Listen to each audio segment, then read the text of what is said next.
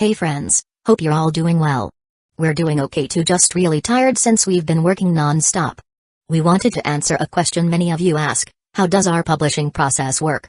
Most of our audiobooks are first posted on Patreon as paid content. They stay behind a paywall for a few months. After that, they become free to access on Patreon forever. Then, a few weeks later, we upload them to other platforms like YouTube, Facebook, and Twitter, X. Lately, our community hasn't been growing much, and we could really use your help. Please share our site in your Facebook groups, Discord servers, Reddit threads, Twitter, X, or with any friends who might be interested. Every little bit helps and we really appreciate it. Thanks a lot for being with us and supporting what we do. Chapter 1, God-Level Pirate Crew East Sea, Goa Kingdom, Photoshop Village. A man stood leisurely by the coastline, watching a ship slowly disappear into the horizon. Luffy has set sail too. Lu Yu's face showed a thoughtful expression. Ding. The God-Level Pirate Crew system has been successfully activated. Novice gift pack received. Recruitment function unlocked. With a burst of electronic sounds, a light blue panel appeared in front of Lu Yu.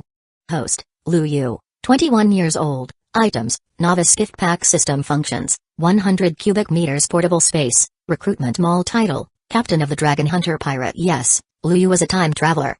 In his previous life, he was just another worker trapped in the grueling 996 work culture, his life fulfilled in all the worst ways. At the same time, as a fan of the sea, he had always yearned for the freedom of adventure. Who knew that one day, he would wake up and find himself in the world of One Piece? As a time traveler, it was only natural for him to have a golden cheat ability, a system. This one was called the God-Level Pirate Group System. However, the system's activation condition required him to witness Sabo, Ace, and Luffy setting out to sea. Thus, Lu Yu, who had been reborn in Windmill Village, had only now unlocked the system. System, use the Novice gift pack. Lu Yu activated the gift pack without hesitation. After all, he had been waiting for this moment for a long time. Ding. Congratulations to the host for obtaining a multiverse recruitment card, 1,000 reputation points, a super small broken ship, and an exquisite pirate flag. As the system notifications rang out, Lu Yu's panel updated with new items. Reputation points, used to recruit and exchange mall items. Recruitment card, can be used to summon crew members from different worlds. It had to be said, this novice gift pack was pretty standard. System, use the multiverse recruitment card. Lu Yu had been waiting far too long to set sail. This grand line, this era of extreme chaos and ambition, would begin anew, with him at the center. As soon as he gave the command, a glowing magic circle appeared in front of him. Then, a tall, black-haired woman with cold, piercing eyes emerged. Akam. Lu Yu instinctively called out her name. This was Akam from Akam ga Kill. In her left hand, she held the legendary Tegu, Morasame. Ding. Nitrid group unlocked. Akam recruited. Armament hockey detected, host synchronization in progress. Swordsmanship talent detected, rewarding aim no Habakyori. Before Lu Yu could react, an immense wave of power, swordsmanship, and combat knowledge surged into his mind and body. His strength increased at an astonishing rate. He checked his updated panel. Host, Lu Yu, 21 years old, abilities, advanced swordsmanship, advanced assassination techniques, beginner level armament hockey items, aim no Haba hidden mist village, super small broken ship reputation points, 1,000 crew, first squadron, Akam, from Akam ga Kill, Nitrid group activation recruitment conditions met title, Captain of the Dragon Hunter Pirate Group. Looking at the significantly improved panel, Lu Yu exhaled deeply. This was it, proof that he was becoming stronger. Moreover, with Akam at his side, safety wouldn't be a concern, at least for now. Akam. Lu Yu closed the panel and turned to her. Although the system assured him that recruited crew members would be absolutely loyal, he still wanted to confirm it firsthand. Captain. Akam knelt on one knee, looking up at him with complete admiration. The respect in her gaze was undeniable, it was real. From now on, you're my crew member. No need to kneel every time. On this sea, we're partners. As for the rest of the Nitrid members, I'll recruit them as soon as possible. Lu Yu smiled. Thank you, Captain. Akam stood up and walked to his side. Lu Yu, are you leaving too? A gentle voice called out. It was Makino, the owner of the party's bar. Before today, Lu Yu had lived in Windmill Village and worked at Makino's bar. Yeah. Sister Makino, I want to see the world. I want my name to be known across the seas. He spoke with a fiery determination. Are you kidding? He had traveled to One Piece, gained a powerful system, how could he not make a name for himself? You should go explore the sea. But remember, Your safety comes first. No matter what, this place will always be your home. Makino smiled warmly. She truly had a perfect personality. Yeah. Is this your girlfriend? Before Lu Yu could finish, Makino smirked and teasingly pointed at Akam. Apparently, no matter how perfect a woman is, she still loves gossip. Akam is my crew member. Lu Yu corrected her proudly. Akam's name would soon be known across the seas alongside his own. Akam? That's a lovely name. Take care of Lu Yu, okay? He's a bit reckless. Makino took Akam's hands and began chatting endlessly. Akam, who had always been a bit socially awkward, was completely overwhelmed by the sudden influx of information. After some farewells, Lu Yu was ready to set sail. He had sent Sabo, Ace, and Luffy off on their own journeys. Now, it was his turn. Makino was the one to see him off, watching as his tiny ship drifted away. Perhaps this was the bond between pirates and their homeland. She stood by the shore until Lu Yu's ship disappeared from sight before turning back toward her bar. Meanwhile, Lu Yu was now officially at sea on his super small broken ship. Thankfully, he had prepared supplies in advance. His experience working in the bar had also exposed him to red-haired Shanks' crew and Vice Admiral Garp's Marines, allowing him to pick up some basic navigation skills. However, 3 days later, with no map or clear direction, Lu Yu found himself completely lost. Captain, is this the adventure of a pirate? Akam looked at the eerily calm sea and asked in confusion. After all, according to what she had learned, sailing was supposed to be dangerous. I guess so. Lu Yu scratched his head, a little embarrassed. After all, this was the East Blue, the weakest of all the seas. Most powerful pirates didn't linger here for long, as it was home to monsters like Shanks and Garp. As a result, in 3 whole days, they hadn't encountered a single pirate ship. Chapter 2, Eliminating the pirate crew. Over the past 3 days, Lu Yu had become familiar with Akam. There was no significant difference from their original personalities, except for their absolute loyalty to him. Otherwise, they retained full autonomy. Captain Lu Yu, is that a pirate ship ahead? At that moment, Akam swiftly climbed onto the mast and peered into the distance. A large ship flying a skull flag was heading straight toward them. Pirates? Lu Yu grinned. Ha ha ha, finally. He turned to his crew. Alright, get us close, let's rob them. Got it. Akam responded enthusiastically, adjusting the sail to steer toward the enemy vessel. They had rehearsed this line before. After all, as their pirate crew grew in strength, they needed to establish their own aura of dominance. On the enemy pirate ship, Captain, a shabby-looking ship is approaching us. A lookout reported. There are only 2 people on board. The man is handsome, and the woman is gorgeous. He licked his lips. Should we take action? The pirate captain laughed. Ha ha ha, capture them both. If they're high quality, we might fetch a good price for them. Aye, Captain. The captain rose from his seat. Towering over 2 meters tall, his massive frame was covered in fat, and he wielded an enormous longsword. His name, Jacasva. Bounty, 18 million Baileys. His crew numbered in the hundreds, and their ship was armed with turrets, an impressive force for the East Blue. As the ships drew close, Lu Yu and Akam leaped onto the enemy vessel. Captain Lu Yu, they've committed many crimes. Can I just kill them all? Akam asked, slowly drawing her cursed katana, Mora's aim. Pirates robbing pirates, that's fair game. Lu Yu replied. Leave the bodies intact. We'll collect the bounties later. With that, he unsheathed Aim no Haba Hidden Mist Village, a sleek white sword with striking patterns. Its thick spine and versatile grip allowed for both one-handed and two-handed use. A sharp, menacing aura radiated from the weapon. Hey, are rookies this arrogant nowadays? Sneered a hunched, elderly pirate clutching a Mauser rifle. He didn't take Lu Yu or Akam seriously. To him, they looked like young nobles who had lost their way at sea, valuable merchandise for the black market. Alright, boys, Xing. Before he could finish, Akam was already behind him. A thin line of blood formed on his throat. A heartbeat later, the curse took effect, draining the life from his body in an instant. The captain said you all must die. Akam declared coldly.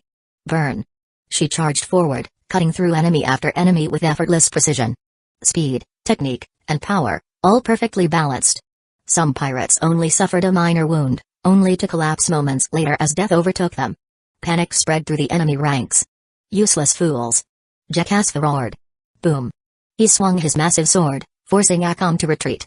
Though she was stronger, brute strength wasn't her forte. Armament hockey. A dark aura surged around her arms and legs.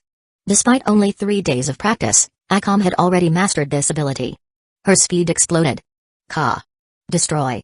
A dazzling slash cut through the air. Jekasva barely had time to react before his body was sliced apart. He fell with a heavy thud. "Who are you?" he gasped, but his words died as darkness claimed him. A chain reaction followed. One by one, the remaining pirates collapsed. Akam calmly sheathed her katana and stepped behind Lu Yu. Ding. Pirate crew annihilated. Bounty, 18 million Baileys, gained 2,000 reputation points. Bonus, 10 million belly earned. Super small broken ships devouring function activated. Would you like to absorb the enemy vessel? Lu Yu barely had to lift a finger, the battle was already over. The system's notification rang in his ears, confirming another way to earn reputation, eliminating pirate crews. Absorb it. Lu Yu ordered. His small, ragged ship latched onto the enemy vessel and began absorbing its structure. Within moments, a brand new pirate ship took shape, a vast improvement from the wreck they had been sailing. A multiverse recruitment card required 10,000 reputation points. Lu Yu now had 3,500. If he destroyed a few more pirate crews, he could perform a second summon. He glanced at Akam, wondering who their next recruit would be. For now, he dismissed the idea of targeted recruitment. Every night raid member required a hefty 50,000 reputation points. It was best to summon randomly until he had more to spare. With the pirate ship fully absorbed, all supplies and treasures on board were transferred to their inventory. "Captain, I'm hungry. I'm going to cook," Akam said in a cheerful voice. "Go ahead." Lu Yu nodded, smirking. He had to admit, Akam's cooking was top-notch. She wasn't just a fearsome warrior, she could handle both battle and the kitchen with ease. Not to mention, she was pleasing on the eyes. Among the loot, Lu Yu found a sea chart. Checking their location, he realized they had been circling the kingdom of Goa for the past 3 days. The nearest marine base was in Shell's town. He smirked. "Let's head there, cash in these bounties, and stock up on supplies." With that, Lu Yu set their next course. Chapter 3, Akam at the same time, in the kingdom of Goa. Captain Kajoar, according to the reconnaissance unit, the Jekasva pirate group has been annihilated. And it was the pirates from that small ship we detected a few days ago. Lu Yu had just defeated the Jekasva pirate group, and the Navy had received the report. What? Kajoar was stunned. The kingdom of Goa was under the protection of Vice Admiral Garp. Originally, they had dismissed Lu Yu's ship, seeing that it carried only 2 people. But now, those 2 had managed to annihilate a pirate group with a bounty of 18 million, proving they were far from ordinary. Moreover, Lu Yu's ship had remained in the waters near the kingdom of Goa for 3 days. Their intentions were becoming clear. These pirates were targeting the kingdom. As an ally of the world government, and with Garp's personal interest in protecting the region, particularly for the sake of Curly Didden in Windmill Village on Mount Kalubo, Kajoar's expression turned solemn. "Upload the information to headquarters immediately to identify this pirate crew. Everyone, remain on high alert. Officer Gula, come with me. We need to assess the strength of these pirates ourselves." Kajoar wasted no time giving orders. Pirates of this level could not be ignored. If left unchecked, they could pose a serious threat to the world. Soon, the stationed Navy began mobilizing. Meanwhile, on Lu Yu's ship. Ding. Congratulations to the host for being noticed by the Navy and triggering an investigation. You have gained 500 reputation points. As Lu Yu and Akam enjoyed their lunch, the system notification rang in his ears. The Navy? Lu Yu was momentarily stunned. He hadn't engaged the Navy since setting out, so why were they suddenly investigating him? Could it be that Garp had taken an interest in him? But Luffy had already gone to sea, shouldn't Garp be chasing after him instead? Lu Yu was confused. Akam, finish eating quickly. We need to leave this area and head to Shell's town. He took out a map and handed it to Akam. Aside from combat and cooking, she was skilled in nearly everything else, including navigation. Got it, Captain Lu Yu? Akam nodded, quickly finishing her meal before preparing the ship for departure. Although their small, modified ship had been improved, its speed was still lacking. A day later, Navy warships appeared on the horizon. Captain Lu Yu, we're being followed. 2 Navy warships are approaching quickly from behind. Should we engage? Akam unsheathed her katana, Mora's aim. Not yet. If they attack first, we'll retaliate. Lu Yu stopped Akam. Since the Navy ships came from the Kingdom of Goa, they were likely affiliated with Garp. Lu Yu had a good impression of Garp and didn't want to provoke the Navy unnecessarily. Understood, Captain Lu Yu. Akam assumed a battle-ready stance. If the Navy made a move, she would counter immediately. Protecting the captain and ship was her duty. Soon, the Navy warships closed in. Pirate ship ahead, stop immediately. This is the naval fleet under Captain Kajoar from Navy headquarters. Do not resist, or we will be forced to take action. Repeat, cease all movement. Lu Yu, deep in thought about his next move, snapped out of it as the Navy broadcasted their warning. So it really is Garp's subordinates. What a hassle. Then a thought struck him, his reputation points. Simply being investigated by the Navy had already earned him 500 points. If the Navy issued a bounty on him, how much more could he gain? Akam, prepare for battle. Once I give the signal, we retreat immediately. Lu Yu gripped his sword, aim no habakuri. During his fight with Jakasva, Akam had taken care of most of the battle, leaving him with little opportunity to test his own strength. This time, he wanted a proper fight. Understood. Akam leaped into action. Lu Yu activated his armament hockey and charged forward. The Navy's warning was ignored as the two pirates attacked first. Seeing this, Kajawar ordered his men to fire. Dozens of Mauser rifles locked onto Lu Yu and Akam. Bang! Bang! Bang! Gunfire erupted, but their bullets proved ineffective. Before long, Lu Yu and Akam landed on the Navy warship's foe. Brother Kajawar, long time no see. Lu Yu smirked. If he wanted to build a notorious pirate reputation, he needed to act the part. Since they had made the first move, he felt no guilt about playing along. Lu Yu? Kajawar recognized him immediately. Hadn't he been working in Makino's bar in Windmill Village? When had he become a pirate? More importantly, Kajawar had never sensed anything extraordinary about Lu Yu before. But now, the killing intent radiating from him and Akam was unmistakable. Brother Kajawar, will you let us go? Or do you want to fight first before letting me leave? Lu Yu held his sword horizontally, eyes locked onto Kajawar with amusement. As a pirate, you stand against justice. Today, I will. Before Kajawar could finish, Lu Yu vanished and reappeared in front of him, swinging his sword. Kajawar barely blocked with his own blade, but a massive crack appeared on it. Lu Yu's power and speed were overwhelming, and his attack angle was dangerously precise. Kajawar was shocked. Had Lu Yu trained under the red-haired pirates? But his flag was different. His thoughts were cut short as Akam attacked. The Navy soldiers rushing to aid Kajawar fell to her deadly strike. Brother Kajawar, I am Lu Yu, captain of the Hunter Pirates. I look forward to seeing my bounty. Akam, retreat. With that, Lu Yu and Akam vanished. Kajawar did not pursue. He simply watched as their ship disappeared over the horizon, his face filled with frustration. He had no chance of winning. A captain of Navy headquarters, yet Lu Yu and Akam had made him feel powerless.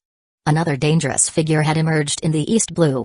Chapter 4, Being Rewarded. Then, Kajawar spoke to Garp. Are you talking about the brat who used to work in that girl Makino's bar? Garp was completely baffled after receiving the call. The fragrance of the senbai he was chewing suddenly seemed to disappear. He had noticed Lu Yu before and had even considered inviting him to join the Navy. However, since Lu Yu never showed any interest, Garp eventually gave up on the idea. Unexpectedly, Lu Yu had now gone out to sea and become a pirate. Yes. Kajawar confirmed. And according to the information we've gathered, there are only two of them. Just two people managed to wipe out the Jakasva pirates. Against our two warships, they showed no panic at all and even killed several Navy officers right in front of me. Kajawar added somewhat weakly. Such a powerful pirate was beyond what he could handle. I see. He didn't kill all of you, probably because of the old ties. Don't engage with him for now. I'll issue a bounty order. With that, Garp hung up the phone. After thinking for a moment, he submitted the necessary reports. Although he usually didn't bother with such matters, Lu Yu had grown up alongside Luffy. That connection had some influence on his decision. 3 days later. Ugh. A newsbird landed on Lu Yu's ship. The latest newspaper? Lu Yu handed over 100 belly and took a copy. As expected. 2 days ago, Lu Yu's reputation points had suddenly soared by 5,000. At that moment, he had already guessed that the Navy had placed a bounty on him. Now, seeing it in the newspaper confirmed his suspicions. Lu Yu, captain of the Dragon Hunter Pirates, had a bounty of 23 million belly. Akam, a crew member of the Hunter Pirates, had a bounty of 15 million belly. Lu Yu was quite satisfied with his first bounty, which had surpassed the 10 million mark. After all, the strength he had displayed so far was only at this level. Bounties weren't necessarily based on strength but rather on how much of a threat the individual posed to the world. Since Lu Yu had previously spared some Navy personnel, his evaluation by Marine headquarters was only at this level. Akam, we've been rewarded. Lu Yu handed the newspaper to the dazed Akam with a smile. Captain Lu Yu, as pirates, shouldn't we keep ourselves hidden? Akam asked hesitantly after taking the newspaper. Why do you seem so happy about getting a bounty? After all, she had once been part of night raid, where secrecy was crucial. Being targeted by the government was never a good thing. This is the sea. Out here, a bounty is equivalent to a pirate's reputation. If you don't have a bounty, you'll be laughed at by other pirates. Besides, there are countless pirates in this world. The world government and the Navy won't mobilize their entire force just for one small-time pirate. Luyu briefly explained the nature of the pirate world to Akam. I see. Akam nodded, though she still didn't fully understand. To her, the sea was completely foreign territory. There's a ship ahead. It doesn't look like a pirate ship or a Navy vessel. At that moment, Akam leaped onto the mast, scanning the horizon. Hearing this, Luyu was intrigued. Could they have encountered a merchant ship? As pirates, robbing a merchant vessel seemed like the natural course of action, right? Luyu smirked. Brother Luyu, they seem to be coming straight for us. From the way they move, they look like the bounty hunters you mentioned. The leader is wearing a green hat. Akam jumped down, drawing his morass aim, the one-shot killer, and prepared for battle. A green hat? Bounty hunters? No way. A grim look crossed Luyu's face. They were nearing the town of Shells. Judging by the timing, it was highly likely that he knew who was coming. Soon, a ship appeared in their sights. Standing at the bow of the ship was a familiar figure, causing Luyu to grin. Instead of a merchant vessel, he had unexpectedly run into Roronoa Zoro. Captain Luyu of the Dragon Hunter Pirates. Crew member Akam. Both of you carry high bounties. You must realize what that means. Zoro stood at the bow with an arrogant expression, his voice full of confidence. Seeing Zoro, Luyu almost thought he had mistaken him for someone else. Before meeting Luffy, this guy was quite the over-the-top hothead. Then again, it made sense. As a well-known bounty hunter in the East Blue, such arrogance wasn't unexpected. Akam, stand down. While Luyu was still processing the situation, Akam had already prepared to attack. Seeing this, Luyu immediately stopped her. If Akam fought, Zoro might not stand a chance. With Morass Aim's cursed ability, Zoro could end up dead with a single misstep. I'll handle this. As the captain, it's my job to take on Zoro, the pirate hunter of the East Blue. Luyu said, drawing his sword, aim no Habakiri. The moment Luyu unsheathed his sword, Zoro's expression changed. This sword. I may not have seen it before, but I can sense its aura. It's a fine sword. I hope your skills live up to it. Zoro drew his 3 swords, then leaped forward, launching a fierce attack on Luyu. His offensive was truly impressive. His coordination of strength and technique was surprisingly precise. For a brief moment, Luyu was caught off guard. His swordsmanship was more focused on attack than defense, making him vulnerable in direct confrontations. Armament Haki. Luyu dodged Zoro's strike and instantly reinforced his arms and legs with Haki. While he couldn't yet coat his weapon in it, it was enough for now. Bowing slightly, Luyu launched himself forward with explosive speed, appearing behind Zoro in an instant. Checkmate. Luyu's sword stopped at Zoro's neck. Big brother. Zoro's 2 crewmates instinctively rushed forward to help. However, Akam stepped in front of them, her morass aim gleaming ominously. One step closer, and they would be buried by Akam in an instant. Stand down. These 2 are out of your league. Zoro immediately stopped his companions. From their brief exchange, he could tell that Akam was even more dangerous than Luyu. Right now, he himself wasn't even Luyu's match. Moreover, the strange burst of speed Luyu had just displayed left Zoro deeply intrigued. Go on. Zoro slowly sheathed his swords, spreading his arms wide with a fearless smile. To him, a wound on his swordsman's back was the ultimate disgrace. I have no intention of killing you. In the future, if you meet a certain idiot captain, he's going to need your help. Luyu grinned and put away his sword. Ding. Congratulations, host, for gaining the obsession of protagonist member Zoro. Reputation points plus 5,000. Ding. Congratulations, host, for defeating Zoro. Reputation points plus 3,000. Swordsmanship plus 100. The system notification rang in Luyu's mind once again. Chapter 5, Rich Rewards. Chaos breaks out in the tavern as the system prompt echoed. A smile appeared on Luyu's lips. He hadn't expected that defeating Zoro would come with such a reward. But thinking about it, Zoro was an important member of the protagonist's group. Defeating him and forging a bond with him would only boost Luyu's reputation. Over time, as Zoro's name spread across the seas, so too would Luyu's. Look. That man defeated the great swordsman Zoro. And so on. Most importantly, his reputation points had now exceeded 10,000. TSK. With that thought in mind, Luyu slashed Zoro's chest without hesitation. Remember this, it's for the scar left on your chest by that so-called super pirate. My name is Luyu. After declaring his name in a dramatic tone, Luyu raised his foot and kicked Zoro back onto his own ship. Then, he turned and left. Zoro was the type who wouldn't feel satisfied unless he bore a fresh wound from a fight. With the crisis resolved, Akam resumed course, sticking to their original route. Meanwhile, Zoro lay on his own ship, catching his breath. Liu Yu? He clenched his fists. Soon, my sword will be the tool I use to surpass that man. Zoro wasn't discouraged by his defeat. Instead, his fighting spirit burned even brighter. As he lay there, his crewmates quickly bandaged his wounds. Back on Liu Yu's ship, Akam was staring while Liu Yu sat on the deck, raising his hand to bring up his system panel. Host, Liu Yu, 21 years old, abilities, advanced swordsmanship, advanced assassination, basic armament hockey items, aim no haba hidden mist village, small broken ship reputation points, 16,500 crew, first squadron, Akam, from the world of Akam no ga kill, nitrate group recruitment conditions unlocked, title, captain of the Dragon Hunter Pirates. As for the belly he had earned, they were stored in the system's portable space. With over 16,000 reputation points, Liu Yu had to decide whether to use them for a random recruitment or save up for a designated nitrate member. After some thought, he decided to wait. For now, they were still in the East Blue, where the risk factor wasn't too high. Better to save up and sub in a key member like Tatsumi or Neijun later. Not only would it grant a team bonus, but it would also make Akam feel more at home. With his decision made, Liu Yu closed his system panel. Akam, find the nearest island to restock our supplies. We're almost out of food. He spoke with a smile. Got it. Akam picked up the sea chart, scanning it carefully. Their next target was shells, and along the way, they would pass by several villages. Any of those could serve as a supply point. The closest one was Gunarto village. With that, Akam adjusted their course and set sail. Gunarto village, a local tavern. Gunarto village was a small settlement, far from the Navy's reach and lacking any real military defense.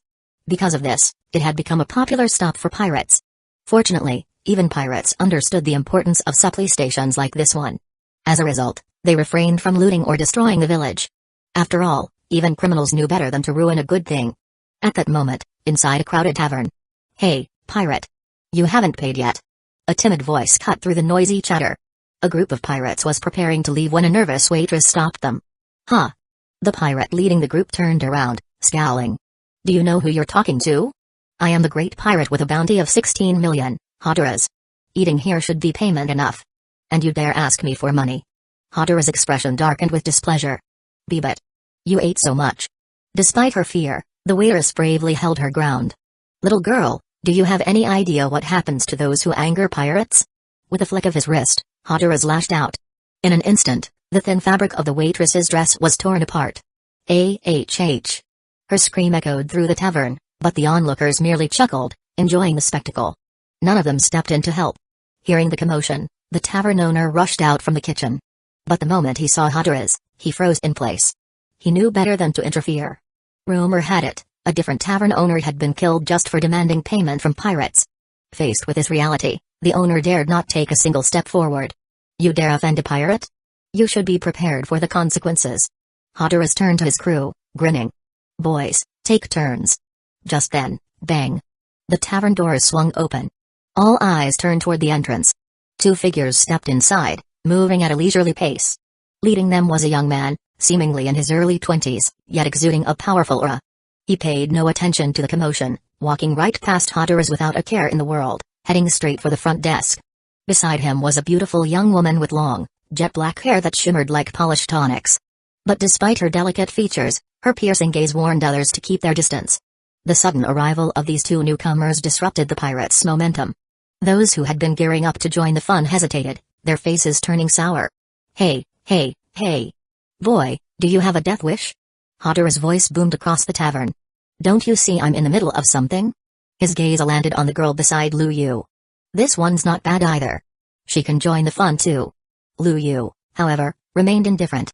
He reached the bar, acting as if he hadn't even heard Hodera's. Not even sparing him a glance. This blatant disregard made Hodera's blood boil. When had he ever been treated like this? He was a notorious pirate in the East Blue. Someone with a 16 million bounty. The crowd burst into laughter. Ha ha ha. Hodera's, are you seriously being ignored? Man, you might as well quit being a pirate. Go home and drink your milk. Damn, even a brat like that doesn't take you seriously. Mocking laughter filled the tavern. Hodera's veins bulged in rage. His humiliation had just begun. Chapter 6, joining as handyman. Hodera's, who was already furious, became even more enraged upon hearing those words. In the world of pirates, reputation is more important than life itself. Lose your reputation, and you might as well forget about surviving in this world. Bastard! How dare you look down on me? Seething with rage, Hatteras drew his long sword and stormed toward Lu Yu. Brat, I'll show you that anyone who offends me, Hatteras, won't live to see another day. With those words, he raised his sword high and swung it down at Lu Yu. Even so, Lu Yu didn't spare him a glance. Instead, he remained seated on the bar stool in front of the counter, unfazed. This blatant disregard sent Hatteras' anger soaring to its peak. Die. Clang. Just as Hatteras' sword came down, a katane intercepted it effortlessly. No matter how much strength he mustered, he couldn't push forward. The one who blocked it was Akam. No one even noticed when she had made her move. Swish. Clang. A muffled sound followed, and then the clang of metal hitting the ground. Hatteras collapsed, blood slowly seeping from the gash on his neck. The woman whose clothes had been torn by Hatteras trembled as she covered her mouth with both hands, terrified of making even the slightest sound. Murder. He's dead. Clearly, this was her first time witnessing such a brutal scene. Her pupils quivered in fear. Meanwhile, Lu Yu finally spoke up. Boss, do you sell supplies here? I need some fruit and meat. Also, if possible, get me some good wine. His purpose for coming here was simple, to restock supplies. He had no intention of fighting. As for Hatteras, he had simply dug his own grave. Why yes, sir. The shopkeeper stammered, cold sweat running down his back. How much do you need? I'll prepare it immediately. Do you require preservation tools?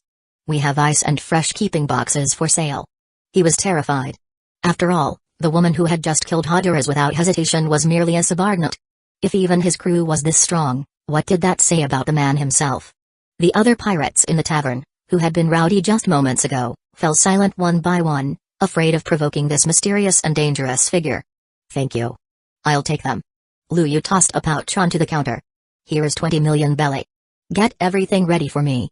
Then, turning his gaze toward the other pirates, he pulled out a stack of bounty posters. A bounty of 11 million, leader of the Hatteras pirates. A bounty of 13 million, leader of the Roelki pirates. A bounty of 12 million, leader of the Biasia pirates. He scanned the posters, nodding in approval. Not bad. A small tavern like this has several pirates with bounties over 10 million. Lu Yu had purchased these bounty posters from a new COO, specifically to gauge the worth of the pirates he encountered. I just founded my own crew.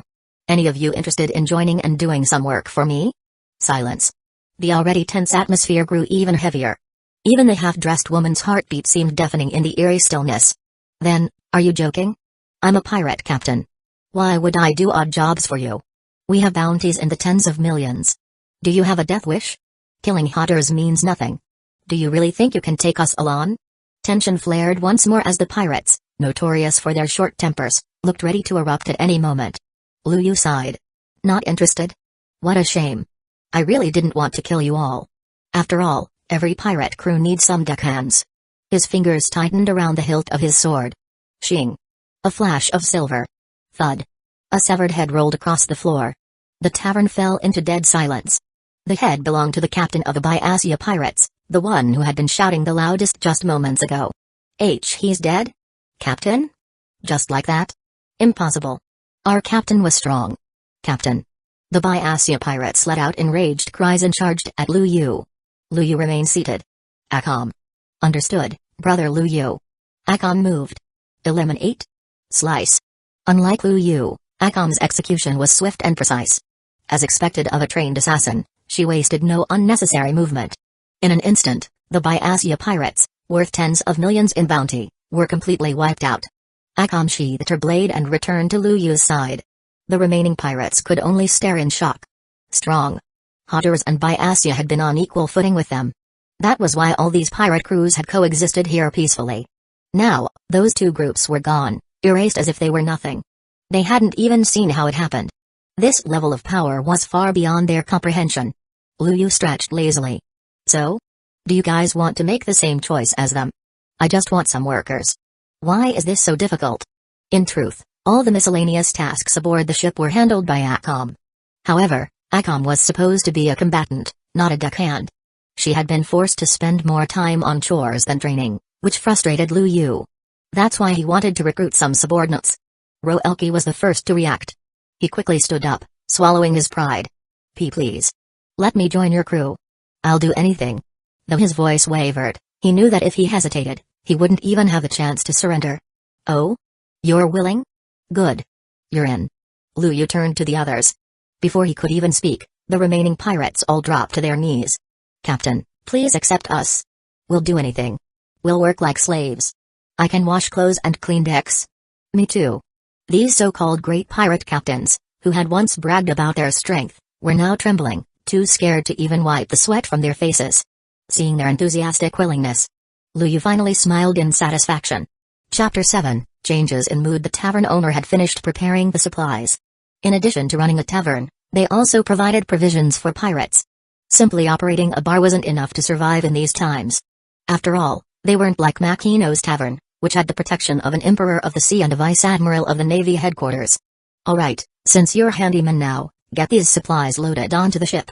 Remember, the captain you serve is none other than Lord Lu Yu, captain of the Dragon Hunter Pirates.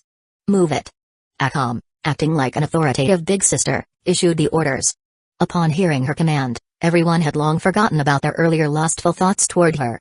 This beautiful woman harbored a terrifying demon inside her. "Yes, ma'am." The pirates scrambled to carry the supplies. As they left, Lu Yu stood up, preparing to depart the tavern. "My lord." The tavern owner hesitated, as if struggling with something. "Speak your mind." Lu Yu said calmly. "Sir, these pirates only show you respect on the surface. If you take them with you, they may rebel one day. I fear for your safety." Having witnessed Lu Yu eliminate the troublemakers in his tavern and place a hefty order, the owner gathered the courage to speak. Lu Yu raised an eyebrow, amusement flickering across his face.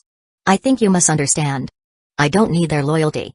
They just need to be afraid, so terrified that it seeps into their very bones." With that, Lu Yu turned and walked away. Only after Lu Yu had disappeared for several minutes did the tavern owner collapse to the ground, trembling. What kind of being was I just speaking to? Is this the embodiment of absolute evil? His voice quivered as he muttered his thoughts aloud. Of course, Lu Yu neither knew nor cared about this. He had recruited these pirates purely for convenience, handling the mundane chores of a pirate crew. With them aboard, he wouldn't need to handle trivial tasks personally. Beyond that, they were meaningless to him. Ding. You have annihilated 2 pirate crews worth 2 million belly each. Rewarding. Ding. You have subdued 3 pirate crews worth 3 million belly each. Rewarding. A system notification rang in Lu Yu's mind. TCH, this system sure has a delay. By the time Lu Yu arrived at the port, the pirates had already finished loading all the supplies onto the ship. Some had even started wiping down the hull.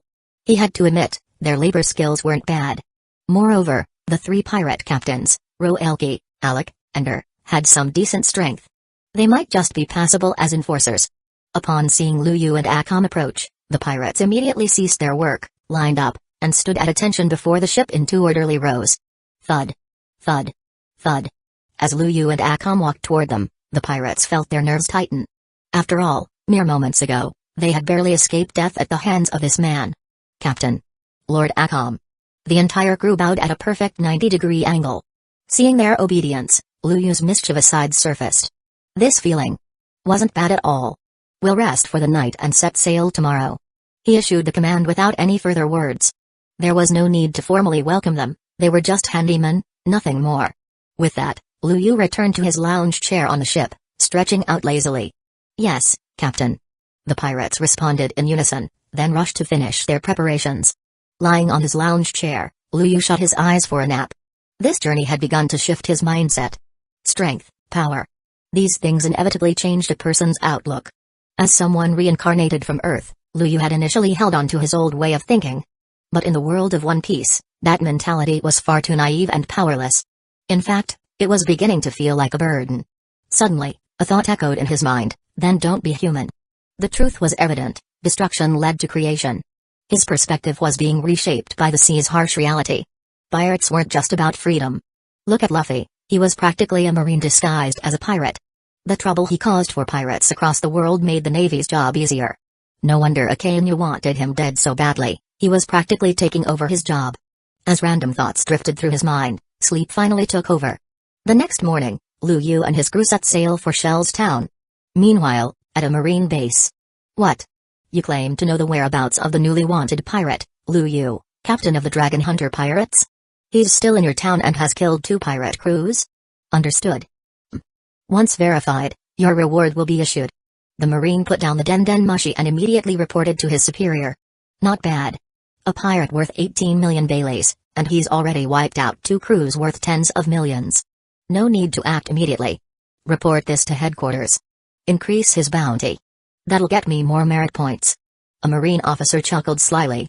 The information quickly made its way to Marine headquarters, and soon, they began verifying it. Ding. Congratulations, host. The Marines have taken notice of you. Your bounty has increased. Reputation points plus 3,000. At that moment, Liu was practicing his swordsmanship when a system notification rang in his head. Huh? The Marines? He paused, puzzled. He didn't recall encountering the Marines at any point. What's up with them? Have they got nothing better to do than randomly increase pirate bounties? However, Liu didn't dwell on it. Gaining reputation points wasn't a bad thing, after all. With his newly recruited handyman, their travel speed had increased significantly. Akam no longer needed to handle lookout and navigation duties. This meant both of them had ample time to train. As for the pirates' former flags, they had all been replaced. Even for a crew of mere handymen, Liu would not allow other pirate insignias to fly under his command. This was the basic principle of being a pirate. Brother Liu, he says he has something to discuss with you. While Liu was mid-swing with his sword, Akam approached with Roelki in tow. Chapter 8, The Dragon Hunter Pirates Takes Action. Roelki stepped forward and knelt on one knee before Liu. Captain. The Der Pirates and the Alec Pirates are actually colluding with the Navy. Roelki wasted no time relaying the information. The Navy? I see. Liu responded indifferently. To him, those 2 pirate crews were nothing more than errand boys. Their actions didn't warrant much concern. After all, it wasn't uncommon for the Navy to collude with pirates in the East Blue. For Liu, this was insignificant. Captain, I'm willing to eliminate any hidden threats for you. I hope to become a trainee crew member. Noticing Liu's lack of enthusiasm, Roelki pressed forward. Yes, Roelki was a pirate with ambition. Since he had chosen to follow Liu, he didn't want to be just another errand boy. Though he couldn't officially join the crew right away, becoming a trainee was a significant step forward. A trainee crew member. Liu pondered for a moment. As the saying goes, a soldier who doesn't aspire to be a general isn't a good soldier. Roelki's ambition at least proved he had potential. You're now an apprentice of the Dragon Hunter Pirates. As for those 2 pirate crews, leave them be for now. Just keep them busy with chores. Liu spoke calmly. Hearing this, Roelki's face lit up with joy. Thank you, Captain. I'll make sure those errand pirates do their job well. Roelki declared before leaving happily. Meanwhile, in Kokoyasi village. Arlong, aren't you going too far lately? Several villages are starting to revolt. If this keeps up. Colonel Nezumi trailed off, his narrow, rat-like eyes glancing at the fishman sitting before him. Arlong, seated at the head of the table, clearly didn't take the Navy officer seriously. And why would he? Whether in terms of strength or influence, Nezumi was nowhere near his equal. Taking a bite from the dragon's share was no easy feat. One had to be prepared to die for it. Of course, Nezumi had his own leverage. If Arlong wanted to maintain his reign in the East Blue, he still needed Nezumi's cooperation. Public resentment isn't my concern. Nezumi, let me remind you, if you take my money, you do your job. Otherwise. Crack. Arlong crushed the wine glass in his hand, startling the Navy officer. Nezumi had always been a coward at heart. A rat in both name and nature. Arlong, I have a chance to be promoted to a headquarters officer. If you help me, my jurisdiction in the East Blue will expand. And when that happens, all those territories will be yours as well. Nezumi finally revealed his true purpose. He had never intended to reprimand Arlong. His earlier words were merely a prelude. Headquarters officer?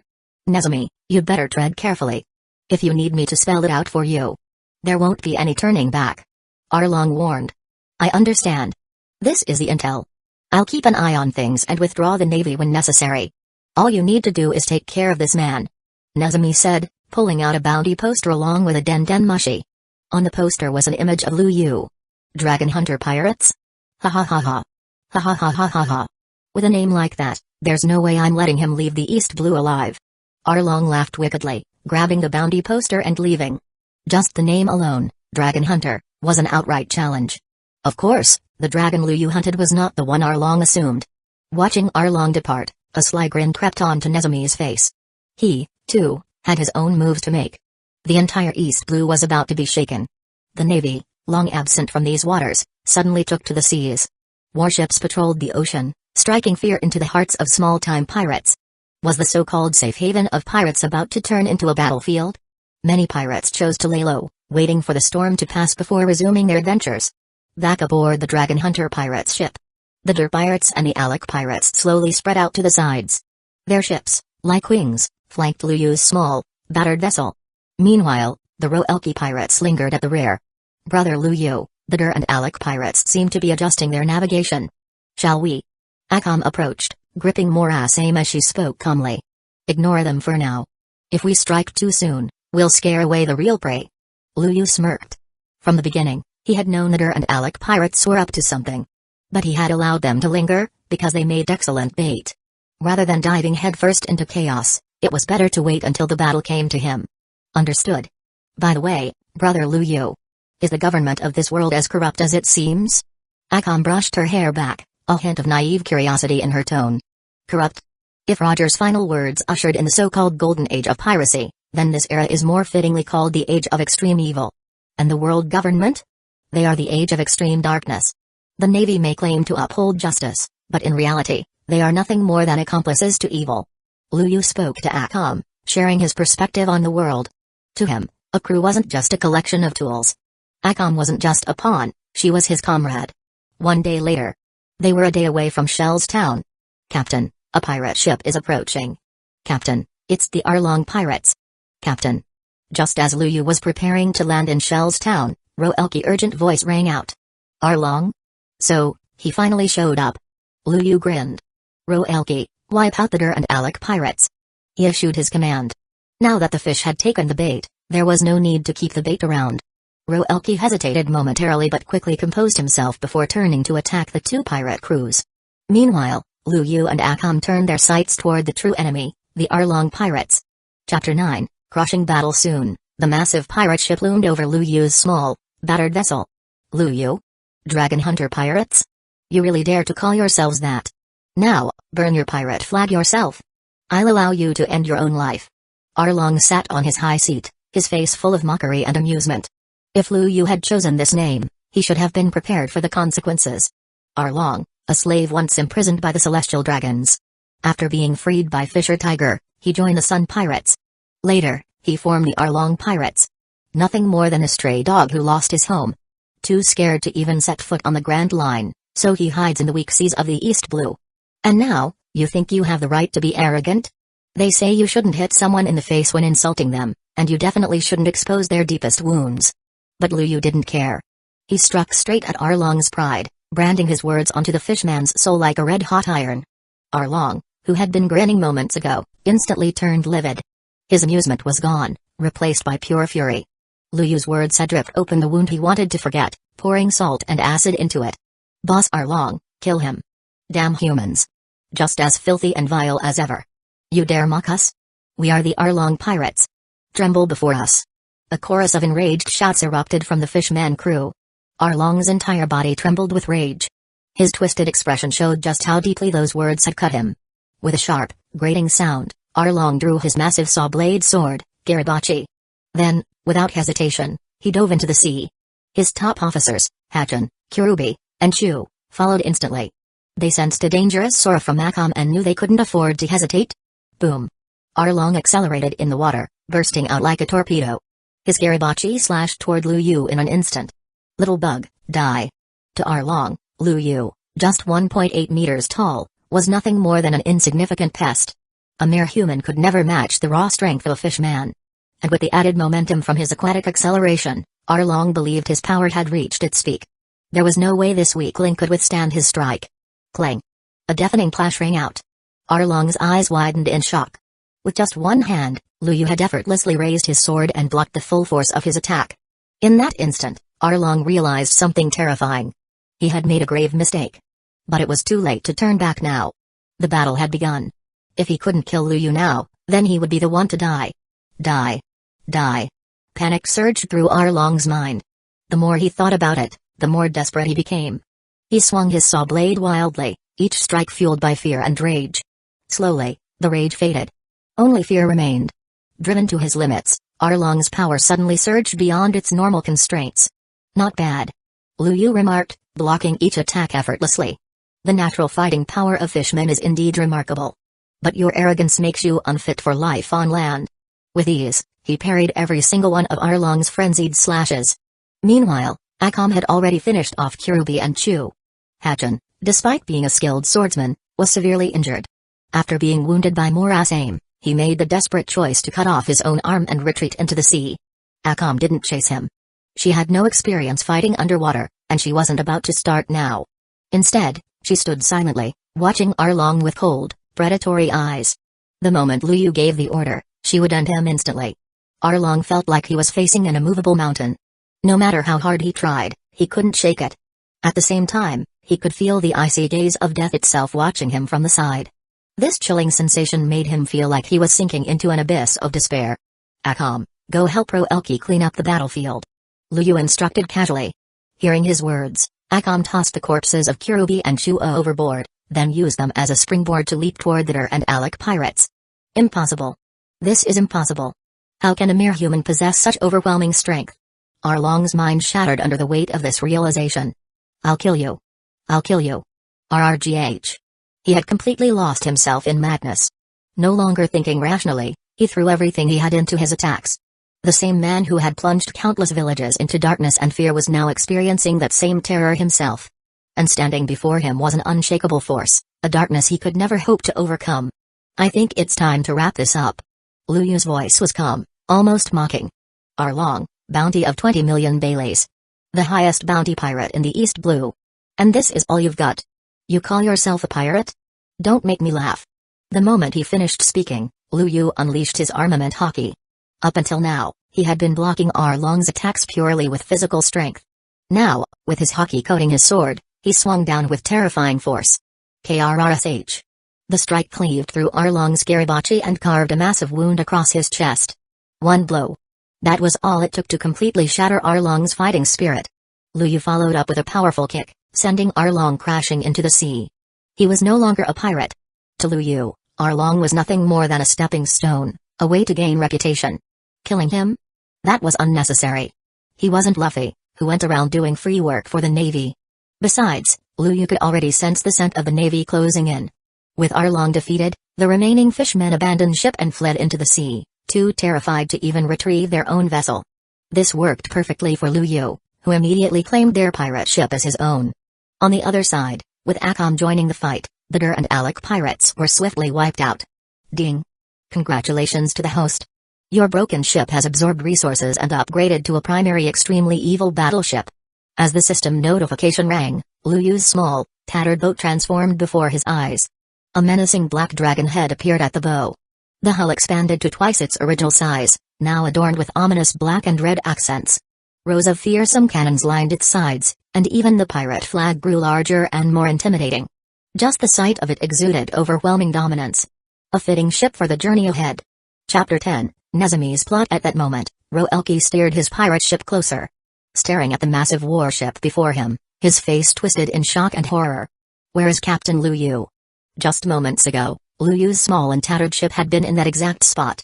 Now, in its place stood a monstrous warship, its fearsome design and ominous colors exuding an overwhelming sense of dread. Most importantly, this was exactly where Lu Yu's ship had been. Could it be? Captain Lu Yu was killed? But who could have done it? Just as Roelki was lost in thought, Akam suddenly leaped onto the terrifying warship before him. Sister Akam. This. He. Ha ha ha ha. So that's it. I'm not as decisive as Sister Akam, am I? As an apprentice crew member, I have to avenge Captain Lu Yu as well. Little ones, attack. Roelki hesitated for a moment, then gave the order to engage. In his mind, Akam had already taken the initiative to avenge their captain, while he himself had been too afraid, too uncertain. Was this the difference between an official crew member and an apprentice? Feeling ashamed, Roelki clenched his fists and charged forward. Captain?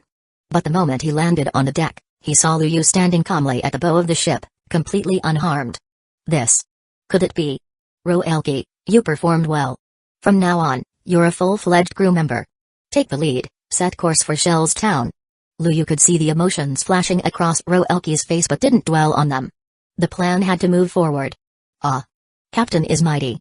I, Roelki, will serve the captain with my life and soul. I'll lead the way immediately." All his doubts and questions vanished in an instant. Overjoyed, Roelke rushed off to steer the ship. Watching Roelke's excited antics, Lu Yu couldn't help but feel that this crew member had a few screws loose. However, he chose to say nothing. The appearance of Arlong had confirmed something for Lu Yu. There was no reason to linger in the East Blue any longer. Either he'd run into monstrous foes far beyond his current strength, or he'd only encounter weaklings. For him, neither would be of any benefit. Moreover, his bounty had now soared to 30 million. There was no point in staying here. First, they would go to Shell's Town to take Morgan's head. Then, they would head straight for Logue Town. Meanwhile, in Shell's Town. "What? You want to join forces with me?" "Ha ha ha. Captain Nezumi, what makes you think you have the qualifications to stand before me and say such things? You're just a pathetic nobody with no real strength." Morgan's scornful voice echoed through his office. To him, even though Nezumi held the same rank as him, the man was utterly beneath him. A branch captain who climbed the ranks through bribery and flattery? That was nothing compared to Morgan, the man who slew the infamous Black Cat pirates. How could he possibly cooperate with someone as lowly as Nezumi? "Captain Morgans, please hear me out. This new pirate.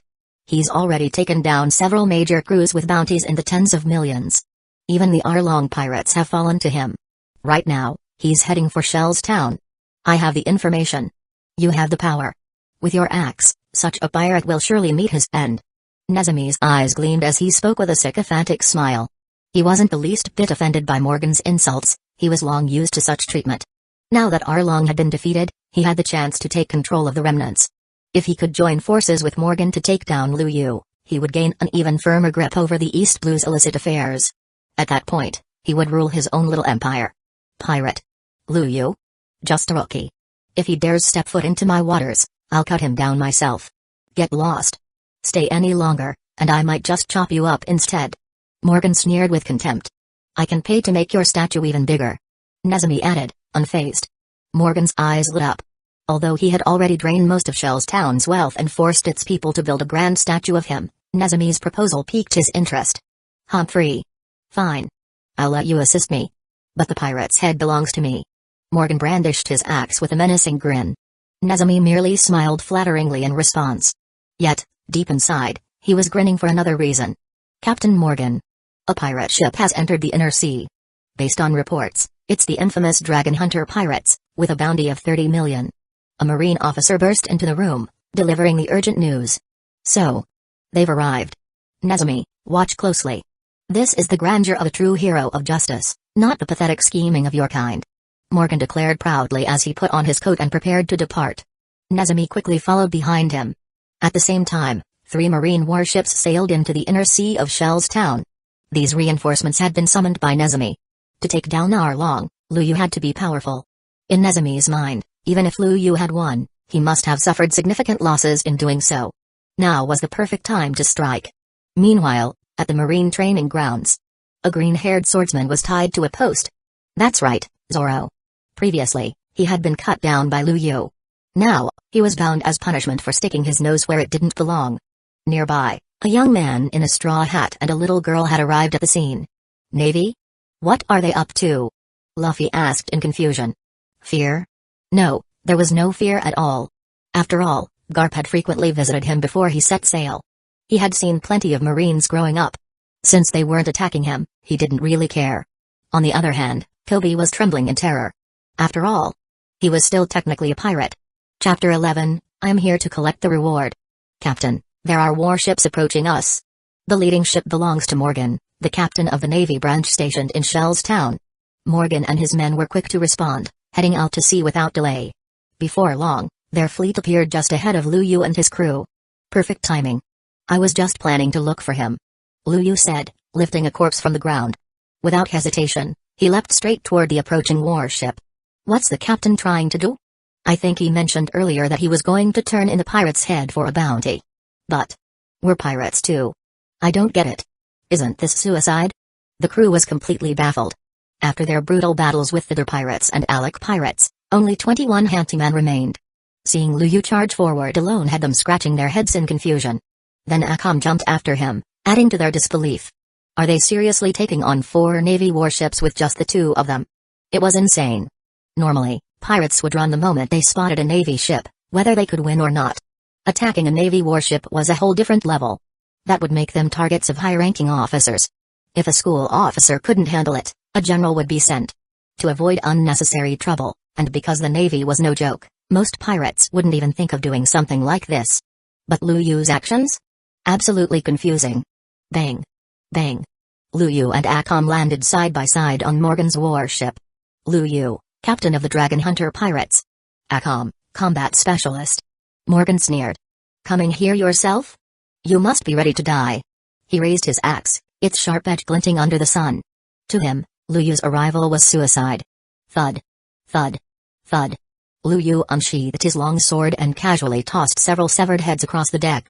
Each one rolled toward the Navy soldiers. What the hell? Just when everyone thought Lu Yu was going to start a fight, he dumped a pile of heads at their feet. These are pirates with bounties in the tens of millions. Lu Yu said casually. 7 heads total. I want 100 million Baileys. That's right. He was here to cash in. Going out to sea meant massive expenses, supplies, weapons, gear, you name it. And he had plans to build a super pirate crew. Even with his system giving rewards, it wasn't enough. Not by a long shot. What kind of sick joke is this? You're a pirate trying to collect bounties on other pirates? A Navy soldier shouted, swinging his sword at Lu Yu. SHH, blood sprayed across the deck. The same soldier who was just yelling now had his head cleanly sliced off, courtesy of Akam. The blood reached Morgan's feet. His eyes twitched. He hadn't even seen Akam move. If that strike had been aimed at him, he would have been dead by now. I didn't come here to fight. Lu Yu said, leaning on the ship's railing with a smirk. There's nothing here worth attacking. I'm headed for the Grand Line, straight to the New World. I don't think you, Captain Morgan, have any reason to stop me, do you? Morgan might have looked tough, but in a real fight, he wouldn't last a minute against someone like Arlong.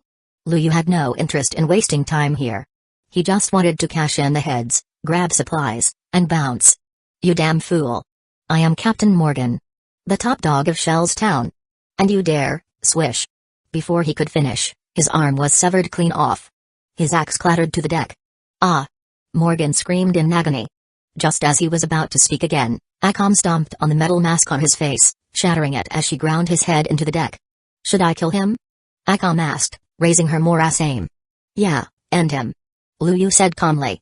To the shock of every Navy soldier present, Morgan was instantly cut down. He didn't even get a last word before being sent to the underworld. The surrounding soldiers were frozen in place, fear painted across their faces.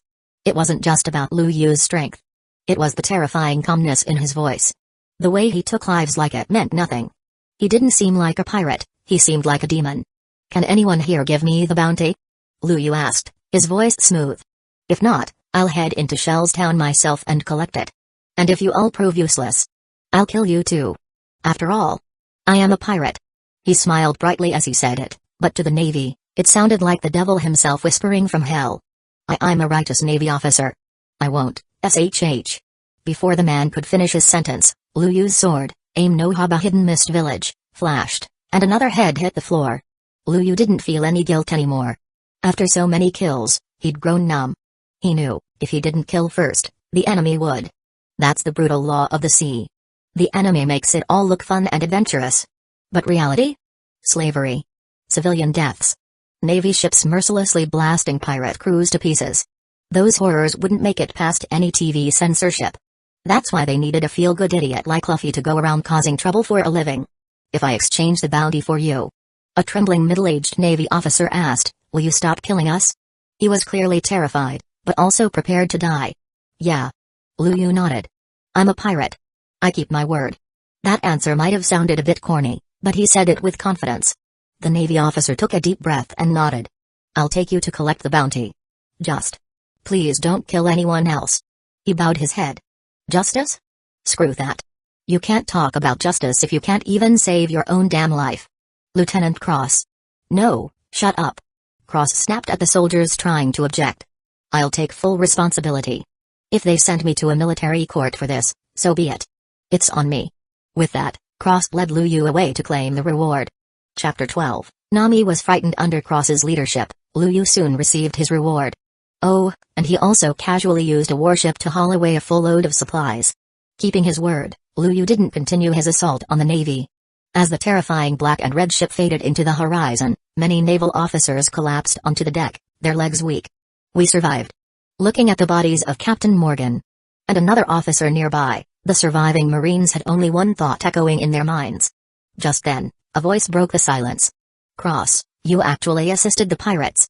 Prepare for a formal investigation by headquarters. I'll be reporting everything to them immediately. Captain Morgan is dead, and Shellstown currently has no commanding officer. I, Captain Nezumi, will take temporary control. Out of nowhere, Captain Nezumi popped up, opportunistic as ever, with a bold declaration of authority. Technically, with Morgan dead, Captain Nezumi, as another branch officer, had the right to temporarily take charge. But then, where were you just now? The question came in a deep voice. Who's there? Who dares talk like that to me? Nezumi snapped, turning red with fury. After all, he was the highest-ranking officer on site now, yet someone dared to question him. When Liu Yu killed Captain Morgan and was about to wipe us out, where the hell were you? If it weren't for Lieutenant Cross, we'd all be dead right now. You stayed silent the entire time, and now you want to send Cross to military court? I don't agree with this crap. I support Lieutenant Cross. We're people too, not cannon fodder to be thrown at a monster. I don't recognize you as our leader, Captain. Voices of protest rose one after another. Cross's courage had moved them deeply. He risked his life, reputation, and even his future in the Navy to keep them alive. Now this bootlicker Nezumi wanted to use the situation to grab credit and throw Cross under the bus. Hell no. As tension boiled over, Captain Nezumi began to panic. Sure, he was stronger than the average officer, but going up against an entire unit? That was suicide. Click click click. Suddenly, countless rifles were aimed at him. What are you doing? Before things could go sideways, Lieutenant Cross stepped forward and shouted. I did what I had to do to save all of you. But that doesn't mean you should point your guns at fellow Marines. Put them down. Captain Nezumi, I'm willing to accept whatever punishment is handed to me. Cross walked calmly to the front, a relieved expression on his face. This is what he wants. Let's go. Captain Nezumi, trembling, took Cross into custody. But a group of Marines followed closely behind. If he dared do anything shady to Cross, they'd react instantly. Back at the port, the remaining Marines began sorting through the aftermath and awaited new orders from Navy headquarters. That's when two figures approached. Why were you released? Is that guy a pirate? Yep, it was Luffy and a tied-up Zoro. To the Marines in Shellstown, Zoro was still a criminal. Huh? Have we been found out? Kobe, we're leaving. Luffy's arm snapped out like a whip, grabbing hold of a ship. With his other hand, he snagged Zoro and launched them both out of sight. His devil fruit powers left the Marines stunned. After all, devil fruit users were rare in the East Blue. Luffy didn't know it, but thanks to Liu Yu, his future journey would become a whole lot smoother. A week later, Liu Yu and his crew reached the waters off Kokoyasi village. With Captain Nezumi too busy and Arlong severely injured by Liu Yu, the village was enjoying a brief period of peace. Brother Liu Yu, there's someone floating in the water up ahead. Akam pointed toward the bow. A young, orange-haired woman was lying unconscious on a piece of driftwood. Nami? Liu Yu's eyes narrowed. The moment he saw her, her name popped into his head. They were near Kokoyasi village, so it made sense she'd be here. Clearly, she was eyeing their ship. And it made sense, their current warship looked badass. For a money-hungry thief like Nami, this was prime loot. But with her lack of power, she had no choice but to resort to tricks. Gotta admit, she was smart. Pull her aboard. Liu Yu ordered. Let's see what she's up to. He already knew why Nami was doing this. She was trying to buy back Kokoyasi village from Arlong, which pushed her down the path of thievery. But Luffy was already on the move. Her days of struggle were nearing their end. As for recruiting her? Nah, Liu Yu had no interest. She was Luffy's crew, not his. Under Akam's guidance, Roelki fished Nami out of the sea. No sooner had they laid her on the deck than she coughed up a mouthful of seawater and slowly opened her eyes. Where am I? She asked, blinking with an innocent, almost naive expression. A pirate ship. Someone replied flatly. The moment she spotted their flag, terror spread across her face. All right, enough acting. Liu Yu said, crouching beside her. Nami, from Kokoyasi village. Navigator of the Arlong pirates. In charge of drawing sea charts. I'm heading to Kokoyasi village now, planning to slaughter everyone there and move on. His voice was cold, and his eyes gleamed with a twisted sense of humor. The murderous aura around him was so dense it felt like a physical weight crashing over Nami. She was terrified. She'd only boarded the ship to steal something, but now, she realized she'd boarded the wrong damn vessel.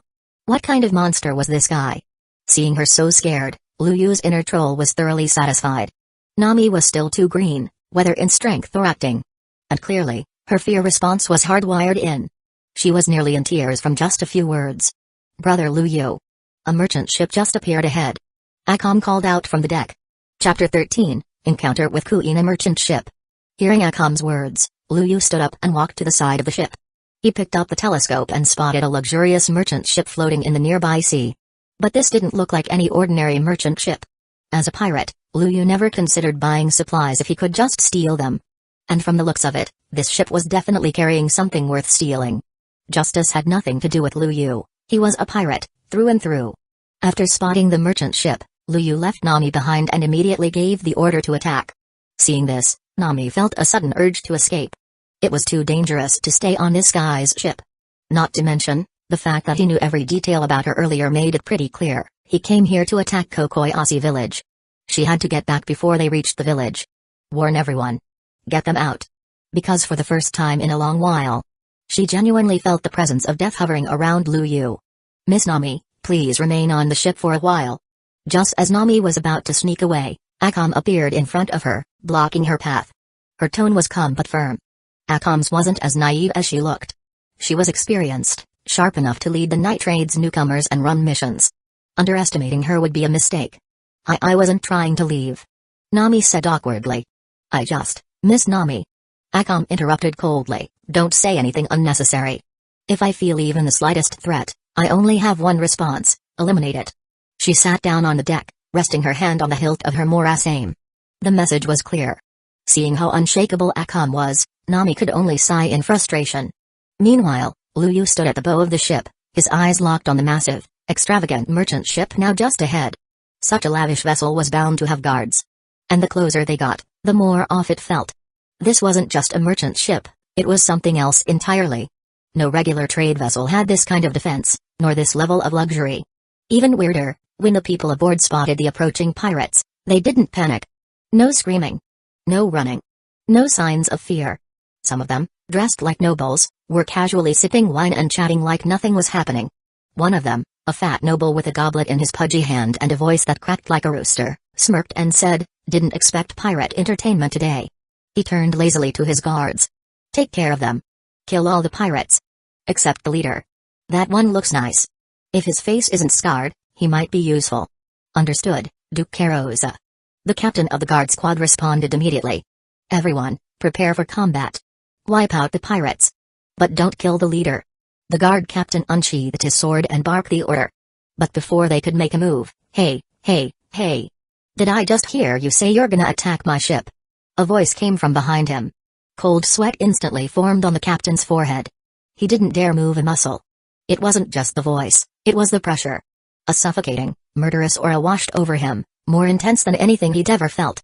As someone who'd escorted high-profile targets across dangerous waters, he'd met desperate men before. Killers. Pirates. Assassins. He'd seen that kind of aura. But never this strong. This was something else entirely. Then, clang. A sword whistled past his ear. One of his own swordsmen had leapt into action, slashing at the intruder. The captain instinctively rolled out of the way and looked up. Standing there, smirking, was Lu Yu, the same man who had been on the pirate ship just moments ago, now casually standing aboard the merchant ship. How the hell did he get here? This was Lu Yu's assassination technique. "A swordswoman?" Lu Yu muttered, glancing at the attacker. "Strong one, too. And a woman." But before he could finish the thought, another fierce attack came at him. Every move she made felt familiar, but something was off. That sword style. He'd seen it before. Ishinru? Lu Yu narrowed his eyes. A disciple of Koshiro? And then it hit him. Zoro. The way she fought was reminiscent of that green-haired swordsman he'd battled before. But her form was more refined, her swordplay sharper, with an understanding of swordsmanship that surpassed mere technique. It was something deeper, instinctive. Spiritual. Thanks to his fusion with Akam's abilities, Lu Yu's own swordsmanship had evolved too. Kuina. He suddenly blurted the name out. And just like that, the swordswoman froze. Her sword wavered. One simple name had exposed the truth. "So this ship really isn't what it seems," Lu Yu said, stepping forward. "No way someone like you shows up just to guard a merchant vessel. Tell me the real reason you're here." With a sudden surge, Lu Yu unleashed his armament hockey, forcing the distracted Kuina back with a single blow. He smiled. And that smile broke her stance more than any attack could. Her eyes softened. The great sword, Wado Akamaji. Kuina replied softly. Luyu nodded slowly. Now he got it. Kuina had trained with Wado Akamaji since she was a child. There was no way she was here just for a great sword. This sword, this Wado Akamaji, it held a meaning. Just like her technique. Alright then. Luyu said, cracking his knuckles. Kill the rest of these bastards. I want the treasure and supplies. The sword yours. He turned and made his way toward the captain of the guard team. Kuina stood there stunned. That sword Wado Akamaji had been promised to her as a reward. But now it didn't matter. Besides, she had no love for these nobles. Originally, she planned to take action only after the reward was hers. Now, she drew her sword. Blood painted the deck crimson. The nobles watched the massacre unfold like it was a theater performance. Unfazed. Entertained. They'd seen this kind of slaughter before. But this time, none of the guards remained standing when it was over. Only Luyu and Kuina stood on the blood-soaked deck, drenched in red. Between the two of them, they'd painted a masterpiece of death. And for all of Luyu's ruthlessness, his killing finesse still lagged behind Akom's. Chapter 14, The Powerful Heavenly Dragon Guard. Boom. Boom. Suddenly, the entire merchant ship trembled violently. The deafening noise and fierce shaking reached their ears instantly. Two little devils. I gotta admit, kids these days are bold as hell. And brutal too. At that moment, a towering figure appeared before them. Chains clinked and dragged across the floor with a metallic hiss. Dried blood still clung to the cold iron links, giving off a faint stench of death. From the man's body, a terrifying aura radiated outward. Heavenly Dragon Guard, Yakuza-o. Remember that name. It's the name that'll haunt your nightmares. Yakuza-o bellowed, then charged straight at Kuina. To him, both of them looked weak, insignificant even. So, picking a target felt totally random. Boom. Crack. Just as Yakuza-o lunged, Kuina swung her sword in rhythm with her breath. But her sword shattered under the sheer force of his attack. Still unable to fully control armament haki, Kuina froze for a split second, just long enough to take a full-powered punch to the gut that sent her flying. She crashed to the ground but rolled to her feet immediately, clutching her broken sword and keeping her stance. But anyone could sense it, Kuina was hurt. And not just minor scratches either. Multiple fractures. One arm out of commission. For a swordsman, that's like losing half your power. Of course, monsters like Zoro or Luffy don't count. Those guys pull out their ultimate moves with 1 horsepower left like they're Ultraman or something. Damn. He's strong. Luyu's eyes narrowed as he analyzed the fight. Then, the armament haki around him erupted. A deep black sheen quickly covered his sword, aim no Habakyori. The sword itself was incredibly sharp, on par with the supreme great swords, but even that wouldn't be enough. Not against this guy. He needed haki to stand a chance. More than the raw power, what caught Luyu's attention was Yakuza-o's earlier introduction. Heavenly Dragon Guard. That kind of title wasn't something a random thug could claim. Just looking at those bloodstained chains told Luyu this guy wasn't normal. And anyone bold enough to appear in front of nobles, hell, to ignore nobles, was someone you had to take seriously. Kuina, let me handle this. Luyu stepped in front of her, standing tall with haki-infused confidence. This girl actually wanted to keep fighting? From the clash earlier, it was obvious, Kuina couldn't handle Yakuza-o. Someone's looking to die, huh? How long do you think that brat'll last? Shame, really. Yakuza-o gonna ruin that pretty body. The surrounding nobles began chattering, their voices dripping with mockery and attachment. To them, this was nothing but entertainment. Luyu and Kuina weren't people in their eyes, just playthings. Even Yakuza-o was no exception. Swish, Luyu launched himself at full speed. His slash came down hard, aiming straight for Yakuza-o's neck. He put everything into it, speed, power, precision, nearly 80% of his full strength. But a massive fist came flying toward him in response. Yakuza-o had completely ignored the slash. Luyu barely dodged, frowning as he landed. Something felt off. He saw it coming. Yakuza-o had predicted the strike and covered his neck in armament haki just in time. Observation haki. That's what it was. The bastard didn't just use armament, he combined it with observation haki. No way this guy was a regular guard. Heavenly Dragon Guard. Could it be he's one of those guards for the Celestial Dragons? Did I just win the worst lottery ever? Wait. Are there Celestial Dragons on this ship? Luyu's grip on aim no Haba Hidden Mist Village tightened as his stance shifted. His movements became light, almost ethereal, as he slowly circled Yakuza-o. The world nobles? Guys like you have no business protecting scum like that. Today, You're dying here. Yakaza growled in irritation. Lu Yu's pacing was getting to him. The arrogance and indifference from earlier? Gone. Now, he was getting pissed. Boom. Boom. Boom. Yakaza launched a barrage of violent punches, but Lu Yu's body seemed untouchable. Every fist hit nothing but air or a fading silhouette. Even when Yakaza swore he had him, Lu Yu's figure vanished like mist. Raji H. Yakaza roared in rage, loud enough that the nobles winced and covered their ears. Swish, suddenly, Lu Yu's sword slashed through the air. A single clean strike. Yakaza's wrist hit the floor. Blood splattered in thick droplets. You're just a half-baked brute.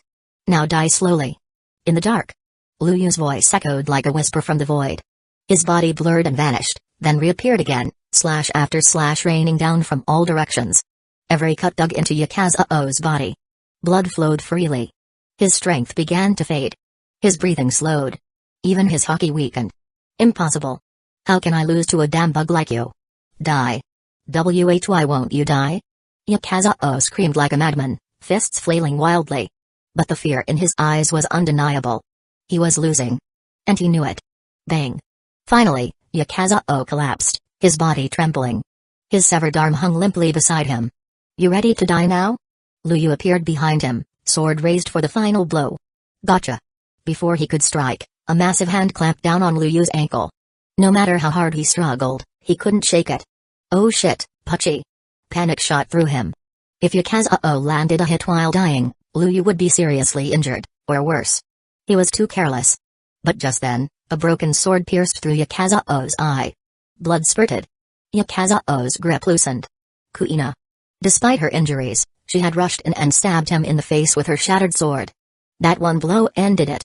Yakaza collapsed completely, lifeless. Chapter 15, Nobles?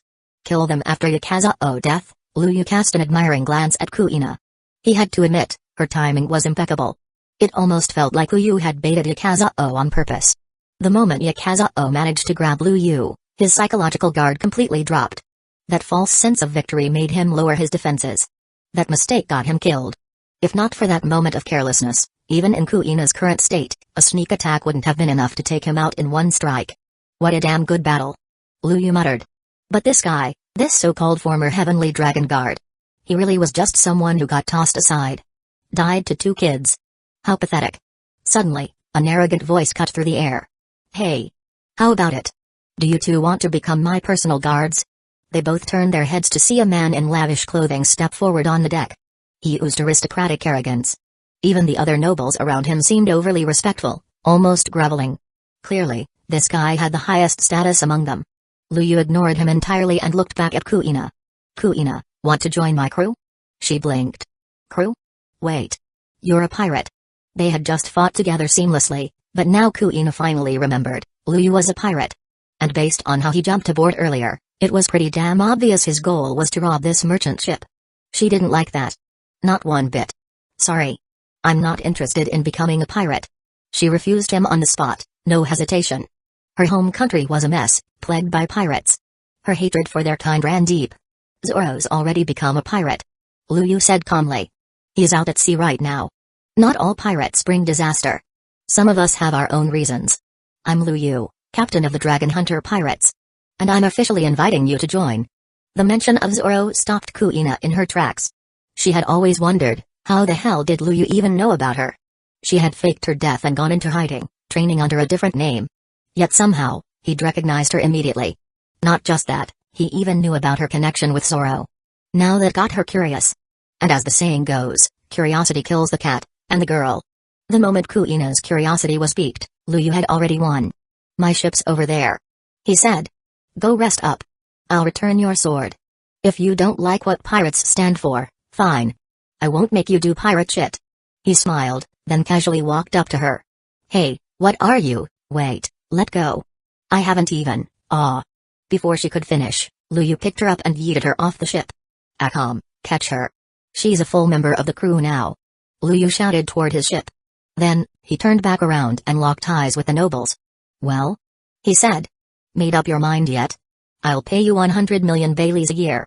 The fancy noble said proudly. Come be my personal bodyguard. Pirates are just jokes. If you want to live easy on these seas, pirates are a dead end. Work for me. I'm Prince Unas, noble of the allied kingdom of Yakoslan.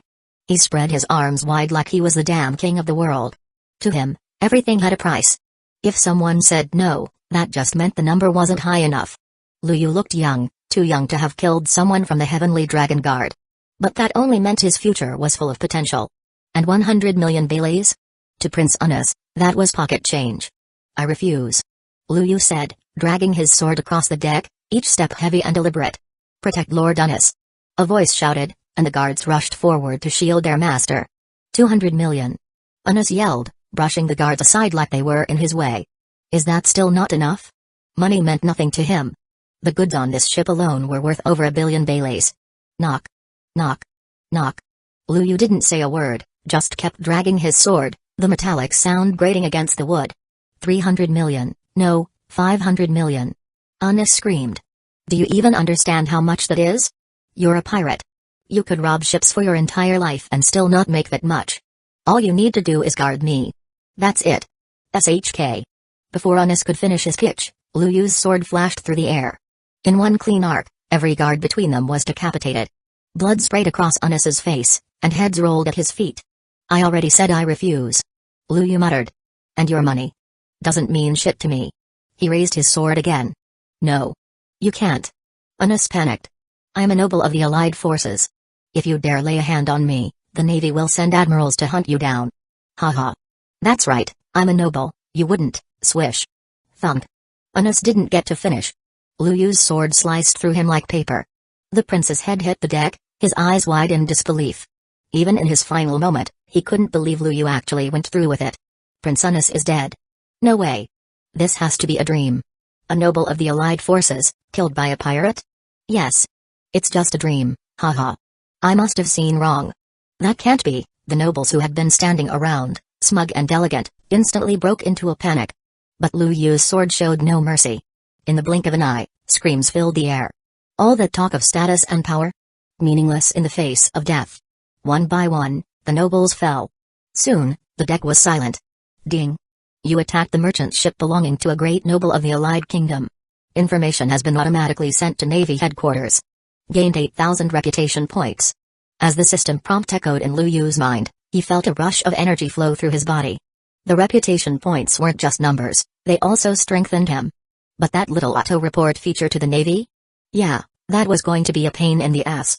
Chapter 16, Slave Ship. After feeling his body growing stronger, Luyu noticed that the small wounds he had received during the battle had completely healed. This is... As he processed the changes, a strange sensation washed over him. Suddenly, his surroundings became clearer, more defined. The awakening of observation hockey? That was his first thought. He quickly opened his panel, and sure enough, basic observation hockey was now listed among his abilities. It must have awakened during the fight just now. Testing his newfound power, Luyu spread his observation hockey throughout the ship. Almost immediately, he sensed other life forms on board. Following his intuition, he made his way toward them. A few minutes later, he reached the storage room below deck. Let me go home. I miss my mother. Wah. Wah. My lord, please spare my child. I will be your slave. I'll do anything, just let my child go. Bad guy, don't bully my mom. Countless voices filled the air. Slaves? Luyu's expression darkened as he took in the sight before him. This is a slave ship. Although he was a pirate, he despised the slave trade. Slavery wasn't uncommon in the world of One Piece, but seeing hundreds of people locked away like cattle was still jarring. As someone who had reincarnated from another world, he still carried the modern belief in human rights. He didn't feel anger or hatred, just an innate disgust. With a swift motion, Luyu unsheathed his aim. No Haba hidden mist village and slashed through the chains of the nearest cage. The people above are dead. He announced casually. By the way, I'm not a good person, I'm a pirate. Can you make it back on your own? At that moment, the woman who had just been begging for her child's safety froze. Her face, which had been filled with hope moments ago, twisted into despair. Mom, this big brother saved us. We can go home now. The little girl said excitedly, unaware of the heavy atmosphere. But her mother didn't share the same optimism. Instead, her face grew even paler. Bang. The woman collapsed to the floor, drained of all strength and hope. Bang. Bang. Bang. One by one, others followed, dropping to the ground as if their last thread of will had snapped. Huh? Luyu frowned. This wasn't the reaction he expected. Shouldn't they be overjoyed at regaining their freedom? Moments ago, the room had been filled with cries and desperate pleas. Now, there was only silence. It's useless. We're going to die anyway. We can't go back. Those nobles are dead. They'll blame us for it. We've been marked as slaves. Even if we return to our villages, we'll be hunted down. And we might bring disaster upon our loved ones. Laughter mixed with sobs as a man clutched his head, muttering in despair. Lu Yu finally understood. Because he had killed the nobles, these former slaves believed they had no future. Even if they escaped, society would still see them as slaves. And since they had been registered, the deaths of the nobles would likely be blamed on them. Even with their freedom, they felt doomed. The kingdom of Yakoslin? Lu Yu muttered to himself. He thought for a moment before stepping forward. If you truly believe you can only die, then I'll send you to your deaths. He declared coldly. But if you want to live with dignity, then recognize that you are not slaves. You are people. His voice grew sharper. When you think of yourselves as slaves, you will always be slaves. The murmurs slowly faded. Then, one man hesitantly stood up. I want to go home. My mother and children are waiting for me. I want to go back too. I refuse to live as a slave. I'm not afraid of death. Why should I keep living like this? More and more people began to rise, their spirits reigniting. Lu Yu smirked. I already told you, I'm a pirate. He reminded them. I'm taking this ship. If you want to return home, I'll drop you off at Kokoyasi village. After that, figure it out yourselves. Without waiting for a response, he turned and left. As he stepped back onto the deck, Lu Yu took a deep breath. The stench of the slave quarters still clung to him. Shaking it off, he made his way to the ship's treasure room. It didn't take long to find the massive sword, Wado Akamaji, among the riches. As for the rest of the valuables, he simply tossed them into his system space. Returning to his warship, he leaped onto the deck and called out to Kuina. Here. He tossed her the Wado Akamaji without hesitation. To him, this so-called great-grade sword was nothing special. He already possessed Moras Aim and Aim no Hazen, both of which were far more powerful, comparable to the supreme-grade swords. Kuina caught the blade and frowned. I already told you, I won't become a pirate. She said firmly. I don't care how you know about me, but I have my own path. I'm going to Wano country. I'm going to defeat Kaido. Before she could finish, Lu Yu cut her off with a chuckle. What? Do you even know what you're saying? Kuina's face flushed in anger. You may be strong, but you're nowhere near Kaido's level. He's one of the 4 emperors, the captain of the beast pirates and the current ruler of Wano. Her disbelief spilled out in rapid succession, her flushed cheeks making her look unexpectedly cute. Lu Yu grinned. Of course, I know that. He turned to face the sea, his expression shifting into something more determined. That's why I'm inviting you to join my crew. Kuina blinked in surprise. Unlike Kaido, we're still growing. We're constantly getting stronger, while he's already at his peak. He gestured toward the slave ship. Look at them. Wano country is suffering the same fate right now. If you want to defeat Kaido, you need power. I can give you that. He turned back to her, his voice unwavering. I want the world to tremble at the name of the Dragon Hunter pirates. I want our mark to be carved into the history of this era. Holding out his hand, he asked once more, are you willing to join me? Chapter 17, Prepare to attack the allies. After hearing Lu Yu's words, Kuina was momentarily stunned. There was no denying that what he had just said was incredibly compelling. She found herself drawn to his charisma and vision. The future he described wasn't just some vague ambition like becoming the Pirate King or finding the legendary One Piece, it was clear, direct, and purposeful. I'm in. Kuina declared after a brief moment of thought. Lu Yu was right. Their strength might not be overwhelming now, but they had the will to grow stronger. Given enough time, they could very well shake the world to its core. Sister Kuina, I'm Roelki, an apprentice crew member of the Dragon Hunter Pirates. Roelki introduced himself enthusiastically. Those guys over there? They're our ship's handyman. And this here is Akam, our enforcer. And finally, this is our esteemed and great captain, Lu Yu. His enthusiasm left Kuina slightly bewildered. Was this how pirates typically interacted? Did she need to start introducing newcomers like this in the future? Fortunately, Lu Yu interrupted before Roelki could continue. Roelki, do you know anything about the kingdom of Yakoslin? The sudden question snapped Kuina out of her thoughts and redirected Roelki's focus, preventing him from rambling any further. While Lu Yu appreciated the flattering introduction, he couldn't shake the feeling that it was a little excessive. The kingdom of Yakoslin? Roelki repeated. Captain, that's one of the world government's allied nations, one of only 3 in the East Blue. Why are you bringing it up? Their military force isn't weak.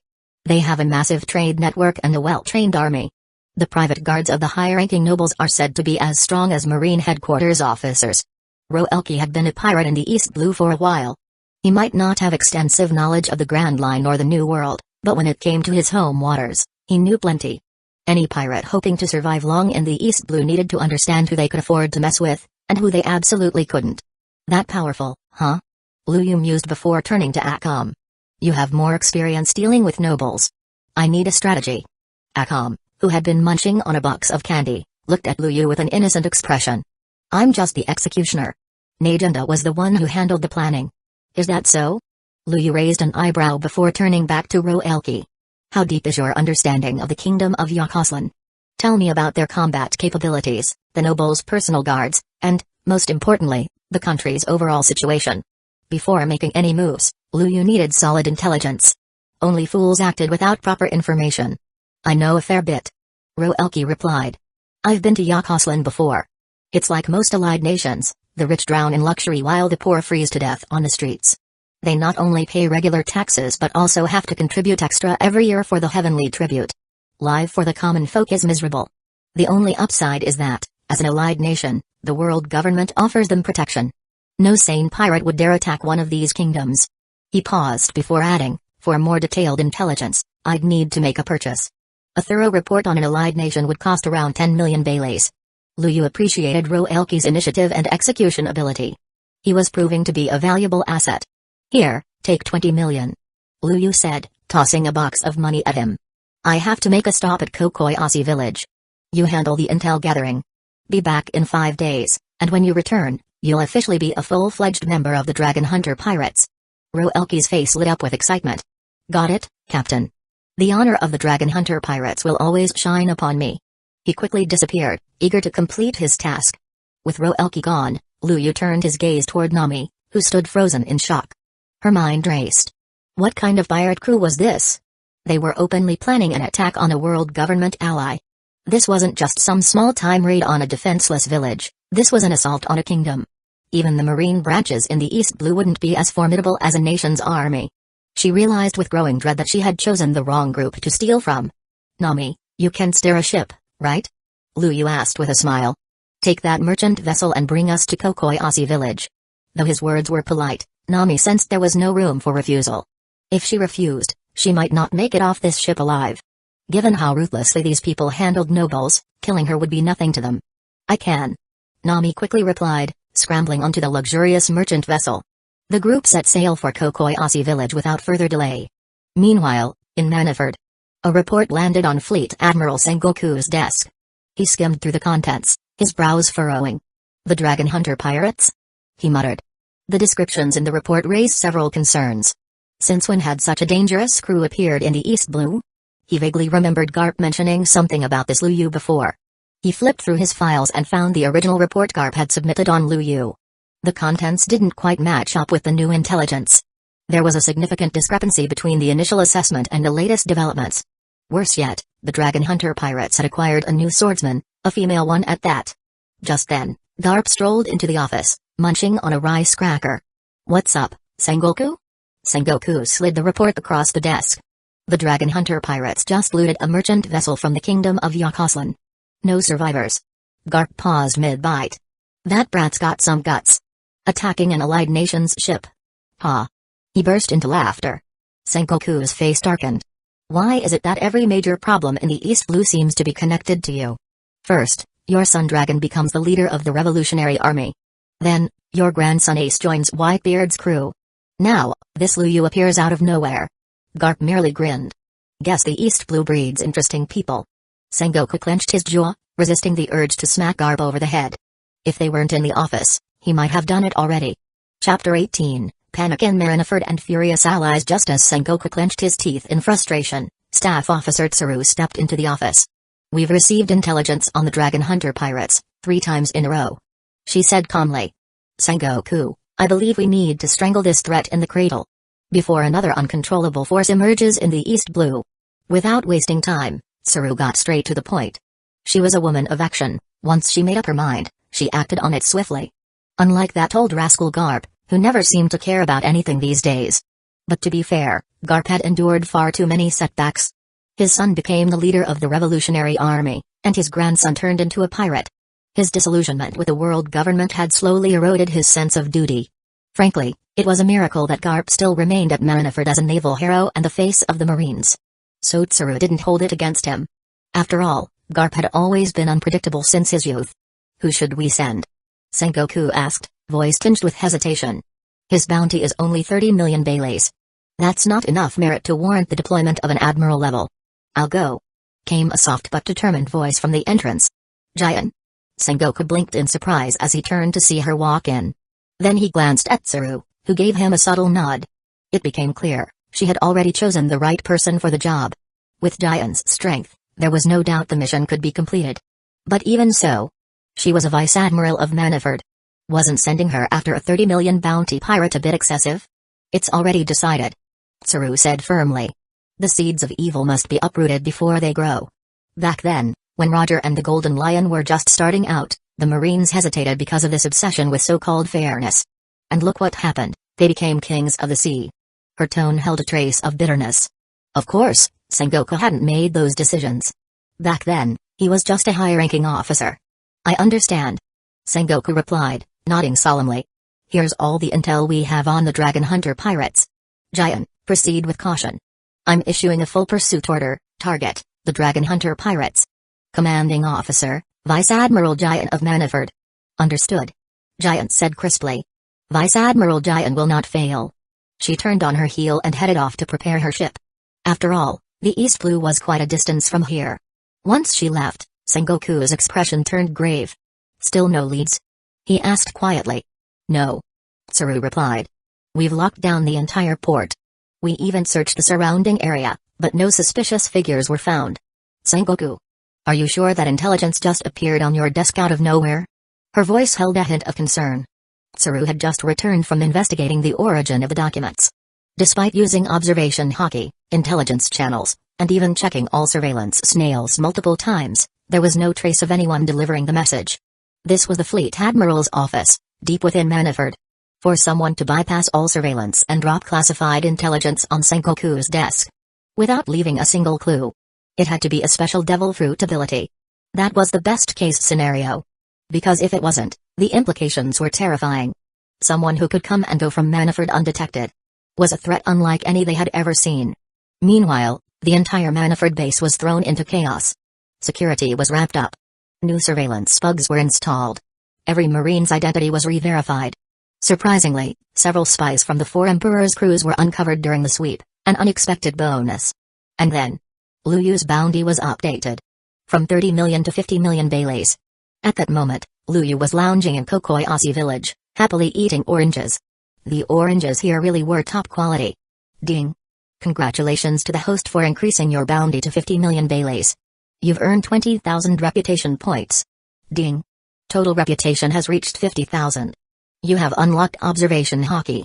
Ding. You now have 2 crewmates. God-level pirate group Halo unlocked. The system chimes echoed in Liu Yu's ears. He had been steadily building up his reputation, killing pirates, evading the Marines, destroying corrupt merchant ships along the way. Now, his panel appeared before him. Host, Liu Yu, 21 years old, abilities, advanced swordsmanship, advanced assassination, intermediate armament hockey, basic observation hockey items, aim no habakiri, extremely evil battleship, god-level pirate group Halo, when equipped on the ship, boosts all crew members' strength by 20%, reputation, 51,500 crew, first squadron, ACOM, from the ACOM Gakil world, Nitrade group recruitment available, special crew, Kuina title, captain of the Dragon Hunter pirates. Liu Yu exhaled deeply as he read over the stats. Now that his reputation had reached 50,000, he could summon one member from the Nitrade squad. He already knew who he wanted. System. He said calmly. Then, raising a hand, he activated the recruitment. 3 days later, Yakoslan Kingdom. What? Anas was killed? In the East Blue, someone actually dared to lay a hand on one of our people? Wendy's, a high-ranking noble of the Yakoslan Kingdom, was livid.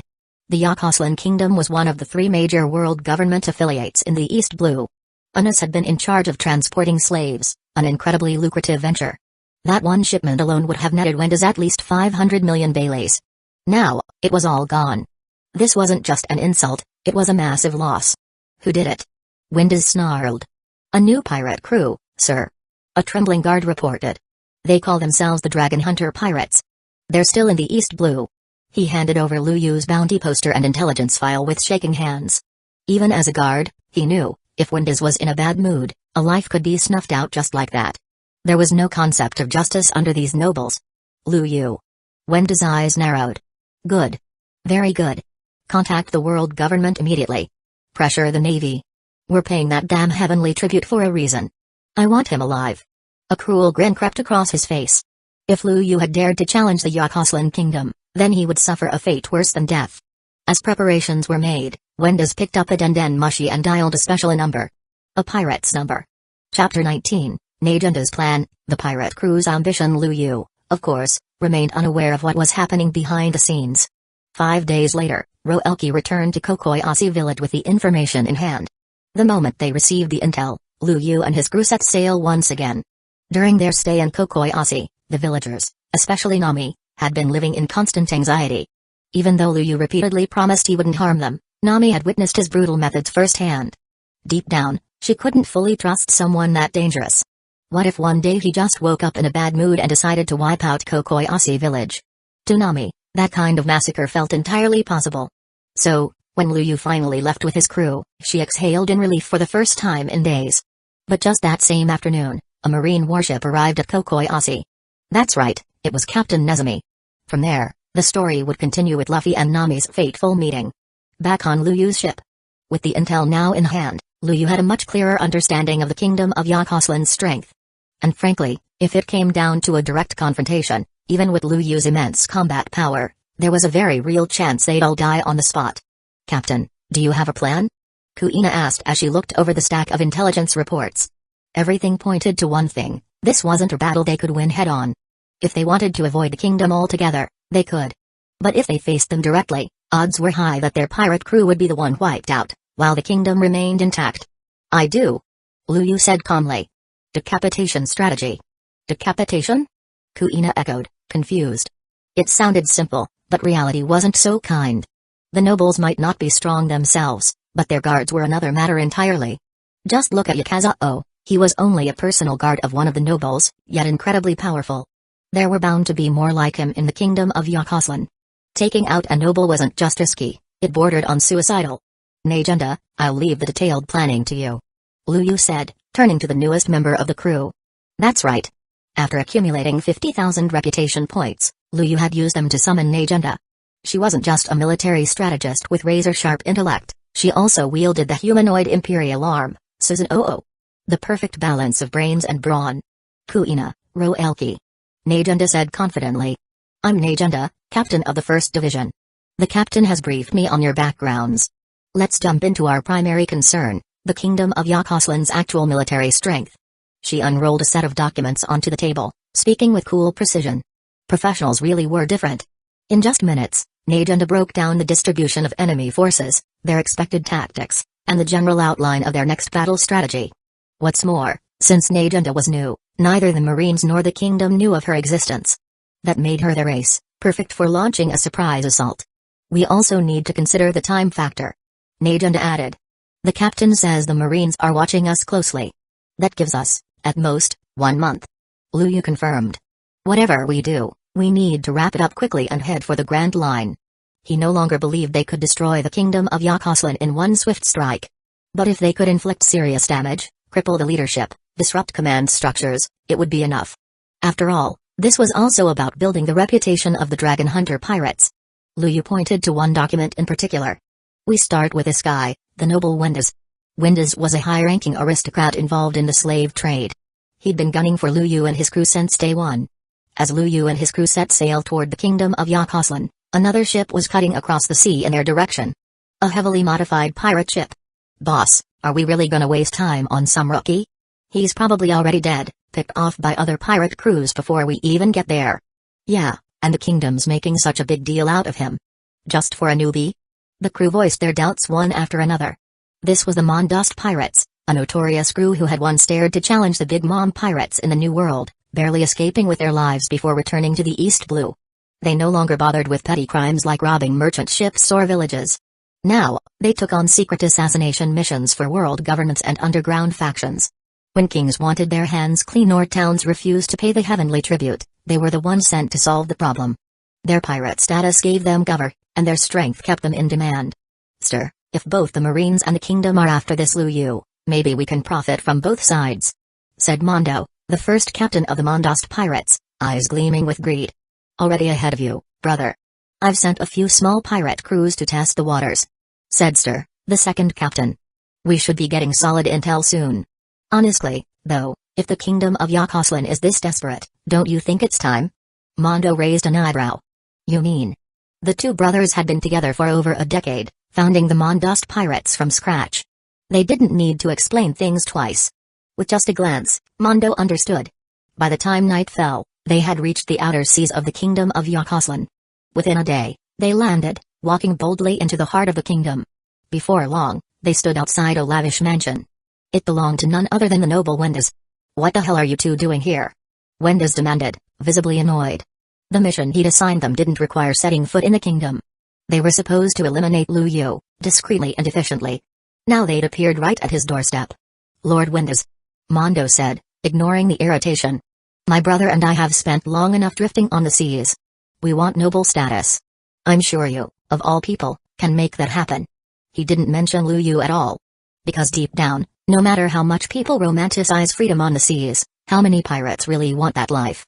Real power was on land. In titles. In privilege. And the nobility of the kingdom of Yakoslan? That was the real prize.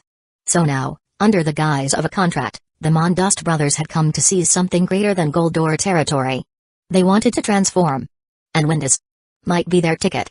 Chapter 20, Crazy Plan. After hearing what Mondo said, Wendes's face twisted with anger. "What kind of joke is this? You're just a pirate, how dare you try to negotiate with me? If you're so capable, then prove it. If not, get lost." Wendes had already been suppressing a lot of frustration from recent events. Just a few days ago, a furious spire had called to scold him, forcing him to cough up hundreds of millions of baileys. And now, these two pirates dared to show up and talk about negotiations? To him, they were nothing more than stray cats and dogs stirring up trouble. "Lord Wendes," Mondo spoke calmly, "the mission you posted has now been accepted by the Mondost pirates. In the entire East Blue, are there really other pirates brave enough to take on your job?" He glanced at the guards standing nearby and smirked. "Besides, you don't seriously believe that these guys can protect you, do you?" Stir added with a wicked grin, licking his crimson tongue slowly. What are you implying?" "Mondo." "Stir. You." "Lord Wendes." Mondo interrupted coldly, drawing attention to the gleaming hilt of the sword at his waist. "We need a clear answer. Now." Wendes suddenly stood up, his expression livid. These two were threatening him, openly. Worse, they were the very people he had called for help. He'd practically invited wolves into his own house. "Lord Wendes," Mondo said with a charming yet dangerous smile, placing a hand on Wendes's shoulder, "once we become nobles of the kingdom of Yakoslan, we'll back you fully." He leaned in slightly, lowering his voice. "The king of Yakoslan won't be on the throne much longer. Are you really planning to remain a noble forever?" Wendes's heart skipped a beat. A coup? The thought instantly crossed his mind. The kingdom of Yakoslan wasn't a democracy, it followed a strict hereditary system. Even his position as prince had been passed down from his father. To suddenly push for a regime change? It was a bold idea, one that made Wendes instinctively hesitate. But the throne. The allure of absolute power was hard to resist. If no one had ever brought it up, maybe he would have remained a noble for life. But now, the opportunity was staring him in the face. "Let us handle the dragon hunter pirates," Stir said, stepping forward with a devilish smile. "During the battle, the king might unfortunately die at the hands of Lu Yu, the infamous pirate. Then you, Lord Wendes, noble of the kingdom of Yakoslan, rise up to lead the troops and heroically slay Lu Yu. And in the chaos, you become the new king." Wendes's anger slowly faded as he listened. The plan. It sounded insane. But that was what made it so perfect? If it worked, he wouldn't just be Lord Wendes anymore. He'd be His Majesty Wendes, ruler of the kingdom of Yakoslan. "I'll leave it to you, then," he said at last, his voice calm once again. "And once the task is complete, your noble seats will be secured." The room filled with an eerie silence as the conspiracy took root. "Then it's settled," Mondo said with a grin. "Your Majesty Wendes, do make sure our titles are prepared." With that, he turned and left. Stir licked his lips and followed. Once outside, the two hurried toward the port. "Captain, you're back," a crew member reported.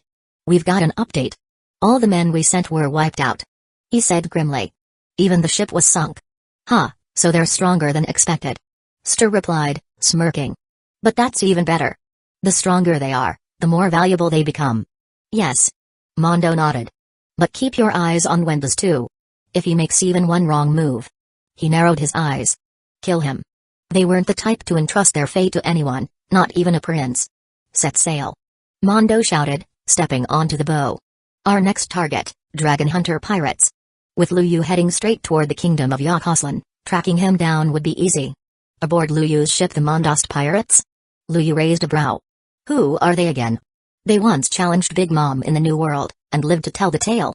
Roelki answered quickly. Now they're one of the biggest underground forces in the East Blue. Sometimes, Roelki thought Luyu was a walking encyclopedia. Other times, he seemed completely clueless. Either Luyu genuinely didn't know, or he just didn't care about anything short of the New World. When it came to the major players there, Luyu knew everything, even the secret stuff. He was definitely aiming to become a top-tier pirate. I see. Luyu said flatly. Keep sailing. If we run into the Mondost pirates, just wipe them out. He had no time for small fry. If the Navy got involved during a prolonged fight, things would get complicated. 3 days later, Brother Luyu. A pirate fleet up ahead. Akam called down from the mast. 6 ships, looks like the Mondost pirates. Luyu stood at the bow, a wide grin spreading across his face. Finally. He hadn't had a real fight since his power-up. Boom. Boom. Boom. Dozens of cannonballs fired toward them instantly. Najenda, Akam, Kuina. Luyu barked. Handle your positions. Roelki, intercept the shells. Use everything, we're not saving ammo today. With those words, Luyu launched himself forward like a cannonball. Behind him, Susan Oo materialized around Najenda as she and Akam took flight toward the enemy ships. The battle had begun. Bang. In a flash, Luyu landed squarely on the deck of the Mondost's flagship. He stared at the stunned pirates. Hey. Looking for me? With aim no haba hidden mist village resting casually on his shoulder, Luyu grinned. Chapter 21, Tsaka-imi hey, are you here to see me? The voice echoed in the ears of Mondo and Ster. For a moment, the two were stunned. Usually, when pirates clash, shouldn't it begin with cannon fire? Isn't it the one with superior firepower who gets to board the enemy ship and initiate combat? But this guy, he wasn't following any rules. More importantly, they weren't even close. How did he get here so fast? Boss, I'll go cut him down. That guy's just a rookie, and he dares to board our ship. He's asking for it. One of the more hot-headed members of the Mondost pirates charged at Luyu with a massive sword. SHH. Luyu's blade flashed. In a movement too swift to follow, his sword pierced straight through the pirate's heart. The fight hadn't even started properly, and it was already over. Bastard. You dare kill one of us? Screw this. He's dead meat, I'll eat him alive. Brothers, attack. Kill him. The crew of the Mondost pirates had all been to the New World. They weren't greenhorns. They'd seen plenty of battles. Blood didn't scare them, it only excited them. One by one, they raised their weapons and charged at Luyu with bloodthirsty grins. Mondo and Ster didn't stop them. In their minds, sure, Luyu could kill one guy, but he couldn't possibly survive being mobbed by their entire crew. Or so they thought. These punks actually think I need to take this seriously? Luyu raised his hand. Tsaka-imi no Mikoto. A jade pendant appeared in his palm. As it began to glow, a towering figure materialized behind him. The being wore a flowing black and purple robe. Her face was sharp and beautiful, with floating magatama and ethereal blue flames dancing around her. The humanoid imperial arm, Tsaka-imi no Mikoto, had arrived. Yes, this was one of the rewards Luyu obtained after extracting Najenda's power. Not only had he gained immense strength, but he had also earned a humanoid imperial arm equal in power to Susan Oo, one that had its own will and consciousness. A true force to be reckoned with. What? What the hell is that? Is he a devil fruit user? No, that's not it. Ding. No way. That's... Puff. The moment Tsaka-imi appeared, the charging pirates froze in fear. Some dropped their weapons altogether. But Tsaka-imi wasn't interested in their hesitation. With a long halberd forming in her hand, she charged forward. The magatama orbiting her morphed into deadly scythes, cutting through the pirates like creepers harvesting souls. Blood sprayed. Limbs flew. Screams filled the air. And amidst it all, Luyu calmly walked across the deck toward Mondo and Ster, who could only watch in disbelief. I asked you something earlier, didn't I? He stopped a few feet away, his voice calm but cold. You Did you come here to find me? Though his expression held a smile, his words were ice. Gulp. This. This is all a misunderstanding. Mondo stammered. We're from the Mondost Pirates. He continued, trying to sound sincere. Our men had a bit of a conflict with your crew earlier. So, we came to apologize. Really? I didn't realize it was your group. We acted rashly. Please forgive us. We'll leave right away. Mondo swallowed hard, bowing slightly, face drenched in sweat. Yeah. That's right. Ster chimed in quickly. We came here to apologize. Those guys who offended you, they deserved what they got. No hard feelings from us. The two were practically groveling now. Because Tsukahime had finished slaughtering every last one of their crew. Now, she stood silently behind Lu Yu, her overwhelming aura pressing down on the remaining pirates like a tidal wave of despair. What kind of monster is this? They thought. Is he really just some newcomer to the Grand Line? They had faced monsters before. Even when they crossed paths with Big Mom's crew, they had escaped with their lives. But this time, there was no escape. No time to react. Lu Yu had wiped out their entire force in minutes, no, seconds. You said you came to apologize? Lu Yu raised an eyebrow. Then you'd better show it. As his words fell, the air around him shifted, thick with power. Tsukahime moved in a flash, now standing behind Mondo and Ster. Bang. Bang. Two spinning magatama appeared around them, exerting crushing gravitational pressure. Unable to resist, the two pirates collapsed to their knees in front of Lu Yu. This is what a real apology looks like. So, tell me again. Lu Yu said, his tone now playful, what exactly was the misunderstanding? Did you misjudge my strength? Or did you overestimate yours? His grin returned, but it wasn't friendly. It was terrifying. I'll fight you. Mondo clenched his fists, his pride trying to push back the fear. But before he could do anything, Brother Lu Yu. A familiar voice called out as Akam landed gracefully on the deck beside him. The pirate ship nearby has been dealt with. She reported casually. Captain. She added, these guys are strong, but nothing special. Then Najunda appeared, sitting confidently on Susan Oo's shoulder. The combat strength in this world isn't bad. She said, but that's about it. When Mondo heard their words, his will to resist crumbled completely. Just moments ago, he had at least hoped to escape Lu Yu. Now, he realized they had backup, terrifying backup. Akam and Najunda alone were enough to level his entire crew. And now this, another humanoid imperial arm just like Tsukahime. Is this the end? Mondo thought, eyes wide in disbelief. All that effort. All the battles. And it ends like this? Despair consumed him. You want to live? Lu Yu's voice cut through the silence. Then how about becoming my handyman? Handyman? Mondo looked up, stunned. Who the hell do you think I am? I'm a great pirate. I've been to the New World.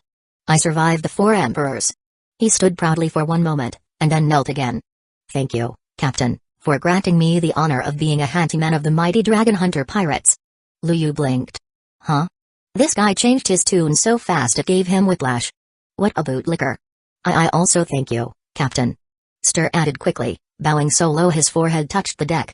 It's an honor to serve under you. Chapter 22, East Blue Shakes, System Screening. After seeing the reactions of the two, Lu Yu revealed a satisfied expression. He hadn't heard of this pirate crew before, but after getting some details from Roalki, he realized they weren't exactly weak. However, compared to Lu Yu and his team, forget it. There's no point comparing them to a group of cheaters. Still, there was something interesting about them. Their influence in the East Blue was surprisingly strong. The reason they hadn't crossed paths with Luffy and his crew was probably just fate, or the lack of it. How many pirates can you summon right now? Lu Yu asked bluntly. Earlier, he had wiped out the main fighting force of the Mondost pirates aboard the 3 ships. That left their leadership hanging by a thread. In a short amount of time, we can gather a crew of over 500. Mondo replied nervously. But, in terms of quality, we can't be too picky. He understood clearly, Lu Yu was gauging their worth. If they didn't prove useful, they'd be disposed of without hesitation. Power ruled the seas, especially in Lu Yu's pirate crew. 500, huh? That should do. Lu Yu nodded. Try to call as many as possible, the more, the better. He paused for a beat. Oh, and by the way, you're not qualified to officially join my Dragon Hunter pirates.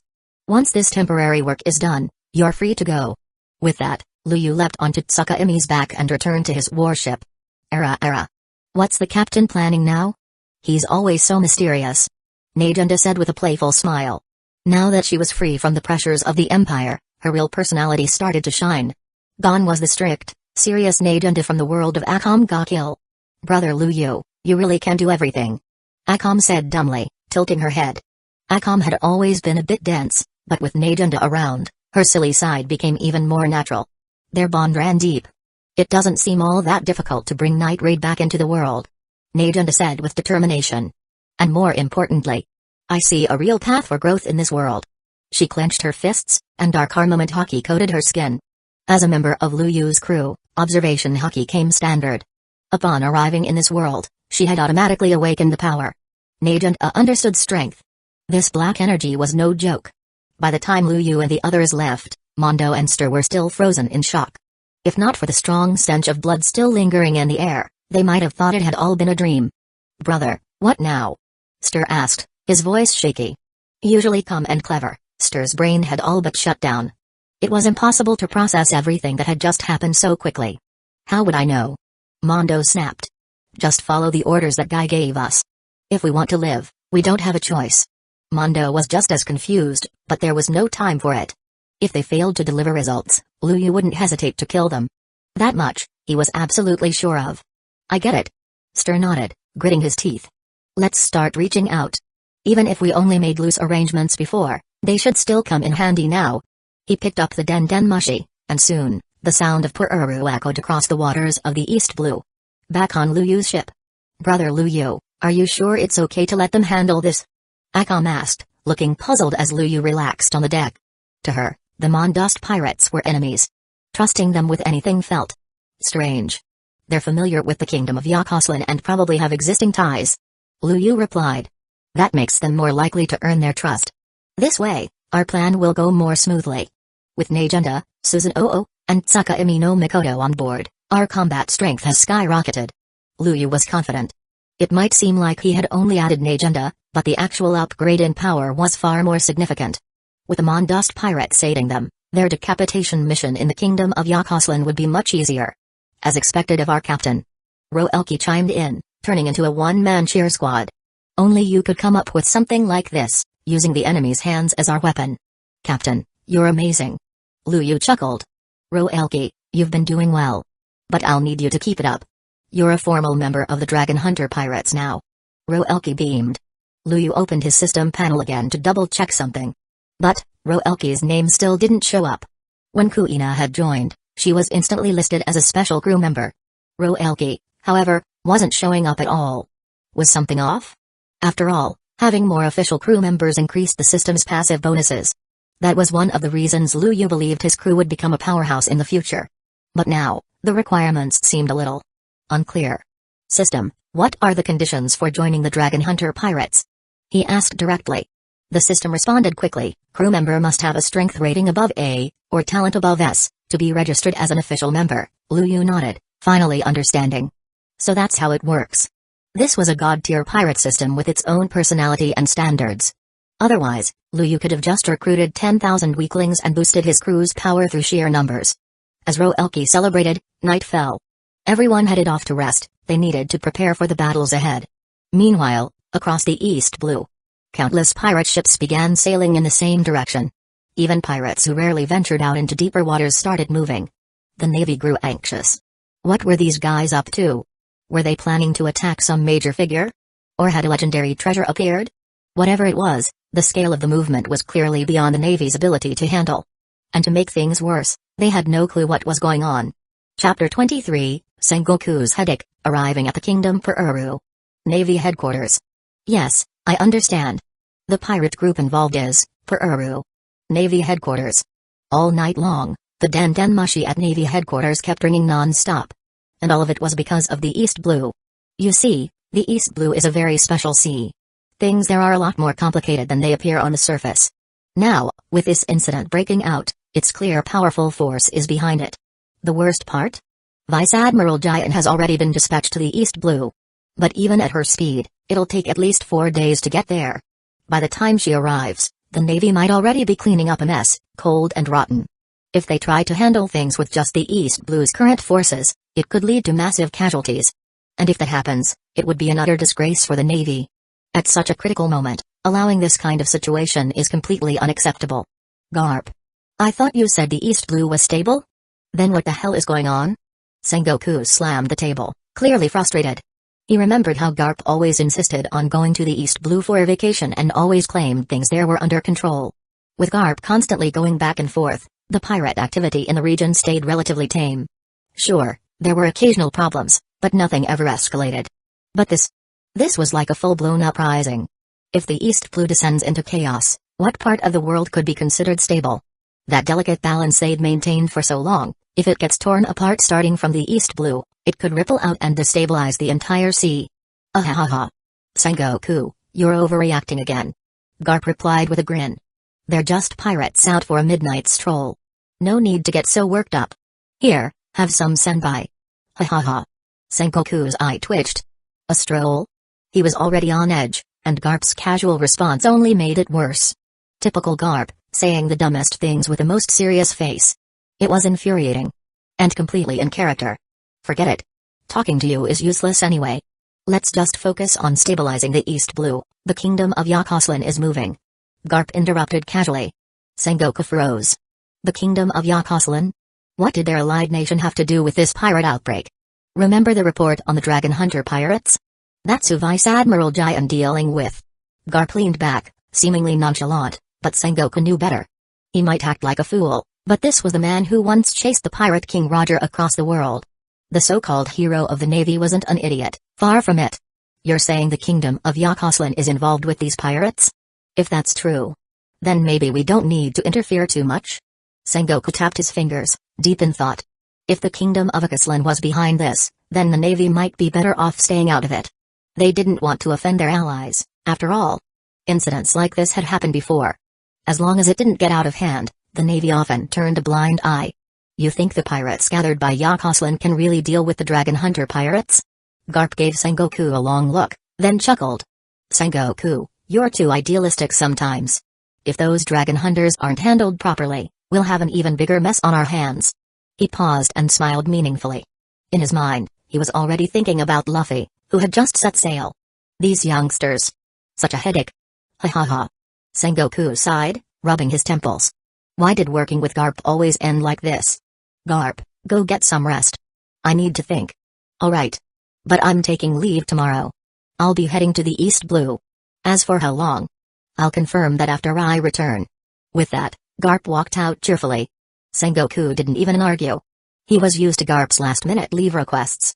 Besides, as a vice admiral, Garp had the authority to deploy forces to the East Blue. For now, Sengoku had one mission: contain the situation. Whether for the Navy's honor or East Blue's stability, this couldn't be allowed to spiral further. 3 days later. As expected of Boss Mondo. Even though we ran into a bunch of Navy ships, none of them dared chase us. Ha ha ha. They must be scared of the mighty Mondost pirates. It's the East Blue. What can those useless Navy dogs even do? More than 30 pirates stood proudly aboard the ship of the Mondost pirates, laughing and boasting. They were high on adrenaline and full of arrogance. No, this success was thanks to the great Dragon Hunter pirates. Mondo said with a forced laugh. Stir nodded in agreement, a bit awkwardly. Luyu had made it clear, they couldn't reveal the true source of their orders to the other pirate crews. So the two could only play along and take the credit. Still, being respected felt pretty damn good. They were used to acting anyway, and slipping into these roles was second nature now. This plan is called the Kingdom Replacement Plan. The Kingdom of Yakoslan will soon be ruled by pirates, us. And you. Yes, you. All of you will have the chance to become nobles. Throw away your pirate rags. But remember this well. Even dressed in noble clothes, standing aboard a ship, we're still pirates. Mondo's voice boomed across the deck, instantly silencing the crowd. Boss Mondo is mighty. Nobles. Long live the Mondost pirates. The crew erupted in cheers, their morale surging. At that moment, their ship sailed into the inland sea of the Kingdom of Yakoslan. A massive group of pirates, entering Allied territory, yet not a single cannon fired. The kingdom's army had received orders, allow them to dock. They were confused, of course, but orders were orders. And they would follow them, unless the pirates attacked civilians. The kingdom was on high alert, but for now, there was no conflict. Once the pirates landed, they marched straight toward the palace. Chapter 24, The rebellion begins and an unexpected king. Nearly 1,000 pirates had gathered in front of the Grand Palace, their ragtag presence clashing with the elegant architecture. Lord Windows. We've done what you asked. Mondo stepped forward, arrogance written all over his face. Behind him, several captives were tied up tightly with thick ropes. It was Luyu and Akam, at least, that's what it looked like. Ha ha ha. Mondost. Wendes laughed. As expected from the top dogs of the East Blue underworld. Wendes turned toward the regal man seated on the throne, dressed in extravagant royal robes. Your Majesty Valinor, these are the ones who attacked the royal caravan of our great Yakoslan kingdom. If we let this go unpunished, we'll have more pirates trying their luck. It's a disgrace to the crown. Valinor, the king of the Yakoslan kingdom, stood up with theatrical flair. He spread his arms wide, basking in the spotlight like a seasoned performer. Such wicked souls must not be allowed to live in my kingdom, he declared. As your king, I, Valinor, shall personally deliver justice to these criminals from the Dragon Hunter pirates. Sword of justice. At his command, a royal attendant walked forward, holding a golden sword embedded with dazzling gems. Valinor grabbed the sword and stood tall. With a single motion, he shrugged off his royal cloak, revealing gleaming armor underneath.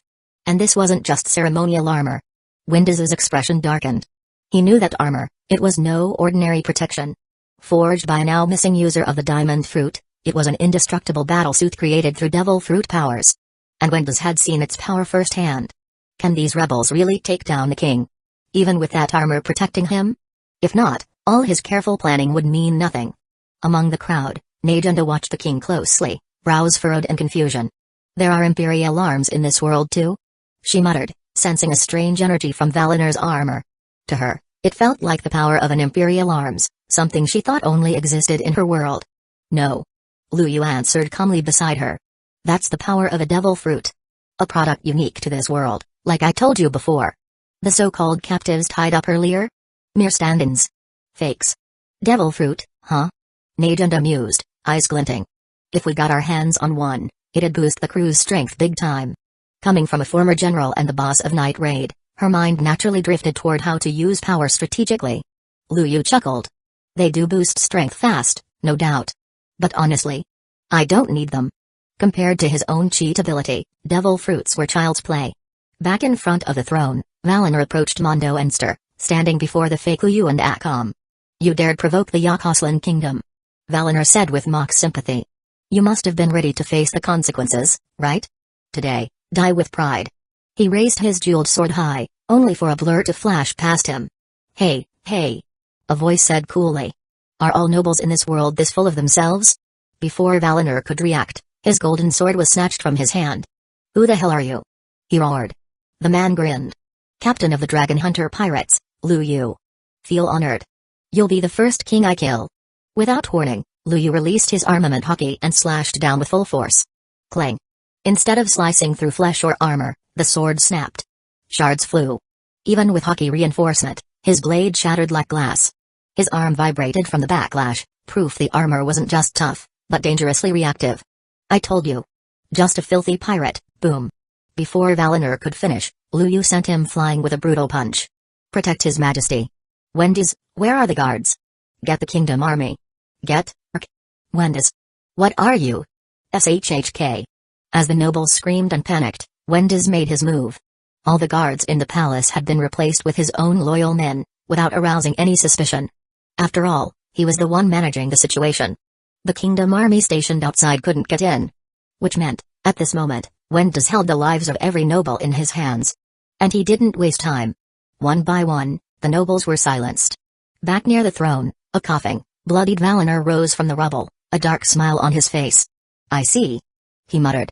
So this was your plan all along, Wendes. Get the pirates to take the fall, then swoop in and steal the kingdom for yourself. Valinor dusted himself off, standing tall despite the injuries. Wendes stepped forward, arrogant as ever. Give up the throne now, Valinor. Since you've always treated me kindly, I'll let you live. I'll even grant you noble status if you behave. What's that? Suddenly, the ground shook. Boom. Boom. Boom. Hee hee hee. Ha ha ha ha. Valinor's laugh echoed as the dust cleared. You think this is why I'm king? He sneered. I murdered my own father to wear this crown, Wendes. You think I'll lose it to a rat like you? As he raised his arms, the tremors intensified. From behind him, metallic warriors with a gleaming diamond-like shine began to rise from the ground, forming a defensive phalanx in front of the palace. No. No way. Wendes gasped, eyes wide. This can't be. That devil fruit user vanished. But the truth stood tall behind the king. The armor itself transformed, shifting, twisting, until it took on a human shape. And standing there, emerging from the shimmering armor, was the long-lost user of the diamond fruit. Valen. Chapter 25, Intelligence Station established. With the sudden appearance of a massive steel army, the tide of battle shifted dramatically. At least, that's how it looked to Wendes and Valinor. I see now. This must be the power of a devil fruit. Wendes muttered, eyes wide. Warriors forged entirely from special metals. Valinor added, awe in his voice. And under complete control, absolutely loyal.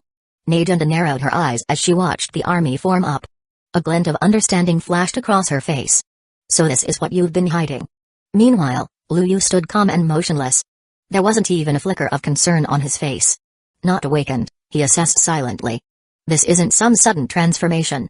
This army was built up over time. Against ordinary forces, it would have been overwhelming. But this wasn't just any opponent.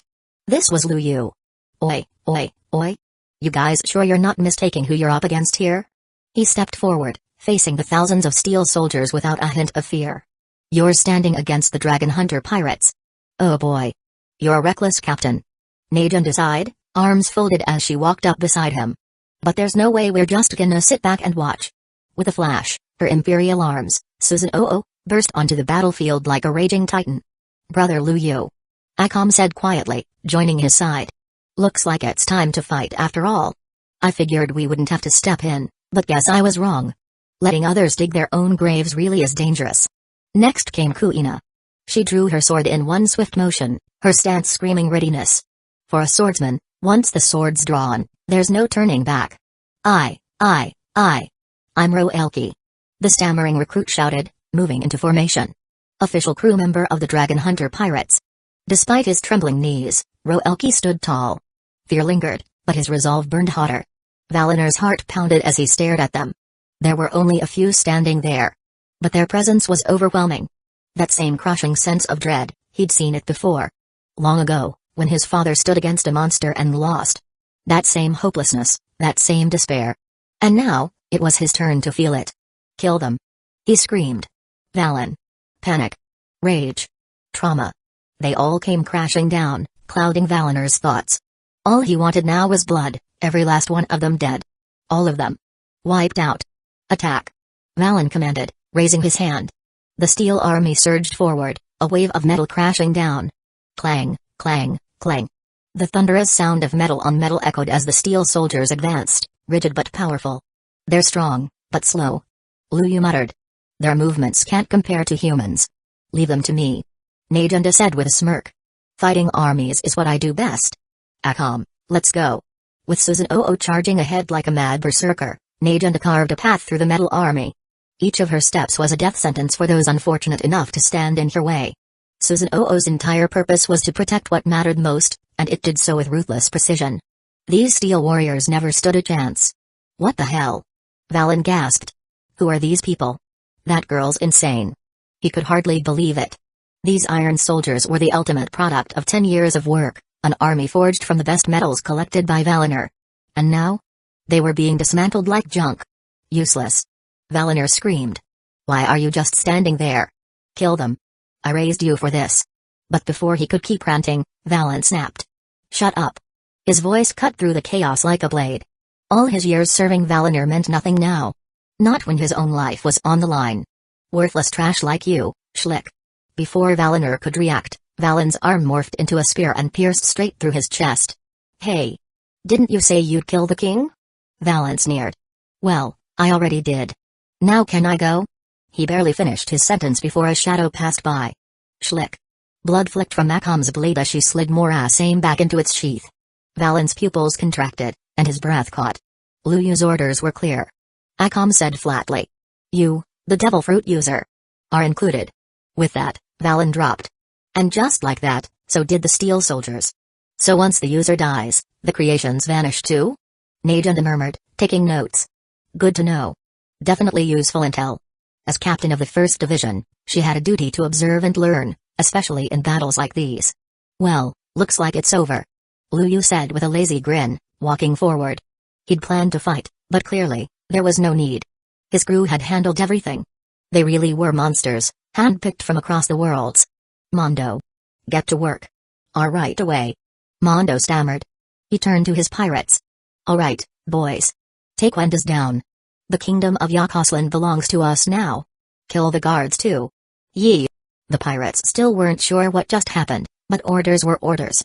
They swarmed Wenda's like locusts. The poor man didn't even get the chance to scream before he was sliced into pieces.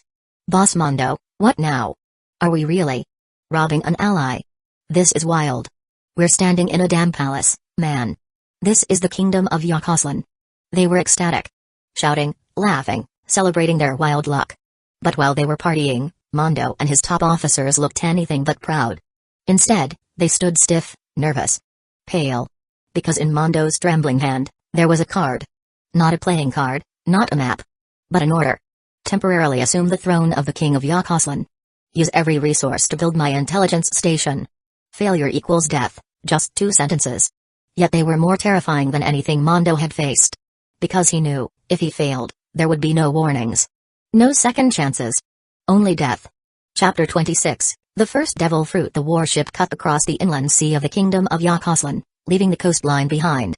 Najunda stood at the railing, watching the kingdom fade into the distance.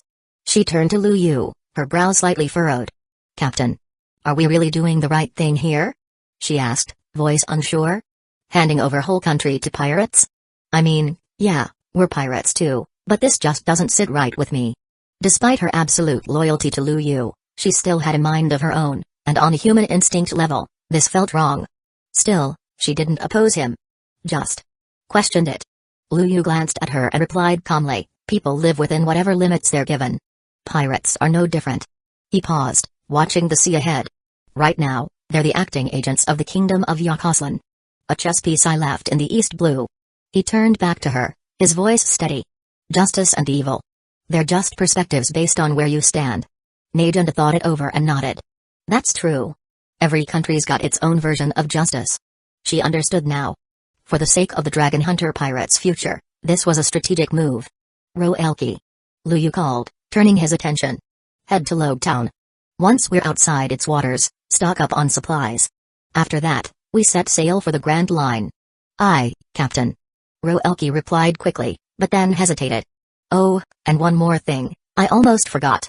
He jogged over, pulling something from his bag. I found this earlier when I was sorting through the fruit baskets. He held up a devil fruit. Everyone on deck instantly turned toward him, wide-eyed. You're kidding. A devil fruit? Najunda asked, eyes gleaming. This thing could be useful for research. Lu Yu said, intrigued. But we don't really have any genius scientists on board. Let me cook it. Akam chimed in, grinning. You can't cook a devil fruit. Najunda groaned, rolling her eyes. Lu Yu chuckled. If I'm right, this is the Paramsha-type devil fruit that belonged to Valen, the guy Akam just killed. The diamond fruit. He looked at the fruit thoughtfully. There's a legend. Devil fruits don't disappear when the user dies. They reincarnate into the nearest fruit around. Looks like that legend's true. Najunda raised an eyebrow. That's wild. It's like these things are alive. Yeah, it's not like an imperial weapon at all. This thing feels organic. Akam muttered. Lu Yu turned to Roelki and held out the fruit. It's yours. Roelki froze. What? He stumbled back a step, eyes wide. And no way, Captain. This is a devil fruit we're talking about. Even if it's Paramsha, it could create powerful fighters. It's got potential, it should go to someone more deserving. He was clearly panicking now, waving his arms as he rambled on. I mean, I just joined. How can I eat a devil fruit when the senior members don't even have one yet? He looked up, and saw everyone staring at him with soft smiles. Wait. Did he just say something dumb?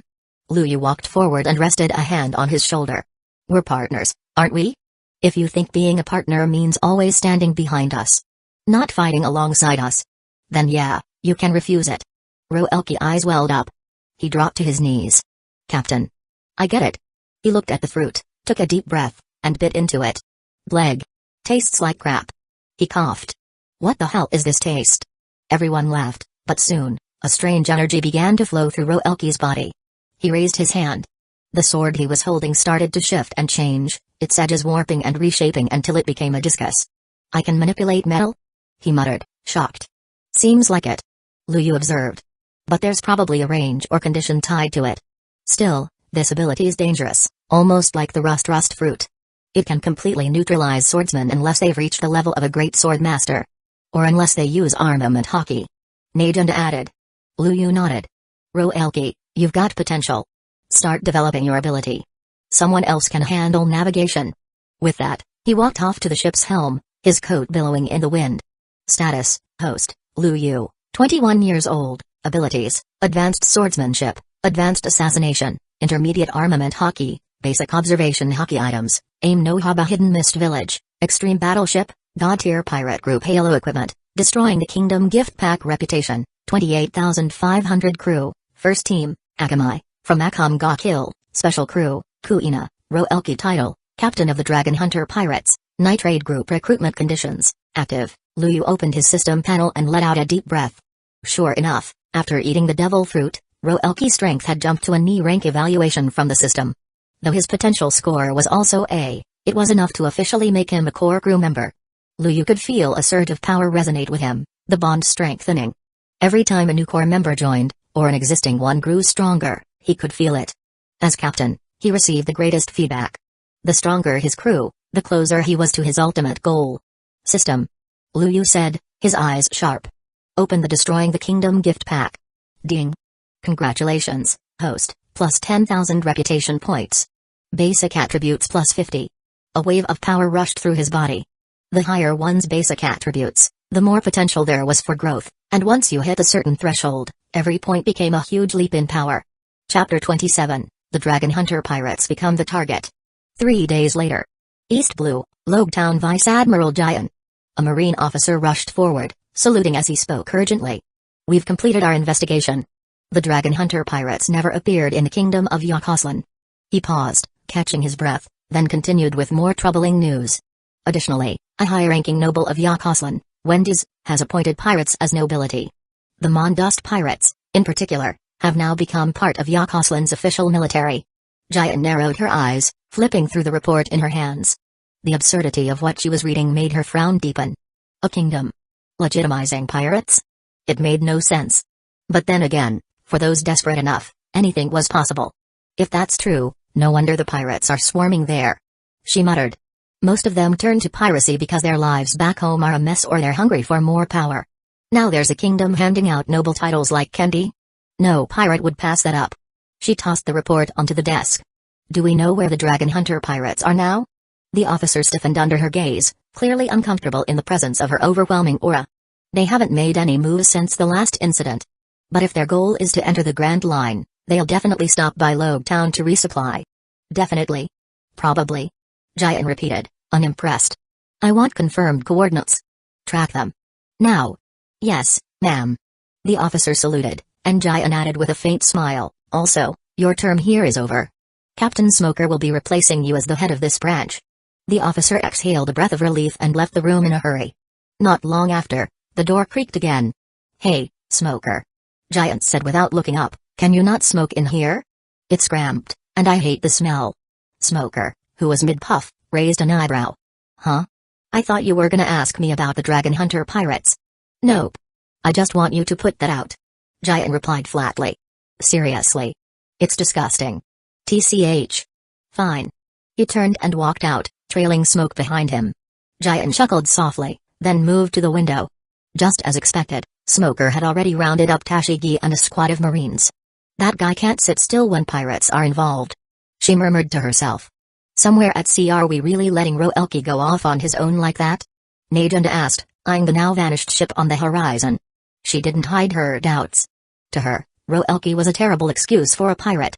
His farewell had been ridiculous, something like I am now a true pirate, and his awkward movements didn't inspire much confidence either. Lu Yu, however, didn't seem bothered. It's fine. He said with a shrug, swinging his sword, aim no haba hidden mist village, through the air. Besides, the Navy's eyes are on us now. Not him. Even while speaking, he never paused his training. Each slash was crisp, precise. Najunda watched him, then sighed. If you say so. As the captain. Lu Yu said, pausing to adjust his stance, I've gotta stay sharp. Can't let anyone outpace me. Still. Najunda said with a smile, I can never keep up with that brain of yours. Yup. Just let the genius handle it. Najunda added, waving off the conversation. With a captain like ours, we've got it easy. Lu Yu stopped mid-swing and turned to Najunda. Actually, I've got a request. Oh? She raised a brow. Let your Susan spar with me. I'm done with drills. I need real combat. He cracked his neck and stepped back. I won't be using Tsuka'imi, just my raw strength. So tell him to come at me like he means it. All right. Najunda smiled faintly. You heard him, Susan. Got it. The spirit answered, stepping forward and pulling out his massive weapon. But don't blame me if I knock you out. Try it. Lu Yu grinned. But don't hold back. With that, his body vanished. Assassination jutsu, dark step. Lu Yu hadn't truly disappeared, he was moving through blind spots, dancing unpredictably across the battlefield. This technique, inherited from Akam, had become more refined as his power increased. Clang. Their weapons collided a moment later. Captain, you may be quick with your dark step. Susan said, calm and analytical, but don't forget, I've mastered observation hockey. Which means... Bam. Before Susan could finish, Lu Yu's foot smashed into his gut, sending him flying. Damn. That was a feint. Susan muttered, recovering midair. The slash was just a distraction.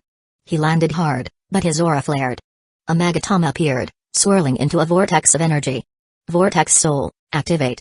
Susan tapped into his hidden skill. According to the system, this consumed 1,000 reputation points per hour, nothing Lu Yu couldn't afford for a good fight. Yasukani no Magatama. The name was similar to Kizaru's technique, but this was Susan own. His speed skyrocketed, and his stave-like weapon called Wolf Fang Mace, glowed with power. Lu Yu narrowed his eyes, releasing his full armament hockey. Every strike and counter-strike threatened to destroy the ship beneath them. If not for the evil battleship's self-defense protocols kicking in, they might have torn the entire thing apart. A little while later. Time to eat. Akam and Tsuka'imi no Mikoto walked out carrying trays of food. The clashing of blades and booming impacts still echoed as the two warriors continued their duel. Brother Lu Yu sure works hard. Tsuka'imi remarked.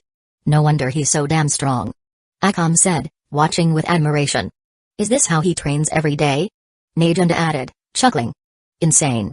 The three women stood together, watching as the captain and spirit continued their violent dance, strength and strategy on full display. Chapter 28, Smoker. The next morning. At this time, the Dragon Hunter pirates were already nearing the waters just outside Globe Town. Brother Lu Yu.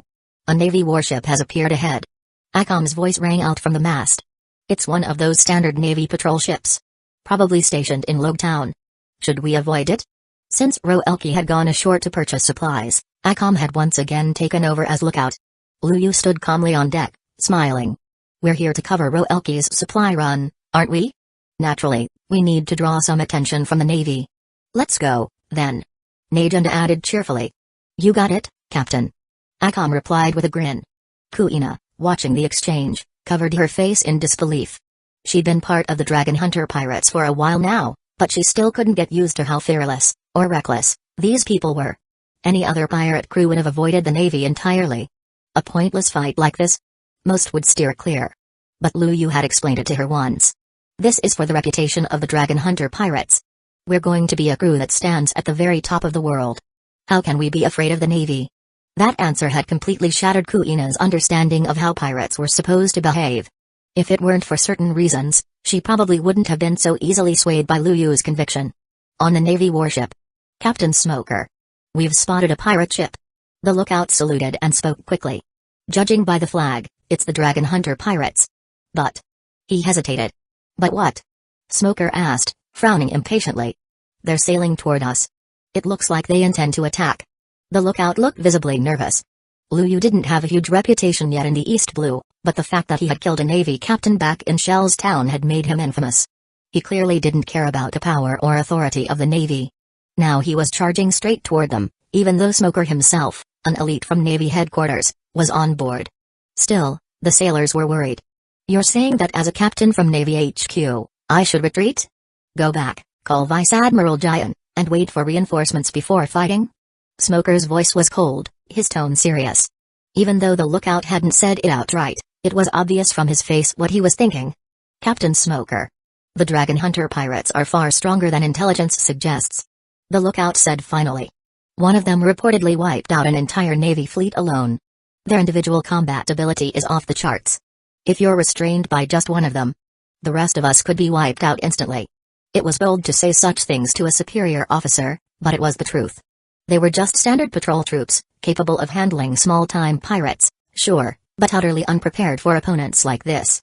Smoker, initially irritated, quickly calmed down. Charging in recklessly now could lead to everyone on this ship dying. Even if he somehow managed to capture the Dragon Hunter pirates, it would be a hollow victory if his men were slaughtered. "I understand," he said at last. "Return to the main ship. Leave me a daughter ship. Tashigi, you'll evacuate with the rest of the crew and report everything to Vice Admiral Giant through Dendenmushi. Once you link up with her fleet, come back here and rescue me." Smoker gave the orders without hesitation. Letting the Dragon Hunter pirates flee, or worse, retreating in front of them, would be a stain on both the Navy's reputation and his personal sense of justice. So he made his choice. He would stay behind. Alone. Vice Admiral Giant's warships were fast, at most, she'd be here in half a day. Smoker was confident he could hold out. But, no buts. Smoker interrupted. "That's an order, Master Chief Petty Officer Tashigi. Execute it." Tashigi wanted to object, but when she saw the look in Smoker's eyes, she could only nod solemnly.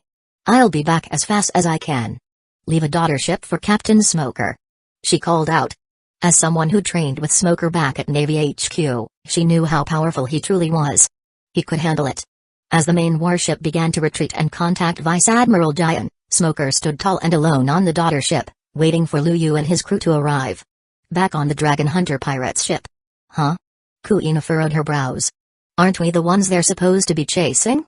Why are they retreating?" "Because they're afraid," Liu Yu said calmly. "Kuina, you still don't realize it. The Dragon Hunter pirates. We're no small fry anymore." His voice carried pride, and Atom and Najunda raised their chins in agreement, standing tall beside him. "Afraid?" Kuina echoed.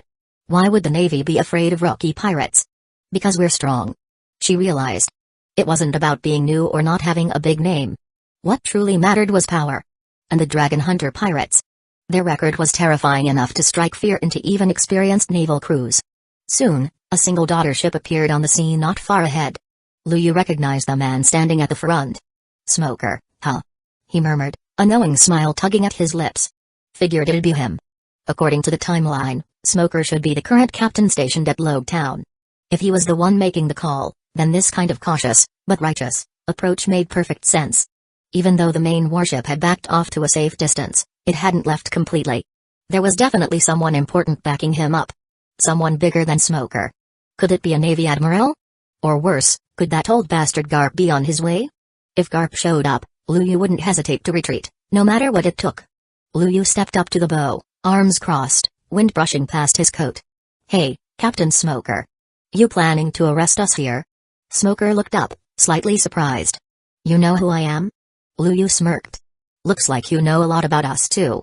You're a criminal." Smoker snapped. "Turn yourself in and come quietly, pirate." As he spoke, white smoke curled from his mouth. But even as he issued the challenge, Smoker's expression grew tense. He could feel it. Killing intent. Not just from Liu Yu, but from every single person on that ship. Each of them radiated an overwhelming, suffocating bloodlust. Even the ship itself felt like a beast, ready to devour anything in its path. What kind of monsters are these people? Chapter 29, Smoker's Nightmare. At that moment, Liu Yu squinted his eyes at Smoker. This guy. Isn't he just like Luffy? A big, stubborn idiot. What's he even doing here on a smaller ship? Could it be that the momentum of the Dragon Hunter pirates is so overwhelming that even Smoker, this fool, is paralyzed with shock? Hey. As a captain of the Navy headquarters, this is how you act? Shouldn't you at least try to greet me properly? Without another word, Liu Yu unsheathed Tame no Habakiri. Between a marine and a pirate, the most sincere form of greeting is a fight. Honestly, Liu Yu had been itching to test this guy out, Smoker, who'd been hounding Luffy from the start. Fighting him would give Liu Yu a good gauge of his own current strength. Plus, Smoker's character setting was a bit strange. His growth and combat power seemed to mirror Luffy's. Might as well beat him down while the opportunity's here. Just like in Fuusha Village, Liu Yu used to bully Luffy all the time back then. Buzz. The moment Liu Yu drew his sword, Smoker finally snapped. He pulled out his jet and launched forward with a burst of white smoke. Clang. The force behind the strike transferred heavily into Liu Yu's sword. "Oh? That's your strength?" Liu Yu grinned. "Not bad. But I'm not a devil fruit user. That jet of yours? Not much of a threat to me. With a light twist, Lu Yu deflected Smoker's weapon and countered with another slash from aim no Habakiri. Smoke. Smoker's body immediately dispersed into thick smoke. Lu Yu's attack passed right through, completely ineffective. The battle escalated quickly, both sides trading moves in a flurry of action. But internally, Smoker was panicking. He could feel it clearly, Lu Yu wasn't using anywhere near his full strength. If this guy got serious, he could end the fight in an instant. That terrifying realization nearly shattered Smoker's will. Desperate, he used his smoke fruit to create distance. Huff. Huff. Just that short clash had left him mentally and physically overwhelmed. This fight was pointless. Unless he fought like his life depended on it, he wouldn't even be able to tap into half of his potential. No way. Lu Yu mocked. White chase? Is this the strength of a Navy headquarters captain? Come on, let loose. I promise you, I won't kill you. Just as he said that, a powerful wave of energy erupted behind Lu Yu. Smoker instinctively backed away. That was it, the same presence that had just now made his knees weak. Was this the strength of the Dragon Hunter Pirates captain? This young guy had already reached such terrifying heights? No doubt about it, this was the era of extreme evil. Monsters were rising from every corner of the seas. Tsukami. Lu Yu activated his ability. A massive armored figure materialized behind him, Tsukami. The giant gently lifted Lu Yu onto his shoulder and soared into the sky, hovering in midair while staring down at Smoker. What is that thing? Smoker's hands trembled uncontrollably. His observation hockey screamed at him. He didn't know what Tsukami was exactly. But he knew one thing for certain, this being could kill him. Ah. You ready? Lu Yu asked coldly. If you're stalling just to wait for reinforcements, then I'll lose all respect for you. Despite his words, Lu Yu didn't make a move. This guy in front of him, he had already lost the will to fight. And when Lu Yu saw that, he didn't even feel like bothering to finish him off. White Hunter. What a joke. Lose your respect. Smoker muttered, breathing hard. Yeah. I've always resented being bound by orders and rules. Time, plans, chains, screw it all. Lu Yu. Let me fight you. With a wild shout, Smoker charged in again. This time, he was faster, driven by desperation. But in Lu Yu's eyes, it was still nothing more than a predictable straight-line attack. Even if he was smoke. Boom. Just as Lu Yu prepared to counter, Smoker exploded. That's right, he literally burst apart into countless wisps of smoke, swarming Lu Yu and Tsukami from all directions. Though Tsukami's force field kept the smoke from physically touching Lu Yu, his visibility was completely blocked. The fruit's ability was impressive after all. Chaos force field. Lu Yu extended both arms. Waves of energy pulsed outward in all directions, instantly clearing the surrounding smoke. Smoker's jet came slicing back in from the edge. Clang.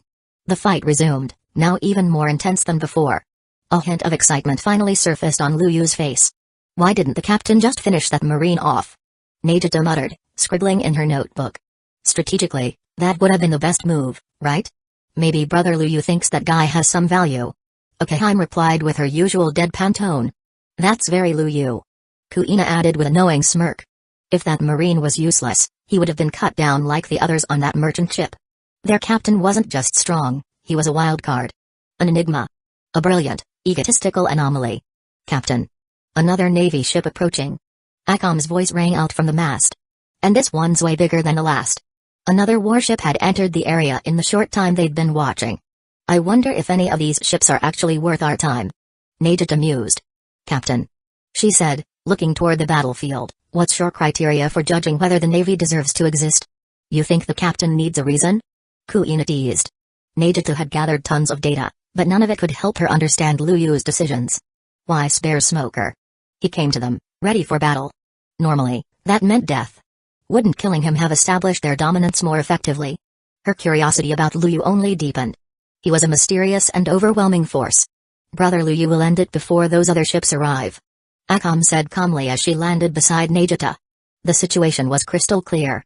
Lu Yu hadn't even used Tsukami's offensive power in this fight. Only the passive force field to counter devil fruit abilities. That meant he was holding back. Not just a little. He was letting the water, no, letting the sea. If Lu Yu wanted to end this fight, he could do it at any time. Chapter 30, SS Class Crew, Giant is here. At this moment, Smoker was exactly as Akom had predicted. He had seen the approaching warships in the distance. But now, he didn't even dare to look away, let alone signal for reinforcements. In fact, if he could, he would have warned Vice Admiral Giant to turn back. Because the monsters in front of him, they were far beyond anything he could handle. Right now, it was just Lu Yu facing him alone. No, this wasn't even a proper fight anymore. To Smoker, it felt more like being toyed with. And yet, Lu Yu still wore a serious expression, as if this was a genuine duel. That made it even more confusing for Smoker. What exactly was this guy trying to do? One thing was certain, Lu Yu's strength wasn't inferior to a vice admiral. And the person standing on the warship beside Lu Yu radiated the same dangerous aura. Which meant there was at least one more combatant with vice admiral level power on that ship. Just like the Navy lookout had reported earlier, if Vice Admiral Giant got tied up, the rest of the Navy would be left defenseless. They'd be slaughtered. Even he wouldn't survive. Smoker, I'm taking this fight seriously, Lu Yu said with a faint smile, though there was a flicker of annoyance in his eyes. You flailing around like this makes things boring. He tightened his grip on the Aim no Haba hidden mist village, now coated with armament hockey. Smoker's face darkened. Oh no. He quickly retreated, smoke trailing behind him. There was no choice. He couldn't match Lu Yu in a head-on fight. Running away? Lu Yu's voice followed him like a shadow. Is that what your teacher taught you? He narrowed his eyes, tone growing cold. If you're going to disrespect me like that, then it's time I get serious. In the blink of an eye, Lu Yu was right in front of him. He slashed down instantly. Smoker's body reacted on instinct, turning into smoke to avoid the strike. But before he could reposition, another slash came. Then another. And another. A flurry of blinding attacks filled the air with afterimages. Even with his Logia powers, Smoker couldn't recover fast enough to counterattack or escape. Swish. His body trembled. He couldn't keep this up. Staying in his smoke form while maintaining high alert, it was draining him fast. And finally, slash. A sword cut through his chest. Bang. Lu Yu followed up with a vicious kick, sending Smoker flying. He crashed onto the deck of the evil warship and didn't get up. He had fainted, body and mind completely overwhelmed. The fight hadn't lasted long. But Smoker was already done. Lu Yu landed lightly back on the warship. Brother Lu Yu. A new Navy ship is approaching. Atom quickly reported. I saw. Lu Yu said calmly, folding his arms. And it's someone I know. Vice Admiral Giant, future candidate for Admiral. Vice Admiral of the Navy Headquarters? Reserve Admiral? Najunda echoed as she finished jotting something in her notebook. In this world, that sounds like someone strong. She's not bad. Lu Yu nodded. But she's not top tier either. He turned to her with a grin. Wanna try it out? Test your current strength? Najunda's eyes lit up. She closed her notebook and stood tall, a spark of fighting spirit in her gaze. Sure. She said. Let's see where I stand. As for Lu Yu's standards of measurement, she could always ask later. Or maybe she'd discover them herself through battle. Alright then, I'll leave it to you for now. Lu Yu casually dragged a recliner over and lay down. Najunda. Akam. Kuina. The three of them were already on the system panel. Potential, S. Current combat power, S. But once Najunda or Akam activated their Imperial arm, they could reach SS class. Still, Lu Yu wanted to see how that actually played out in real combat. If none of them could take down a Vice Admiral, he'd need to reevaluate his future plans. In this world, the major forces could be roughly divided into 7 camps: the world government, the Navy, the 4 emperors, the 7 warlords of the sea, the Revolutionary Army, allied nations, independent kingdoms, and as Lu Yu rose to infamy, each of these camps could potentially provide reputation points. So far, the most efficient source seemed to be the nobles. In other words, the best way to farm reputation was to attack the nobles directly. If he had the chance, killing a few celestial dragons wouldn't be a bad idea either. After all, their pirate crew was called the Dragon Hunter Pirates. If they didn't take out at least a few celestial dragons, what kind of name was that? Right now, Lu Yu needed over 20,000 reputation points to recruit new crew members. If he recruited now, he could bring in 2. And if he was lucky enough to draw 2 S-class or above, it would make a huge difference in the upcoming fight. System. Lu Yu said aloud, recruit 2 crew members randomly. Even though Lu Yu had just said Jian wasn't a serious threat, he wasn't taking chances. Defeating her here would definitely put him on the Navy's radar. And if someone like Sengoku decided to step in, or if Garp personally hunted him down across the world, that would be a huge headache. Killing Jian was out of the question. Not because of the original timeline or plotline, but because she was Tsuru's sister. If she died, the Navy wouldn't just send an admiral, they'd probably send retired monsters from the old era too. As the system responded, 2 glowing summoning circles appeared in front of Lu Yu. Ding. Congratulations, you have obtained B-Class crew member, Mario. Ding. Congratulations, you have obtained SS-Class crew member. Luyu sat upright immediately. Captain. Two figures materialized before him. And Luyu's eyes lit up in shock. SS-Class crew member, Kralolia Silver. And... wait, was that Mario? Why was he here? Wasn't he supposed to be off rescuing a princess somewhere? Fighting dragons or something? Ahem, forget that. The point is, it's Kralo standing right in front of me, okay? Chapter 31, Phantom Troop, Kralo.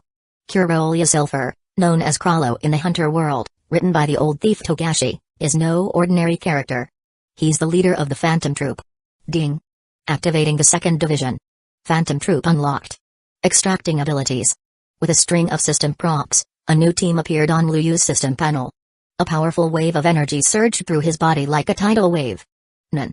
That's right, Kralo's overwhelming Nun abilities were now fusing with Luyu's body. Ding. Skill obtained, Snatch. Ding. Additional abilities obtained.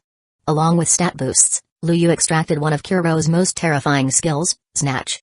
Snatch, trigger condition. When touching or killing a target, you may forcibly seize one of their abilities for storage. Note, can store up to 10 abilities. Each can only be used once, but duplicates of the same ability can be stored multiple times. Luyu grinned as he read the description. This kind of skill is basically a golden finger. This god-tier pirate system is insane. He muttered to himself. Then, he looked at the newly arrived Kralo. Kralo, from this moment on, you're the captain of the Dragon Hunter Pirates 2nd Division. Mario, you're now the official shipwright of the Dragon Hunter Pirates. Luyu closed the system panel and reviewed his new skills. But there was no time to relax. They were about to face a Vice Admiral of the Navy headquarters. And unlike the weaker fleets of the East Blue, Vice Admiral-led fleets were on a whole different level. Captain, are we about to engage an enemy? Is that why you summoned me? Kralo knelt on one knee in front of Luyu, his voice calm and composed. Also. He looked up, can our 2nd Division have its own name? Luyu chuckled. Kralo, standing over there is the 1st Division, Night Raid. As for your division, even though you're the only member for now, I grant you the right to name it. You may call it the Phantom Troop. A rare smile touched Luyu's lips. Kralo's attachment to that name ran deep, so deep that the very concept of the Phantom Troop had long surpassed his own personal identity. Allowing him to keep the name was the right decision. Thank you, Captain. Then, may I participate in the upcoming battle? Kralo asked, placing a hand to his chest. I want to show our crew what I can do. This wasn't just about volunteering. It was Kralo's way of showing his loyalty for being allowed to retain the name Phantom Troop. Luyu nodded. All right. But Kralo, remember, you're one of us now. Don't let arrogance cloud your judgment. Understood. Kralo rose to his feet, his aura immediately swelling with overwhelming psychic pressure. Mario, who stood nearby, instinctively went silent. Then, without another word, the oddball shipwright pulled out a large water pipe and connected it to the evil warship. Captain, I'm going to inspect the hull. He dove into the pipe and disappeared below. Huh? Najunda stepped forward, visibly surprised. Just moments ago, her attention had been focused entirely on the warship across from them. But then, a sudden, immense aura drew her gaze to the two men kneeling before Luyu. Another monster. He's one of us too? Luyu nodded. This is Kralo, captain of the 2nd Division, Phantom Troop. From today, he's one of our own. The look in Najunda's eyes changed instantly.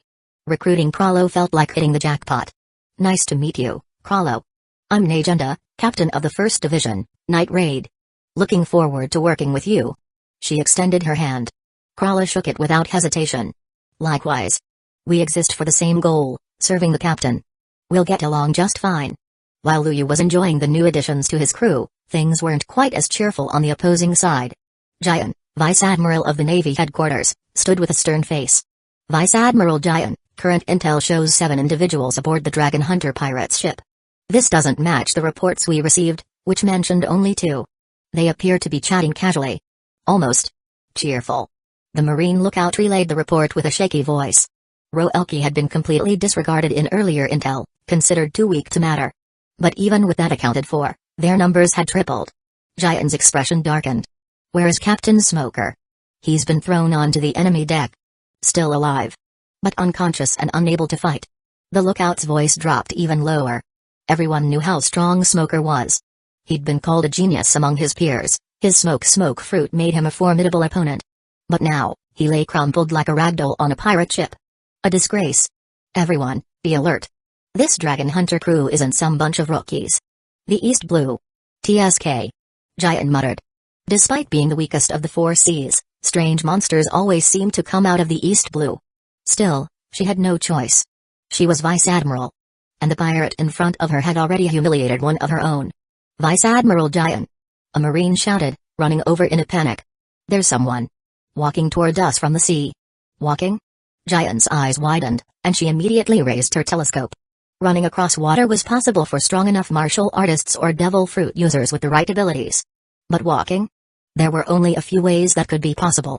Either he wasn't a devil fruit user, or he was doing something like freezing the sea, like Aokiji.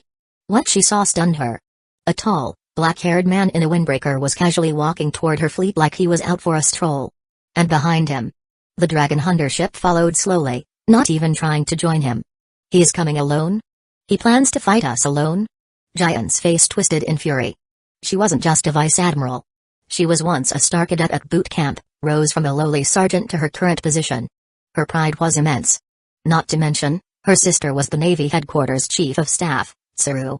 To be so blatantly disrespected by some pirate upstart. It was unacceptable. All gunners, prepare to fire. Target the man walking on the sea. Kill him immediately. She drew her beloved sword, Kanpira, and pointed it directly at the oncoming enemy. Let's show this dragon hunter what the Navy's made of. Chapter 32, One man stops the Vice Admiral's fleet. Boom. Boom. Boom. The Vice Admiral's fleet wasted no time. The moment they spotted their target, the order to fire was given, and a barrage of cannonballs filled the skies. Convenient big pocket. But in the face of such chaos, Krallo remained calm. Without hesitation, he pulled a black cloth from behind his back and covered his eyes. The moment he did, the shells disappeared, vanishing midair without a single explosion. What the hell? What is that thing? Are we really supposed to fight someone like that? Panic swept through the Marines of the local Navy branch. The man before them was no ordinary pirate. He was a monster. Meanwhile, aboard Vice Admiral Giant's warship, the atmosphere was tense. Marines scrambled into position. Some gripped their blades, while others raised long rifles and took aim from the railings. Since their heavy artillery was useless, they turned to small arms instead. But the gunners didn't stop firing. They simply changed targets, now aiming for Liu Yu's black warship, the extremely evil warship. As expected of a vice admiral's fleet. Their discipline is on a whole different level compared to a branch base. Liu Yu muttered. Swish. Boom. Boom. Boom. Liu Yu leaped into the air, slicing through every cannonball headed his way. At the same time, Krallo had already reached the deck of one of the marine warships. Damn pirate. Die. Bang. Bang. Bang. Even headquarters Marines felt the pressure bearing down on them. As soon as one pulled the trigger, the rest followed. A hailstorm of bullets rained toward Krallo. But he didn't flinch.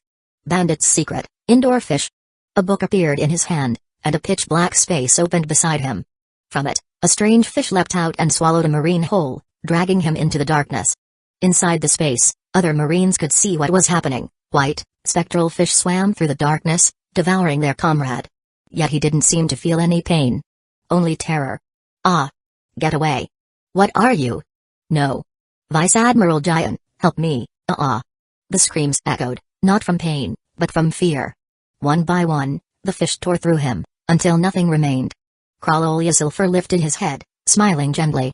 The people of this world have such strong life energy inside them. My fish are very pleased. He spoke the most horrifying words. With the calmest, most tender voice. Even Giant couldn't hide her shock. What kind of pirate was this? Was there not a single normal person in the Dragon Hunter pirates? Swish. Swish. Swish. The fish surged forward again, attacking more Marines. Swish. Giant reacted instantly. Drawing her blade, Kanpira, she unleashed a flurry of sword slashes, cutting down every single fish in one clean motion. She then leapt to the bow of her warship. All personnel below the rank of captain and without mastery of the 6 styles, fall back immediately. Captains and lieutenants, stand with me. The enemy before us isn't just some pirate. He's a super pirate. Without waiting, Giant dashed forward, slicing through the air. She didn't understand how Krallo could stand on the sea. But she had learned one thing, armament hockey-imbued slashes could hurt him. That was all she needed. Threefold slash. 3 massive arcs of sword light flew toward Krallo. Meanwhile, The remaining Navy captains and lieutenant launched small ships and charged toward the extremely evil. Their goal was clear: if Krallo was the enemy's strongest fighter, then they would clear the rest of the enemy first, and then surround and overwhelm him. After all, they couldn't let Giant's fight be in vain. If I let you lay a finger on my captain, I'd be too ashamed to show my face. Krallo calmly flipped a page in his book. By the way, let me introduce myself. I am Krallo Silver, captain of the 2nd Division of the Dragon Hunter Pirates, and leader of the Phantom Troop. Bandit's secret, undead. He sidestepped Giant's attack and activated a new ability. The black space began to boil. Countless swimming fish burst out, and from the dark portal, twisted shadows began to rise. Figures emerged, twisted, undead things. They were the Marines who had been devoured earlier. Twisted by their own fear into dark, soulless husks. What the hell are those? Is this a devil fruit ability? Wait, how can he use it on the sea? The sea beneath them grew darker. Red-eyed undead stood on its surface like shadows rising from hell. Giant's face paled. The creatures targeted the officers on the smaller ships. Watch out. Instant transmission. Moonstep. With a burst of speed, Giant shot into the air. Using Moonstep, she took to the skies. She had to defeat Krallo quickly.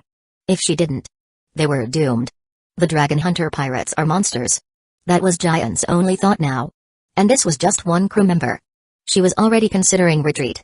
If the fight continued, they would be annihilated. Krallo, I'm back.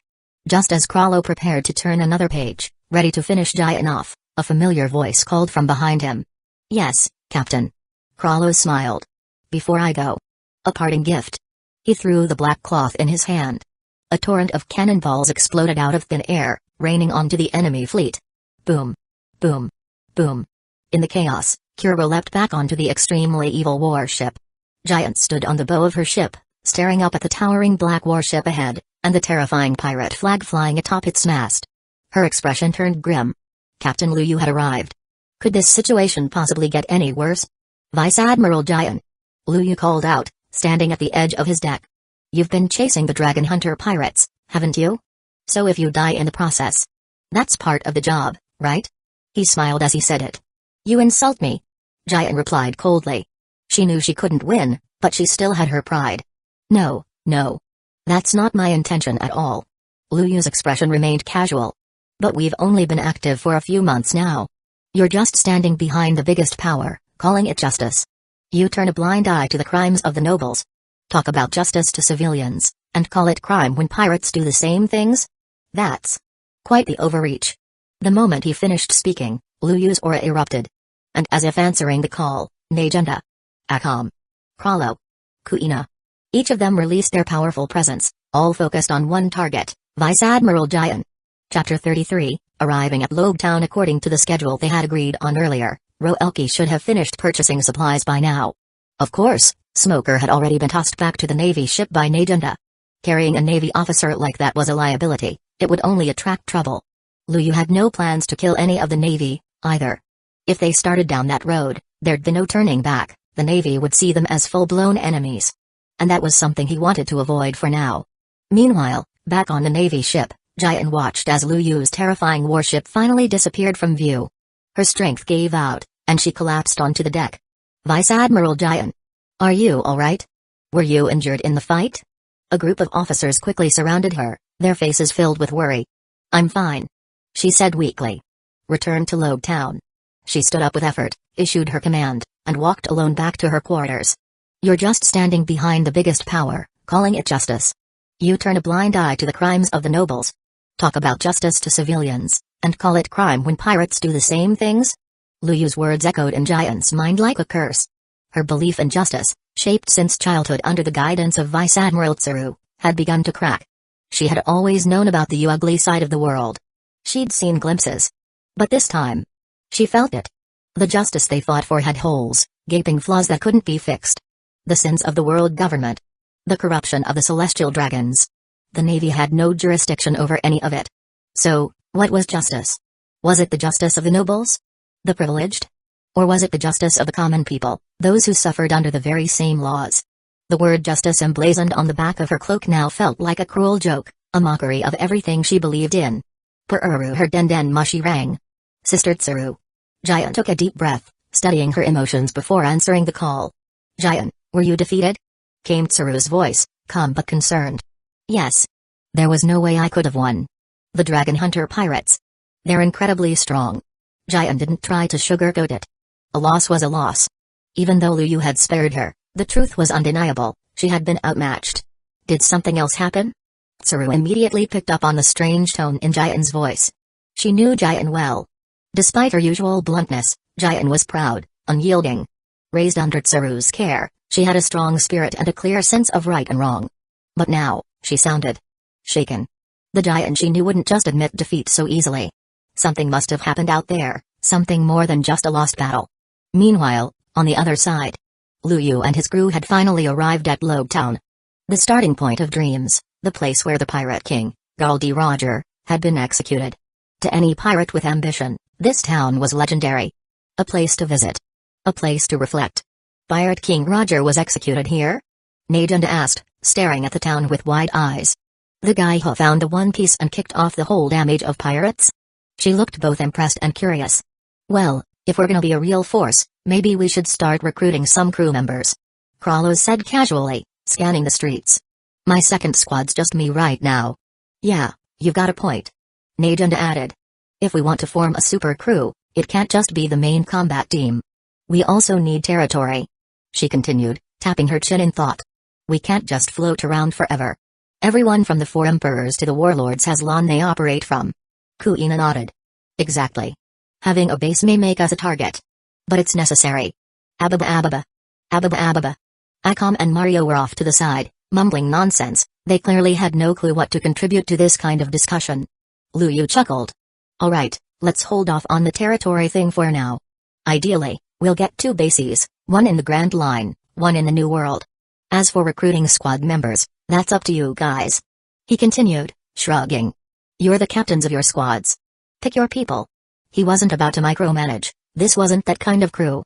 Just like Whitebeard left it to his captains, Lu Yu trusted them to build their own teams. Sounds good to me. Krallo said. This town's the last stop before pirates enter the Grand Line. Should be a ton of strong guys hanging around. Without another word, he vanished into the crowd. Najunda waved and followed suit, time to find potential recruits for her squad. Mario also walked off, asking Lu Yu for a bit of cash to buy tools and repair gear. In the end, only Lu Yu, Akam, and Kuina were left. Well, let's go check out the execution platform. Lu Yu said, stretching lazily. Then we'll grab a bite and wait for the others. Being the captain had its perks, delegation was a beautiful thing. They made their way through the streets until they reached the tall execution platform towering above Lobe Town. This is where Roger died. Lu Yu said, glancing up. The end of one pirate king. And the start of something much bigger. The energy of the place was palpable. A strange atmosphere hung in the air, part reverence, part excitement, part dread. As Lu Yu stood there, taking it all in, a sudden sensation brushed past him. He narrowed his eyes. Someone was watching. He reached out with his observation hockey and instantly locked onto a small, unassuming shop just across the square. An old man sat inside, seemingly harmless. But that strange pressure he'd just felt, it came from him. Lu Yu's eyes sharpened.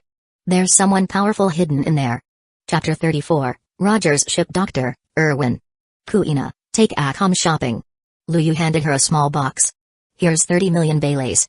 Buy whatever you like. Since Kuina was a native of this world, she understood the local customs and shops far better than Akam did. Letting her take the lead made perfect sense. Shopping? Akam tilted her head, confused. You mean purchasing supplies? She looked at Lu Yu blankly, her tone slow and uncertain. For someone like her, the idea of shopping was alien. That sort of task had always fallen to others, Maine, Leon, or the rest. Nope. Kuina chuckled. Shopping is when us girls go out to buy stuff we want, not just the stuff we need. She leaned down slightly, grinning. You're adorable, Akam. Let's go pick out some cute clothes or something, yeah? Without waiting for a response, Kuina grabbed her hand and led her away. Kuina still carried the weight of her past, but ever since she'd joined the Dragon Hunter pirates, something in her head shifted. This crew was different. They weren't just chasing power or chaos, they were building something real. And if they stayed on this path, maybe, just maybe, she could complete those things she once thought impossible. Her heart felt a little lighter these days. Once the 2 girls were out of sight, Lu Yu turned and walked into a nearby shop on his own. Welcome, young man. What are you looking for? An old man greeted him politely as he stepped through the door. It was a cozy little store, filled with antiques and handcrafted trinkets. Honestly, a lot of it looked pretty high quality. Lu Yu glanced around, then met the man's gaze. "Old sir, I want to know about Raffle," he said, taking a seat on one of the chairs near the wall. "How much do you think information like that would be worth?" His tone was casual, but his eyes were sharp. Lu Yu had a feeling this old man wasn't just some harmless shopkeeper. This store? Definitely a front. As for the guy's real role, well, Lu Yu wasn't sure yet. He only knew that men like this, leftovers from the previous era, often had a lot more going on than they let on. Just like Rayleigh, who worked as a boatman on the Sabati archipelago. When he was broke, he'd go auction himself off to nobles, then kill whoever bought him, take their money, and go drinking. Why did he do it? Who knew? Maybe just to watch how the world changed, how Roger's so-called age of pirates would play out. The old man waved a hand. "Raffle? You're joking, kid. I'm just a shopkeeper. I might know a few things about Logtown if you're interested, but Raffle? That's beyond me." His voice was calm, steady, and a little too practiced. Lu Yu smirked. "Oh? But you just said Raffle isn't in Logtown. How would you know that if you didn't know where it is?" The old man froze for a split second. "Ha ha ha." He laughed heartily, shaking his head. "I didn't expect a sharp young man like you to catch that slip. All right then. You said you wanted to know about Raffle?" The calm aura around him shifted in an instant. The frail old man was gone, replaced by someone alert, strong, and brimming with presence. Lu Yu watched, impressed. If he hadn't been paying close attention, he wouldn't have believed a person could shift their demeanor that quickly. The world's greatest treasure. The one Roger found at the end of the Grand Line, one piece. Lu Yu said casually. "I'm guessing you were on that ship. You followed Roger to that final island. No point hiding it now." Lu Yu had already figured it out. "Haha. You're an interesting kid." The man chuckled. "How do you know I was part of Roger's crew?" "From a hunch to full certainty, that's not a leap most can make." Lu Yu leaned back and smiled. "You started probing me with your aura the moment I walked in. That wasn't a test on my part, I genuinely wanted to know about Raffle. But you gave yourself away. From that moment, I was sure." He tapped the side of his head. "I've got, let's just say, a very solid knowledge base." The man stared at him, then laughed again. "Not bad. You remind me of Roger in his prime. No, maybe you've even surpassed him." He looked up thoughtfully. "I wonder how pissed he'd be if he heard me say that." Then he turned back to Lu Yu and smiled. "Name's Jero D. Irwin. I was the ship's doctor aboard the Pirate King's ship." Lu Yu blinked. Ship's doctor? That wasn't what he expected. If this guy had treated Roger, then his medical skills had to be insane, top tier, even in a world full of monsters. Maybe. Just maybe, he knew why Roger had been terminally ill. That man who conquered the seas had eventually turned himself in, not for fear, but for the sake of his unborn child. "Yeah." Irwin nodded. "I was the first one to spot something wrong with Roger's health. It happened right after we left Raffle." That raised even more questions for Lu Yu. In the original story, the ship doctor was supposed to be Crocus, the same old man who now looked after Laboon, the whale at Twin Capes. Could there have been two doctors on the ship? "Did you work with Crocus?" Lu Yu asked carefully.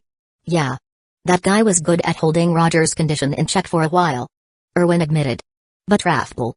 That place was the cause of it all." He looked at Lu Yu seriously. "So, kid, want to hear the whole story?" Honestly, Irwin had made up his mind the moment Lu Yu stepped into the store. The Pirate King had jump-started the age of pirates, but that didn't mean the old crew had to vanish into the shadows. They could still do something. After all, Roger didn't just want to flip off the world government, he wanted to leave behind hope. Lu Yu straightened up. His expression grew serious. "I'd love to hear it." He was all ears now. Whatever secrets this man had, about Raffle, about Roger, about the world's greatest treasure, he wanted them. This was the beginning. Irwin's gaze drifted to the past. "Well then. Let me take you back. To the day we first set sail in search of the mysterious island, Raffle." Chapter 35, Terrible Information. Roger's crew was truly something else. Some were scattered across their hometowns, others remained at the starting point of the Grand Line, and a few were in special places like the Sabati archipelago. Some had risen to become the Four Emperors, those shining titans ruling over the New World. And then, there were those who had simply vanished, leaving no trace behind. But what really caught Lu Yu's attention was the information Irwin had just shared. Before Roger entered that mysterious sea, his health had been perfectly fine, by all medical standards, he was in great shape. But once he stepped into that final, unknown sea, that's when everything changed. Only Roger was affected. None of his crewmates suffered any physical issues. Not one. Realizing something was wrong, Erwin, who was the ship's doctor at the time, immediately began treating him. But no matter what methods he tried, Roger's condition kept getting worse. By the time they reached Raftel, Roger's body had already deteriorated significantly. That's when they invited Crocus to join them. And thanks to the combined efforts of both doctors, Roger's condition was stabilized, just enough to delay his inevitable decline for 5 more years. And then, Roger made the world-shaking decision everyone knew today. He sparked the golden age of pirates. If Roger had lived, the sheer weight of the treasure he carried would have made his pirate crew the world's #1 target. That, combined with certain other mysterious factors, even Erwin didn't know what those were, led Roger to make his final choice. To die. Publicly. And pass the torch to a new generation. So? Lu Yu asked, his voice serious, what exactly did you guys encounter in the seas around Raftel? He had to ask. Whatever harmed Roger had to have appeared there. But then, why was Roger the only one affected? That didn't make sense. Lu Yu still had hopes, no, expectations, for that final island. If he reached it, the world would recognize him as the Pirate King. And the reputation boost alone? Worth it. Erwin smiled. I don't know. He said simply. Maybe only the next person who makes it there will be able to bring back answers. He leaned back, eyes locked onto Lu Yu. If you really do make it there, I hope you come back and tell me what you find. So that was his condition. The reason Erwin was willing to tell all this to some random young pirate? Just that simple, he wanted the truth, someday, from someone who'd been there. Lu Yu narrowed his eyes. Why me? Why do you think I'll come back and tell you? Erwin chuckled. Ha ha ha ha. Interesting question. But I think you already know the answer. The old man gave him a knowing smile, full of that unshakable wisdom you only find in the legends of the last era. They were built different. Their judgment, their decisiveness, their aura, all screamed that they'd lived lives far beyond ordinary. Lu Yu smiled back. If I make it there, I'll definitely come back and tell you everything. But you better live a few more years, Mr. Erwin. I don't want to end up talking to a gravestone when I do. Erwin burst into laughter. Ha ha ha. I was the ship's doctor on the Pirate King's crew. I've got a lot of faith in my body, kid. A few more years? I can handle that. Then he stood up, heading over to a wooden locker in the corner of the room. By the way, he added, I've got something for you. Might be useful on your journey. From the locker, Erwin pulled out a weathered old box, worn and scratched by time. The marks on it made it clear, this thing had survived decades. What is this? Lu Yu asked, eyes lighting up with curiosity. Erwin opened the box slowly. Inside were 2 tightly rolled scrolls, preserved with extreme care. Treasure maps. Erwin said with a grin. One is a map to the treasure of the Rocks pirates, the very same treasure from the Valley of the Gods battle. The other is a map to an eternal pose pointing to a mysterious island. He handed the maps over without hesitation. If you really plan on reaching Raftel, you'll need your own strong pirate crew. That island could be the perfect base for them. Lu Yu's eyes gleamed. Whether it was the Rocks pirates' treasure or the island base, both were massive opportunities. If he could secure them, the Dragon Hunter pirates would see a huge jump in power. Thank you, Mr. Erwin. Lu Yu said with a respectful bow. I promise, I'll be back with the answers you want. These old legends weren't just strong, they were full of charm, wisdom, and stories deeper than any sea. They weren't like the young upstarts nowadays. Time had carved depth into them. And no amount of talent could match that. Oh, right, do you know anything about the Rumbar pirates? Lu Yu suddenly asked. The Rumbar pirates? Erwin looked puzzled, then said, you mean the crew Laboon's waiting for? Lu Yu nodded. Yeah. There's a guy on that crew, goes by the name Brooke. Erwin's expression shifted. The Rumbar pirates disappeared a long, long time ago. He said softly. Do you know how old Laboon is? Lu Yu raised an eyebrow. How old? Almost 900 years. That made Lu Yu freeze. Wait, what? That didn't add up. According to Brooke's own stories, he wasn't that far removed from the current era. Maybe a few decades, sure, but not centuries. And yet, Erwin seemed so certain. Incredible, isn't it? Erwin said, seeing Lu Yu's reaction. The Rumbar pirates must have existed hundreds of years ago. There's no way we'd run into them now. He paused, then added with a sigh, but Crocus and we never told Laboon the truth. Because the only thing keeping that whale alive is hope. The belief that someone will return for him. There was a long silence. Lu Yu clenched his fists. Do you know Brooke?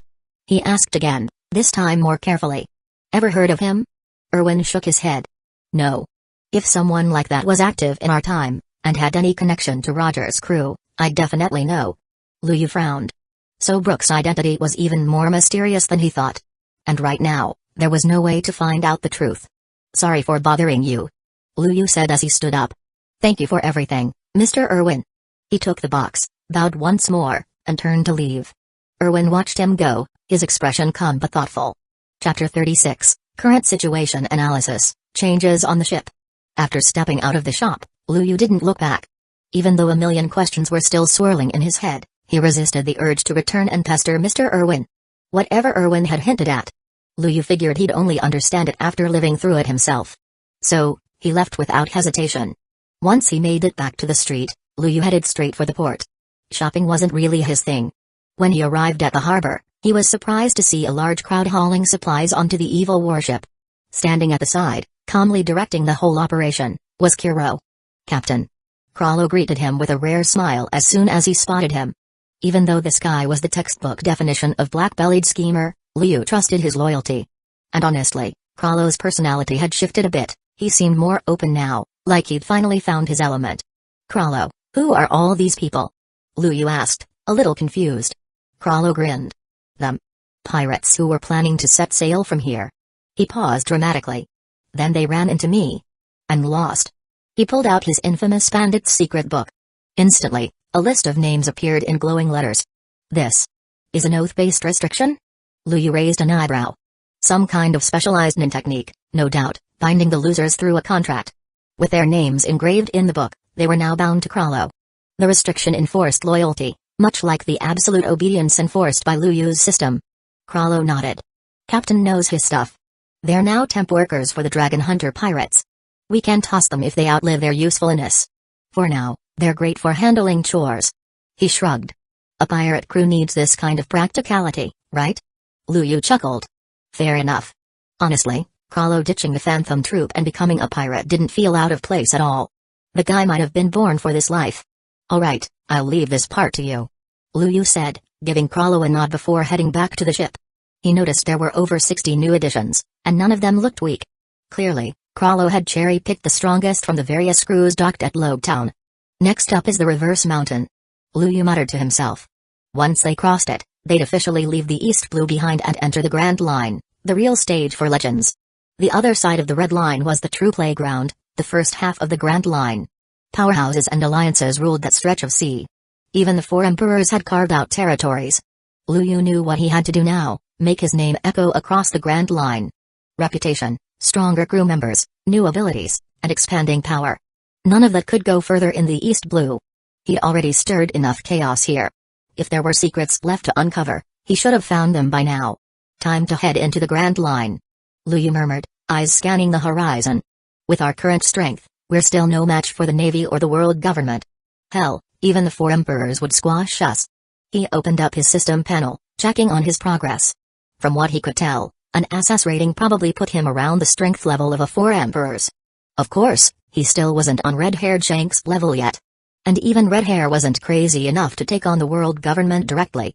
Lu Yu recalled the so-called Celestial Guards he encountered on that noble merchant ship, not Navy, but clearly top-tier enforcement. Those guys weren't mentioned in the anime, which meant the world he was in had a few surprises of its own. Brother Lu Yu, are you okay? Akom's voice snapped him out of his thoughts. He turned around, then froze. Akom stood there in full-blown Lolita fashion, white over-the-knee socks, short frilly skirt, cute little top. Lu Yu's nose practically exploded. For the record, Akom usually dressed in a long black dress. This was an ambush. A goddamn fashion ambush. As a time traveler, and an unashamed anime fan, Lu Yu's defenses were non-existent against this kind of nuclear-level cuteness.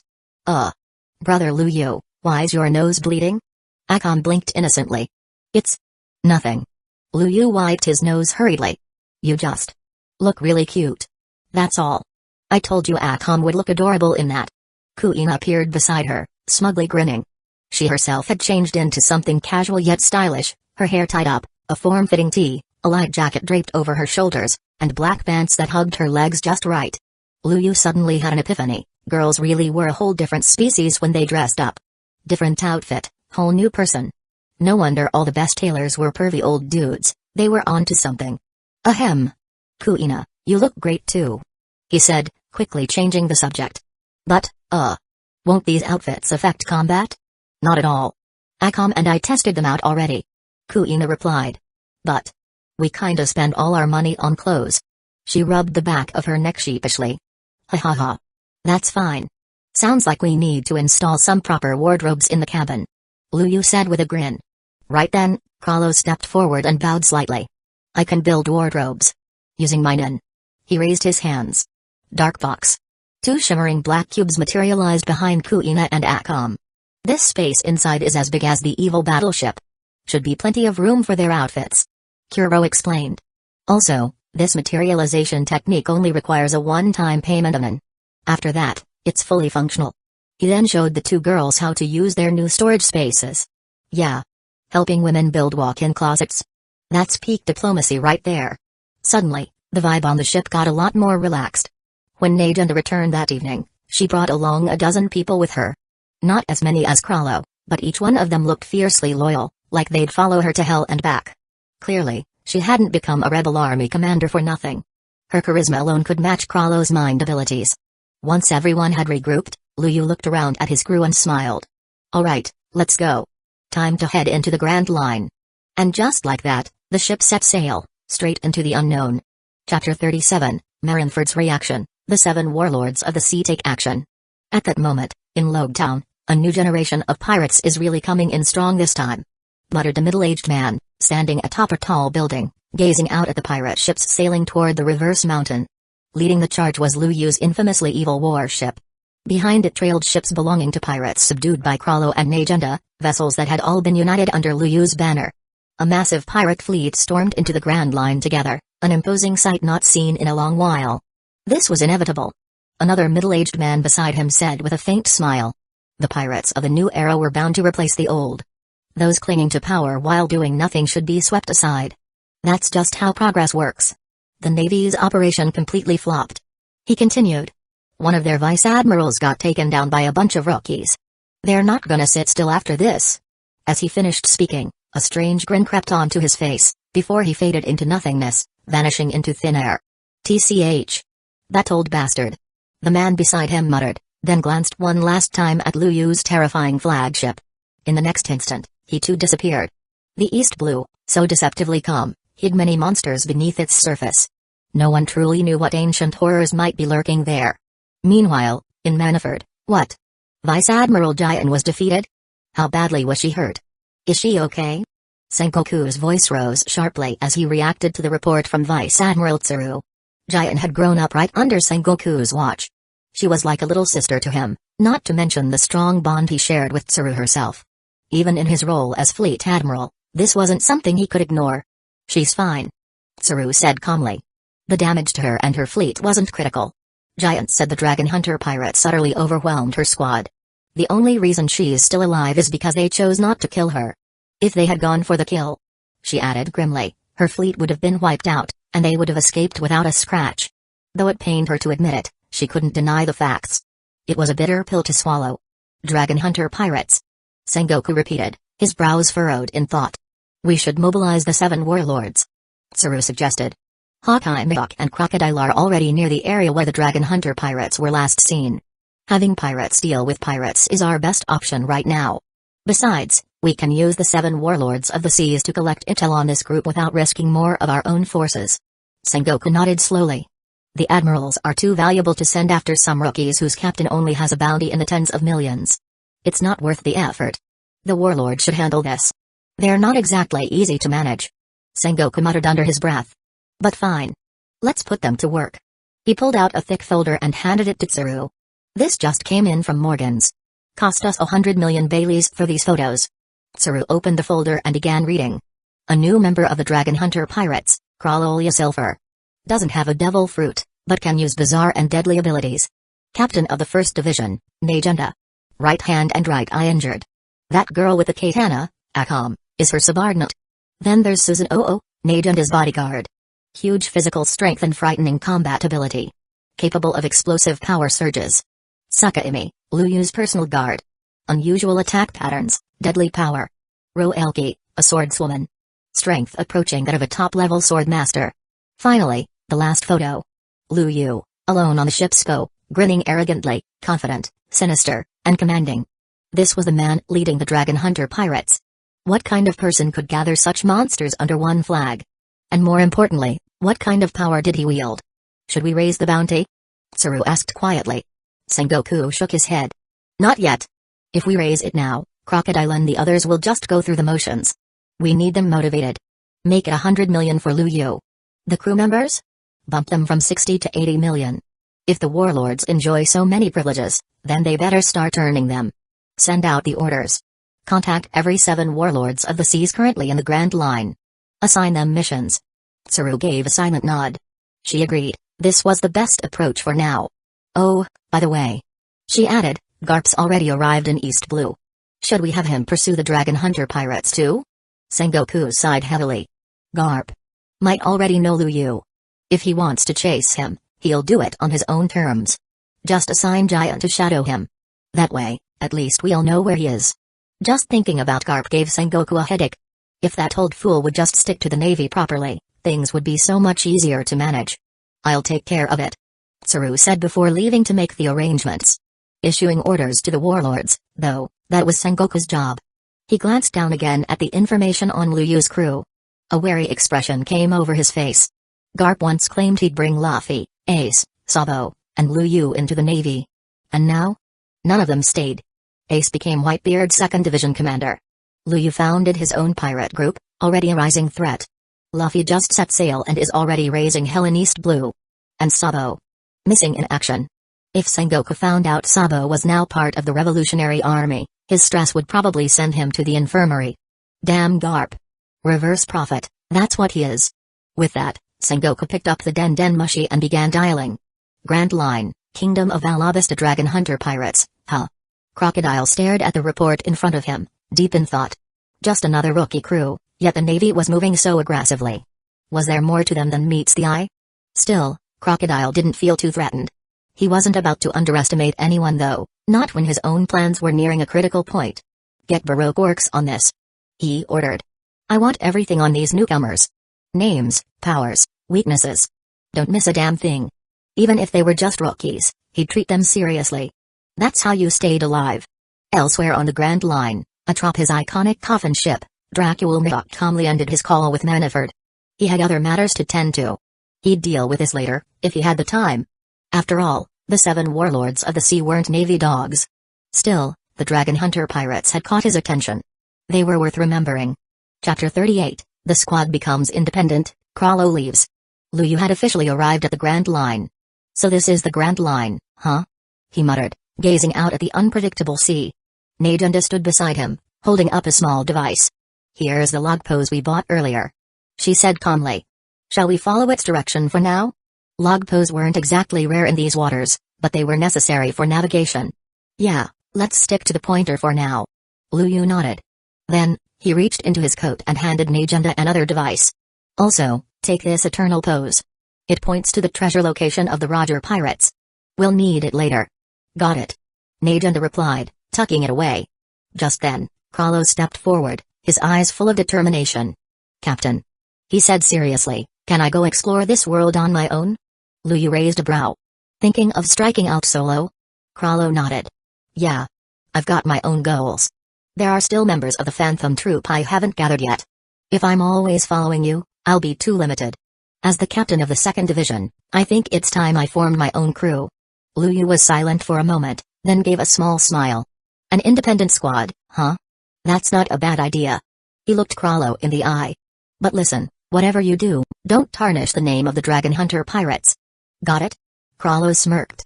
Of course, Captain. I'd never disgrace our name. There's so much out here worth chasing. And I plan to make all of it part of our legacy. Seeing Crawlo's enthusiasm and confidence, Lu Yu couldn't help but be a little proud. This guy felt like someone born for this chaotic sea. All right. Go for it. Lu Yu said with a firm nod. Thank you, Captain. With that, Crawlo took a log pose, jumped overboard, and landed gracefully on a nearby ship. Without wasting time, he gave the order to sail in the opposite direction of Lu Yu's course. That way, they wouldn't overlap, and both squads could expand their name across the seas. Suddenly, A system notification echoed in Lu Yu's mind. Ding.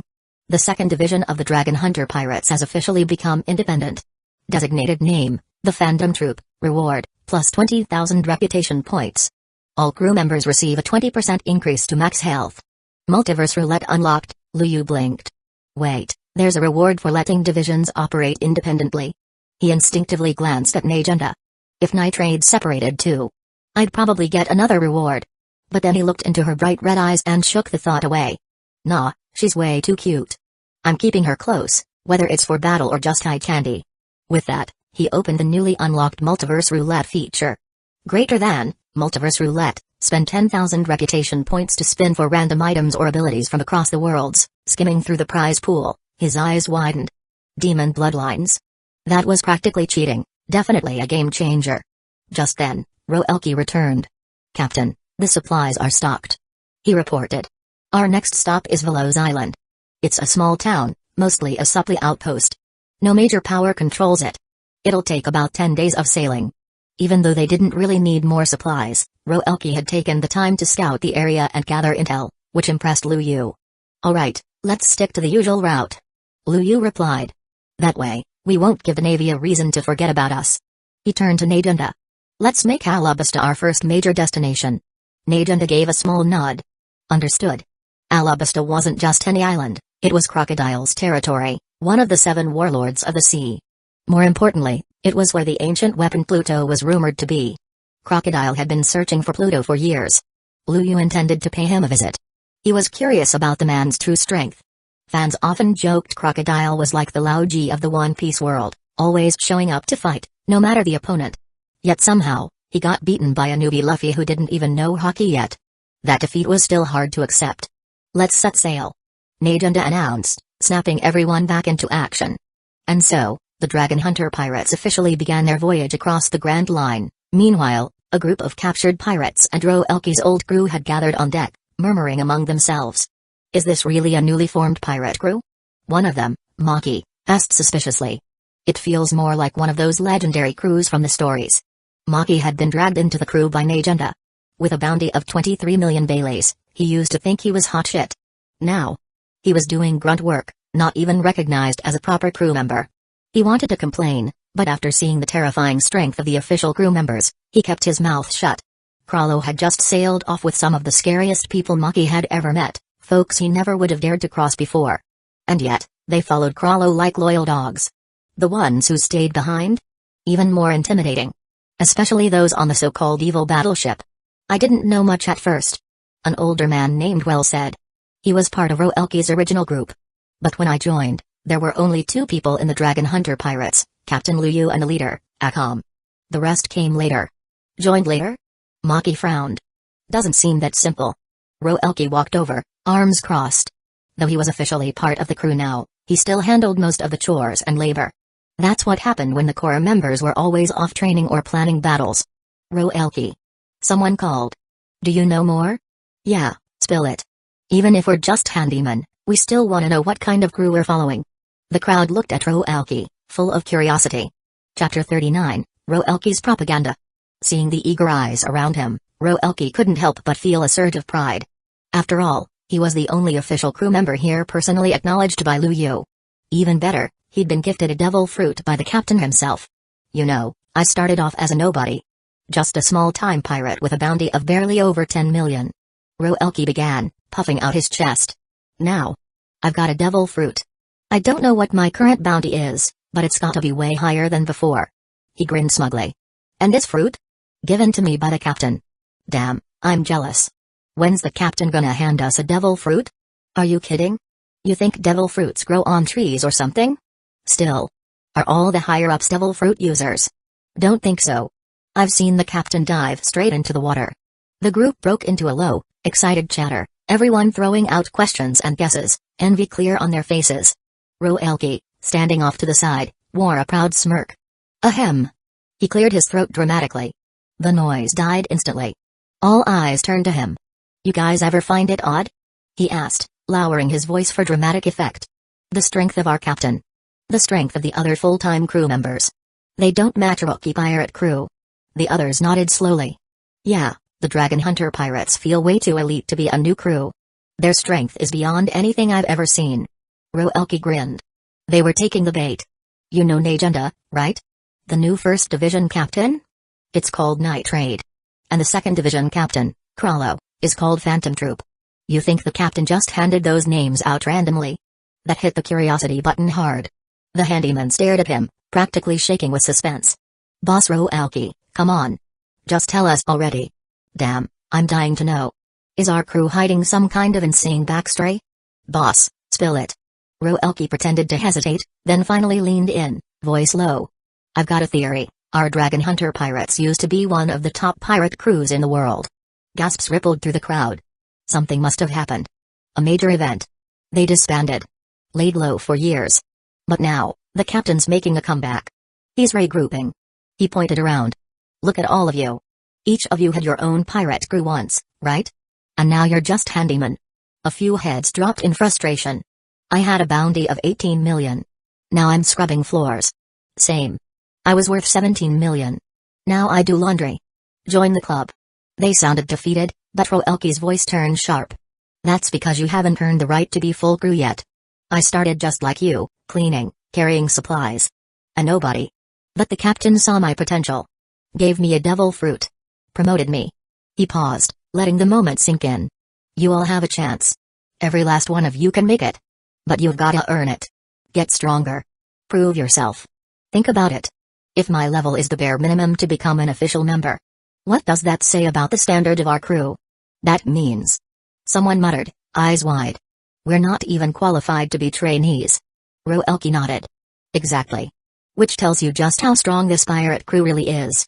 But why did they disband in the first place? That doesn't matter. Roelke shrugged. What matters is that we're back, and this time, we're going all the way to the top. Excitement bubbled up in the crowd like a wave. Damn, this is huge. Just thinking about it gives me goosebumps. Even as handymen. We're part of this. They weren't just nobodies anymore. They were soldiers in the making, future elite members of a crew on the rise. Their captain wasn't just some upstart.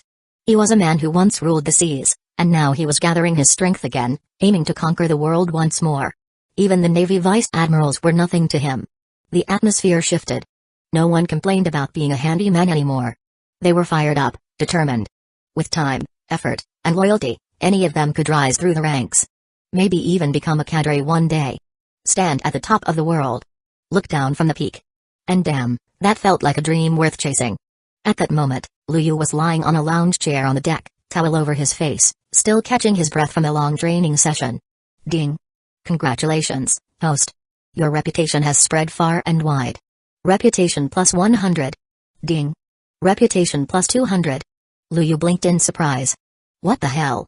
He hadn't even done anything major lately, just trained in peace. How was his reputation skyrocketing? So even staying put and training is boosting it? That was good news. No slacking off from now on. After all, reputation points were the fastest route to power. The moment he had that thought, his fatigue vanished. He sat up, eyes sharp again. Ugh. A flutter of wings caught everyone's attention. A newsbird descended from the sky. Roelke spotted it and quickly stepped forward. It was his job to collect the daily paper. He handed over a few coins, grabbed the rolled-up newspaper, and opened it. What he saw made his breath hitch. Right there on the front page, Luyu, confidently holding his long sword, Tsukahime standing just behind him. A full-blown bounty poster. Roelke's eyes widened as he read the figure beneath it. 100 million. Baileys? He whispered. His hands trembled slightly. Even though he'd just been boasting about Luyu's legendary past, seeing it in print, official, undeniable, was a different feeling. It hadn't even been that long since the Dragon Hunter pirates were formed. Yet Luyu's bounty had already rocketed to 100 million. And not just him, Najenda and Akam had also jumped to 70 or 80 million Baileys. That kind of growth wasn't normal. There had to be history behind them. There was no way they were nobodies before this. Roelke clutched the paper, eyes burning with conviction. This crew. Luyu. They were going to the top. And he'd be right there with them. Chapter 40, Rinnegan. At that moment, Luyu heard the system's prompt ring out again. Yep, another wave of reputation gain. Thanks to the Navy's top-tier PR machine, there was no way Luyu wasn't getting a boost in popularity. Gotta admit, they were actually doing him a solid. Glancing at his system panel, the reputation value had already climbed past 5 digits. Time to consider, who should he recruit next? For now, the fighting force was stacked. Handling the current level of conflict wouldn't be a problem. So, what kind of talent did they need now? Actually, not much. There were no urgent needs at the moment. Just keep training, keep growing, and steadily level up the Dragon Hunter pirates. System, Multiverse Roulette. With a flick of his hand, Lu Yu summoned the Multiverse Roulette. A massive, glowing wheel appeared in front of him, visible only to him, of course. What's the captain doing? Najunda, freshly showered and drying her hair, walked onto the deck. She tilted her head, watching Lu Yu mutter to himself while making strange hand gestures. No clue. Someone shrugged. Brother Lu Yu is always so mysterious. He's probably like that before we even got here. Another added. Looks like some kind of ritual or summoning ceremony. Akam commented flatly, wearing a JK uniform that clashed hilariously with her deadpan tone. Maybe we're getting a new crewmate. Kuina said as she approached, towel around her shoulders. The captain's powers are beyond what any of us can guess. Just hoping it's not another Krallo situation. Dude bailed the moment he showed up. Meanwhile, the roulette wheel spun. 10,000 reputation points per spin. Ding. Congratulations, host. You have obtained the S-level item, 12 Magatama Rinnegan Eyes from the Naruto world. As the announcement hit, a powerful energy surged into Lu Yu's eyes. His vision blurred for a second as his pupils began to morph, rings forming layer by layer, Magatama beads appearing along the outer edges. His entire body was flooded with an overwhelming wave of power. Rinnegan abilities unlocked, Heavenly Hand Power, Shinra Tensei, Bansho Tenin, Elemental Absorption, Dynamic Vision. Soon, the transformation completed. And the system had more good news, ding. Through the Auron amplification, all crew members have unlocked intermediate observation hockey. Ding. Dragon Hunter Pirates' strength has significantly increased. You've gained 10,000 additional reputation points. Lu Yu grinned. Now that's what you call an S-level pull. Not only had he gained terrifying new power, but the system had refunded his spin and boosted his entire crew. Roelki, who had been about to report something, felt the change instantly. He used to be the weakest member of the crew, even after getting a devil fruit. But now, with observation hockey suddenly unlocked in him, his senses expanded like never before. For the first few seconds, it was overwhelming. He couldn't control it at all. But the clarity, the awareness, it was wild. He could sense every movement on the ship, from footsteps to breathing patterns. And in battle? This would be a game changer. Captain. Roelki ran over, holding a rolled-up newspaper. Here's today's news. You and Big Sis have updated bounties. Also, the Navy just issued a public statement. The 7 warlords are being deployed to come after us. Lu Yu's eyes lit up with interest as he took the paper.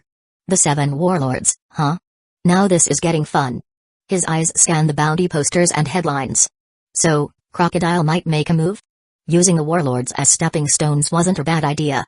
Not only would it bring more attention from the Navy, but it would also put the Dragon Hunter pirates on the global map. Destroying a country in the East Blue. Going toe-to-toe with Vice Admiral Jian and winning. Those feats had mostly been reported internally, to places like Manifred or even Mary Ejos.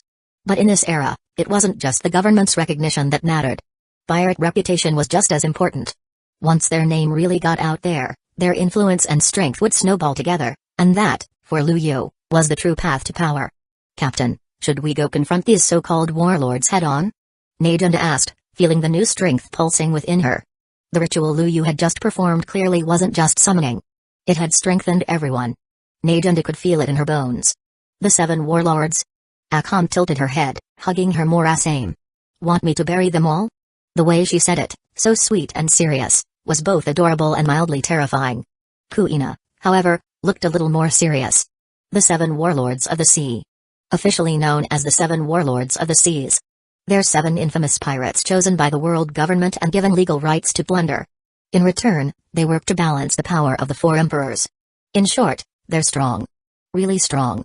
She paused, glancing around at the others. Something about this crew still felt weird. They were powerful, absurdly so, but when it came to general knowledge of the world, most of them were clueless. Besides Lu Yu, they all acted like fresh rookies. Even Krallo, who was cold and ruthless, felt more like a newcomer than a seasoned pirate. The contrast bugged her. They sound like fun. Akam grinned. Should we go hunt them down, brother Lu Yu? No need. Lu Yu replied, waving her off casually. Since the Navy gave them orders, let's see if they came to us. And crocodiles in Alabasta anyway. That's already one of our next destinations. We'll let fate decide. He stretched his arms, clearly not worried. After all, most of those arrogant warlords wouldn't bother chasing down some newcomer pirate crew, especially one they didn't understand. Except maybe Crocodile. That guy was probably bored enough to make a move. The rest of the crew was buzzing with excitement. They weren't scared, far from it. Thanks to Roelke's relentless brainwashing campaign, fear was no longer in their vocabulary. Chapter 41, The Identity of the Pirate, Kuina's Purpose. A week later, Lu Yu and his crew arrived at Veloz Island, 3 days earlier than expected. Despite the journey being smooth, Lu Yu couldn't help but feel a bit bored during the days at sea. As soon as they docked, he stepped off the ship, eager to stretch his legs and see the island. Veloz Island was ordinary, no major powers ruled here. But due to its unique geographic location, pirates had an unspoken rule not to cause trouble on this island. Brother Lu Yu, Kuina and I are going shopping, Akam announced with a straight face before vanishing into the crowd with Kuina at her side. Najunda wandered off in search of a place to drink. Meanwhile, Lu Yu entered a lively bar on his own. The place buzzed with chatter, overflowing with all kinds of rumors. Have you heard? A pirate crew called the Dragon Hunters just entered the Grand Line. I heard they're total rookies, right? Yeah, but apparently they're strong. The Navy's already paying close attention to them. PFFT, a bunch of newbies. They don't even understand what it means to be pirates. Just tweening it. Exactly. They'll be an impel down before long. Laughter followed. The bar was filled with pirates discussing recent news. Alongside talk of Lu Yu's dragon hunters, the 7 warlords of the sea came up, especially Hawkeye Mihawk. His rampage from the Grand Line into the East Blue had shaken many. Anyone who stood in his way had been mercilessly cut down. The title of world's greatest swordsman wasn't just for show. Lu Yu sat down and ordered a meal. Each island had its own flavors, and he always enjoyed trying something new. Nearby, another conversation caught his ear. Did you hear? That guy kid showed up in the Grand Line. Yeah, and I heard he's recruiting crew already. Maybe we should join him. They're aiming to challenge the 4 emperors. You mean us as Kid's crew? Lu Yu paused mid-bite. Kid. So he's already making moves? And with a decent reputation, recruiting becomes easy. Lu Yu realized he needed to raise his own notoriety fast. Otherwise, even these low-tier pirates would continue calling him a rookie behind his back. Boss. Check, please. He tossed a stack of Baileys on the counter and stood up to leave. The bar was a good place for rumors, but nothing useful today. These guys hadn't even seen the wider world. Just as he turned to leave, a large, muscle-bound man stepped in front of him, blocking the way. Hey, kid, you seem to be loaded. Why don't you share some of that with me? Robbery? Lu Yu raised an eyebrow. Since when did pirates stoop to petty theft? You're a disgrace to real pirates. He muttered, stepping aside to walk around the man. It wasn't that Lu Yu feared conflict. This kind of person just wasn't worth his time, driven by nothing but desire, with no ideals or purpose. Killing him would only stain his hands. What the hell did you just say to me? I've been roaming the seas for 4 years. You think you can disrespect me? Pretty boy, you're dead meat. The brute swung a massive fist at Lu Yu. Lu Yu barely moved. A surge of sharp energy burst from his body, slicing clean through the man's arm like a blade. It was the energy he'd gained from Krallo, now completely under his control. You dare call yourself a pirate? Boom. The man's body exploded into a bloody mist. Lu Yu calmly stepped out of the bar, unfazed. Wait. That guy. Wasn't that Lu Yu, the captain of the Dragon Hunter pirates? No way, that was him? He's a monster. Just one move. Now I kind of want to join them, but they're just a rookie crew, right? Still. Did you see that power? The bar buzzed with fear and awe. Outside, Akam and Kuina had just returned. Brother Lu Yu, look. I bought so many cute clothes. Akam grinned, her hands full of bags. The town was small, so they had quickly finished exploring and shopping. Lu Yu smiled. Glad you found what you liked. Let's get ready to head out, there's nothing more to learn here. He then glanced at Kuina. By the way, your appearance in the East Blue, it wasn't just to find that sword, was it? Kuina raised an eyebrow, but smiled knowingly. Well, picking up Wado Kamenji was just a bonus. Are you finally curious about my real reason for being here? You've never asked until now. Because back then, it didn't concern the crew. But now. Lu Yu replied, his voice calm but firm, you're part of the Dragon Hunter pirates. Your business is our business. Kuina stopped walking. A strange look flickered across her face. Then, her eyes brimmed with tears. Captain. Thank you. She stepped forward and hugged Lu Yu from behind, her voice trembling slightly. Kuina, you Don't move. Just let me stay like this for a moment. Luyu fell silent as she sobbed quietly against his back. Eventually, her sobs faded. My father. Is Kazuki Koshiro? Yes. He's part of Wano's royal family and head of a renowned sword-forging clan. Besides swordsmanship, our family also carries ancient forging techniques. But all of it was ruined when Kaido appeared. Kurizumi Orochi conspired with Kaido to seize control of the Land of Rivers. That's why I fight. As for why I came to the East Blue, it's because of a secret transaction happening here, one involving the four emperors, especially Kaido. Luyu nodded. So the deal was happening here. And the Don Quixote family's behind it, aren't they? Doflamingo, the warlord of the sea. He runs the underground arms deals. If you want to trace the network, Doflamingo's your guy. Kuina nodded. I know. But it's not just about what's on the surface. There's something deeper. The Don Quixote family handles the trade, but the distribution? That's controlled by a massive web of underworld networks. Those hidden channels. They're the real threat. Luyu understood now. Kuina's real plan wasn't just to intercept the arms, it was to sever the financial lifeline of the beast's pirates.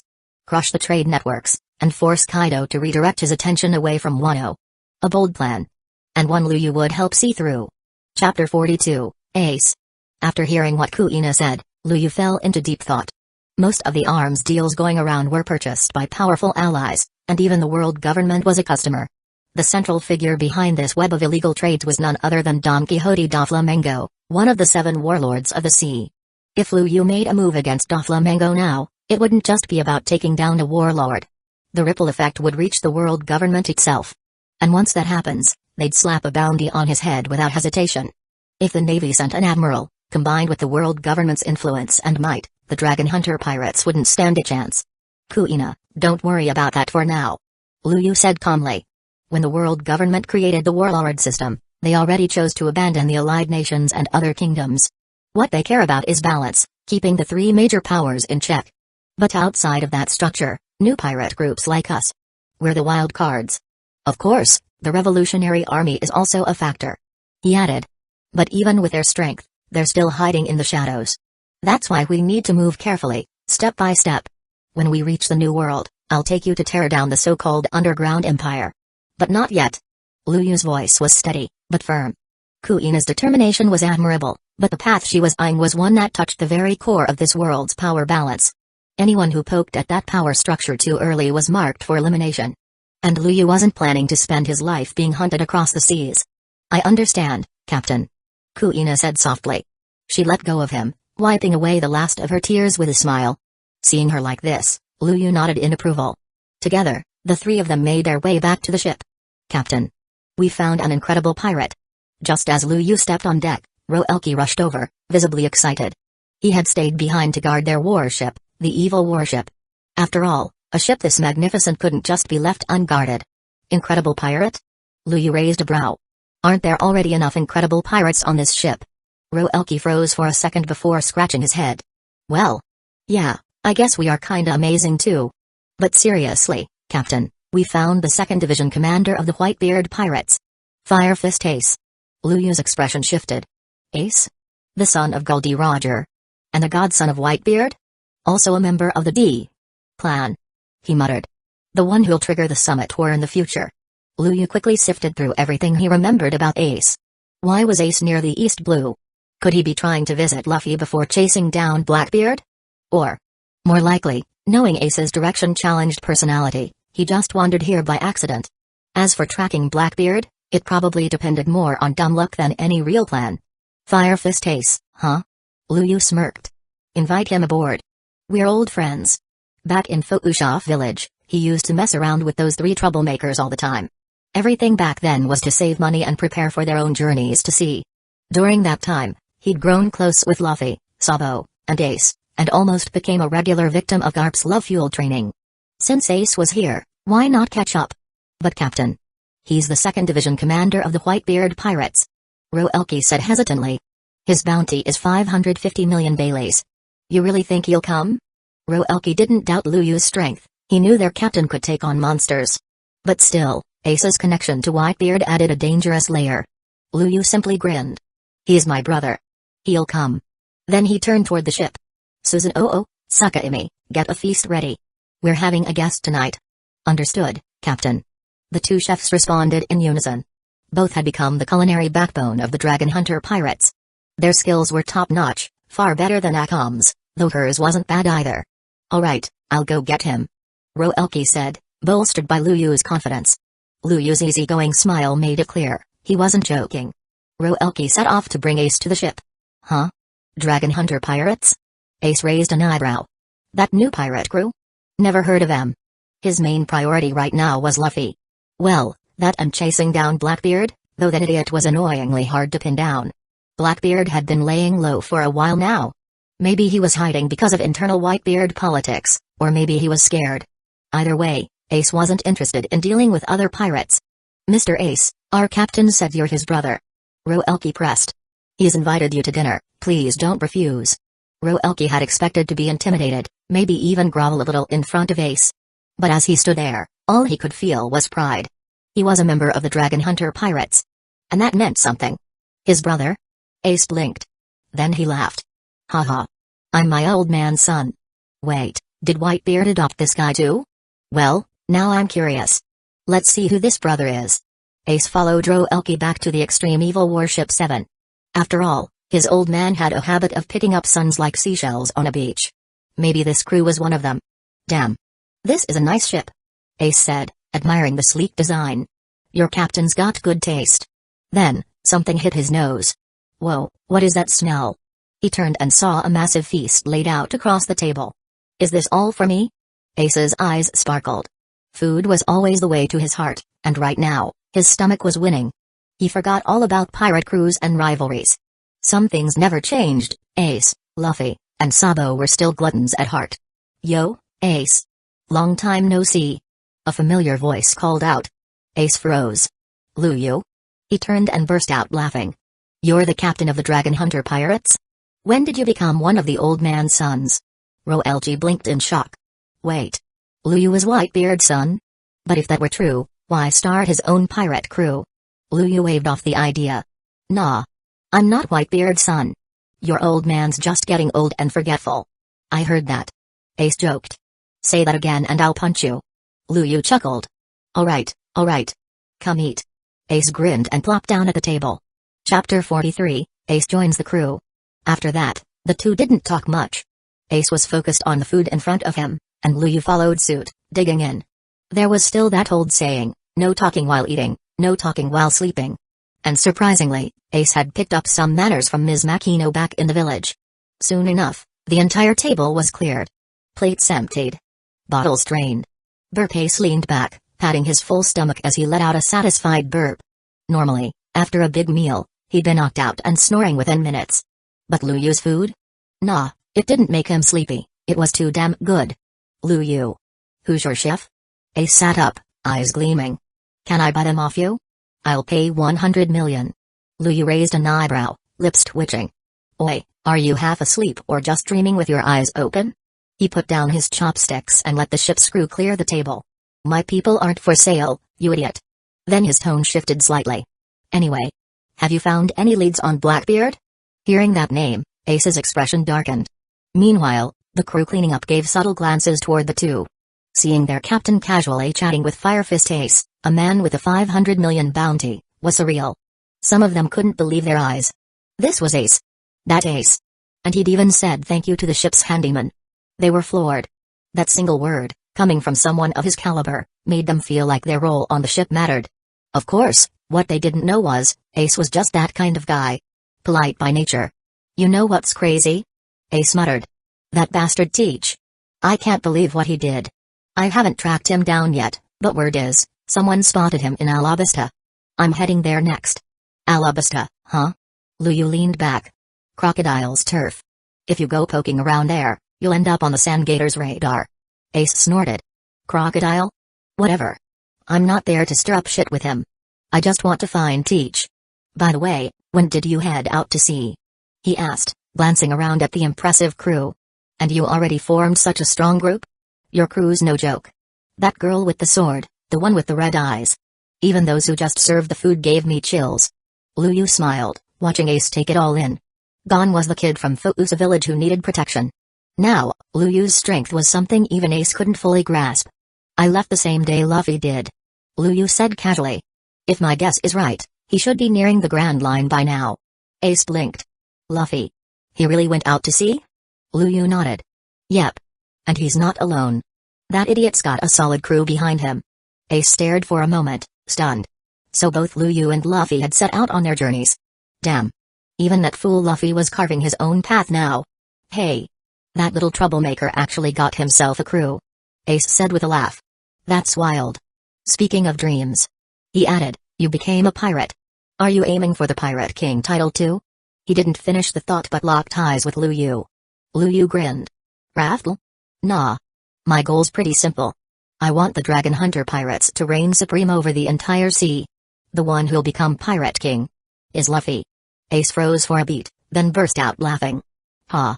You really said that with a straight face. Reign over the sea, huh? Actually. Ace paused, eyes twinkling.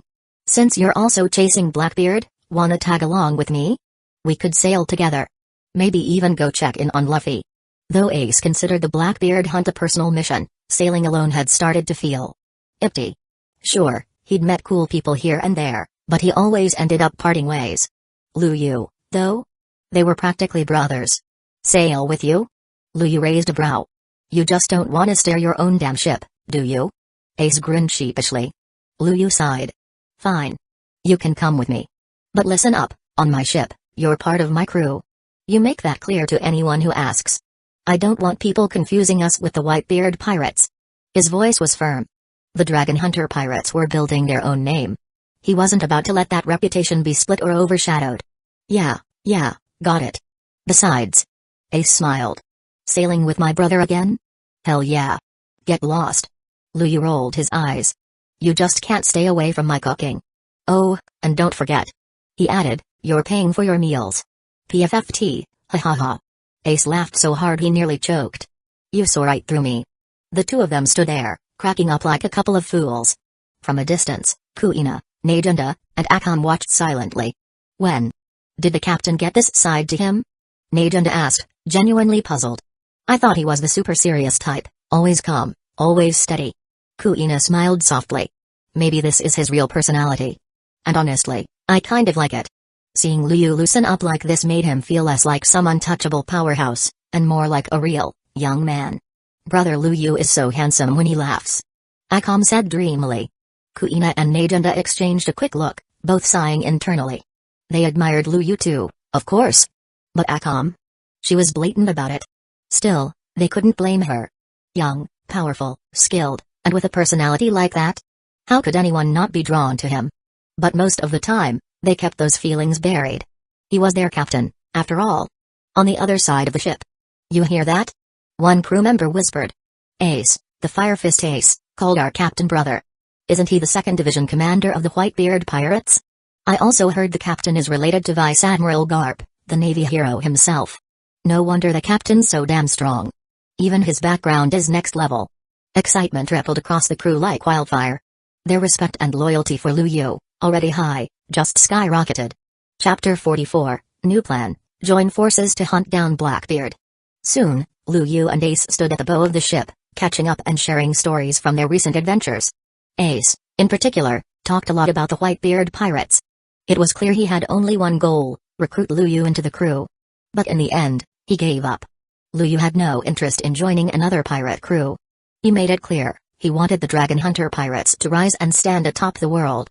With a dream like that, how could he possibly join someone else's crew?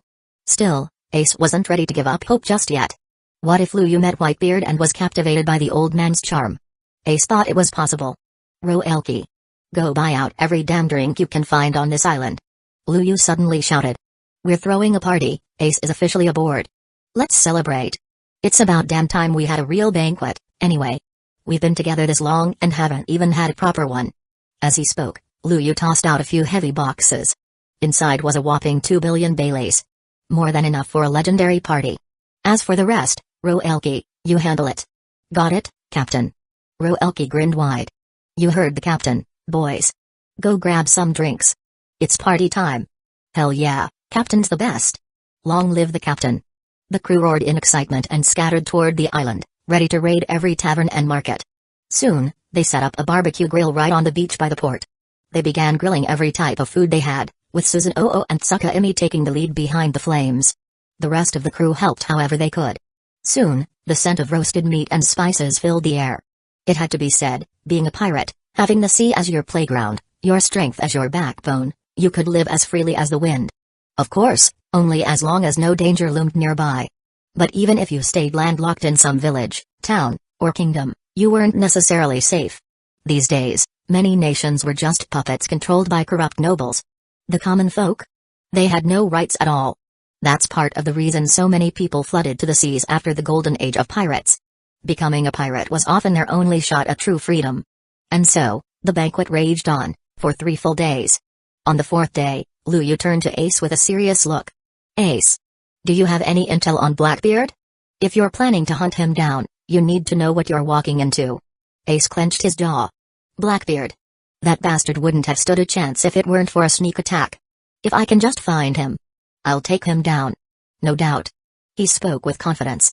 After all, Blackbeard had always been a background figure in the Whitebeard pirates. Quiet, unassuming, not someone who ever stood out. Whitebeard's crew was built on trust. Betrayal was unthinkable. So to Ace, the only logical explanation was that Blackbeard ambushed Thatch. Lu Yu, however, shook his head. You're underestimating him. Blackbeard's way stronger than you think. He's got insane armament hockey, monstrous physical strength, and now, he's got the power of the dark fruit. Lu Yu's voice was calm but heavy. I'm not trying to rain on your parade, but right now, you don't stand a chance against him. Ace's eyes narrowed. He wanted to protest. Ace was talented, and he trained like hell. But Lu Yu continued. Don't forget, Blackbeard's been hiding in the Whitebeard pirates for decades. He's from the same generation as Red Hair Shanks. The guy's been lurking in the shadows longer than you've even been a pirate. Ace's fists tightened. Lu Yu, are you serious? How could someone that powerful stay hidden? I lived with the guy. He's just some average crew member. If he really had all that strength, how come nobody noticed? Lu Yu met his eyes. Because nobody was looking. The Whitebeard pirates trusted each other too much. Blackbeard played the long game. Plus, your flame fruit? The dark fruit can completely absorb any elemental attack. Your flames won't mean jack. Add his physical abilities and potential backup. If you go alone, you're walking into a slaughter. There was no hesitation in Lu Yu's tone. Ace stayed silent for a long moment. Then exhaled. Damn. I guess you're right. Maybe I do need to go back to Dad. Talk to the old man about this. Lu Yu rolled his eyes.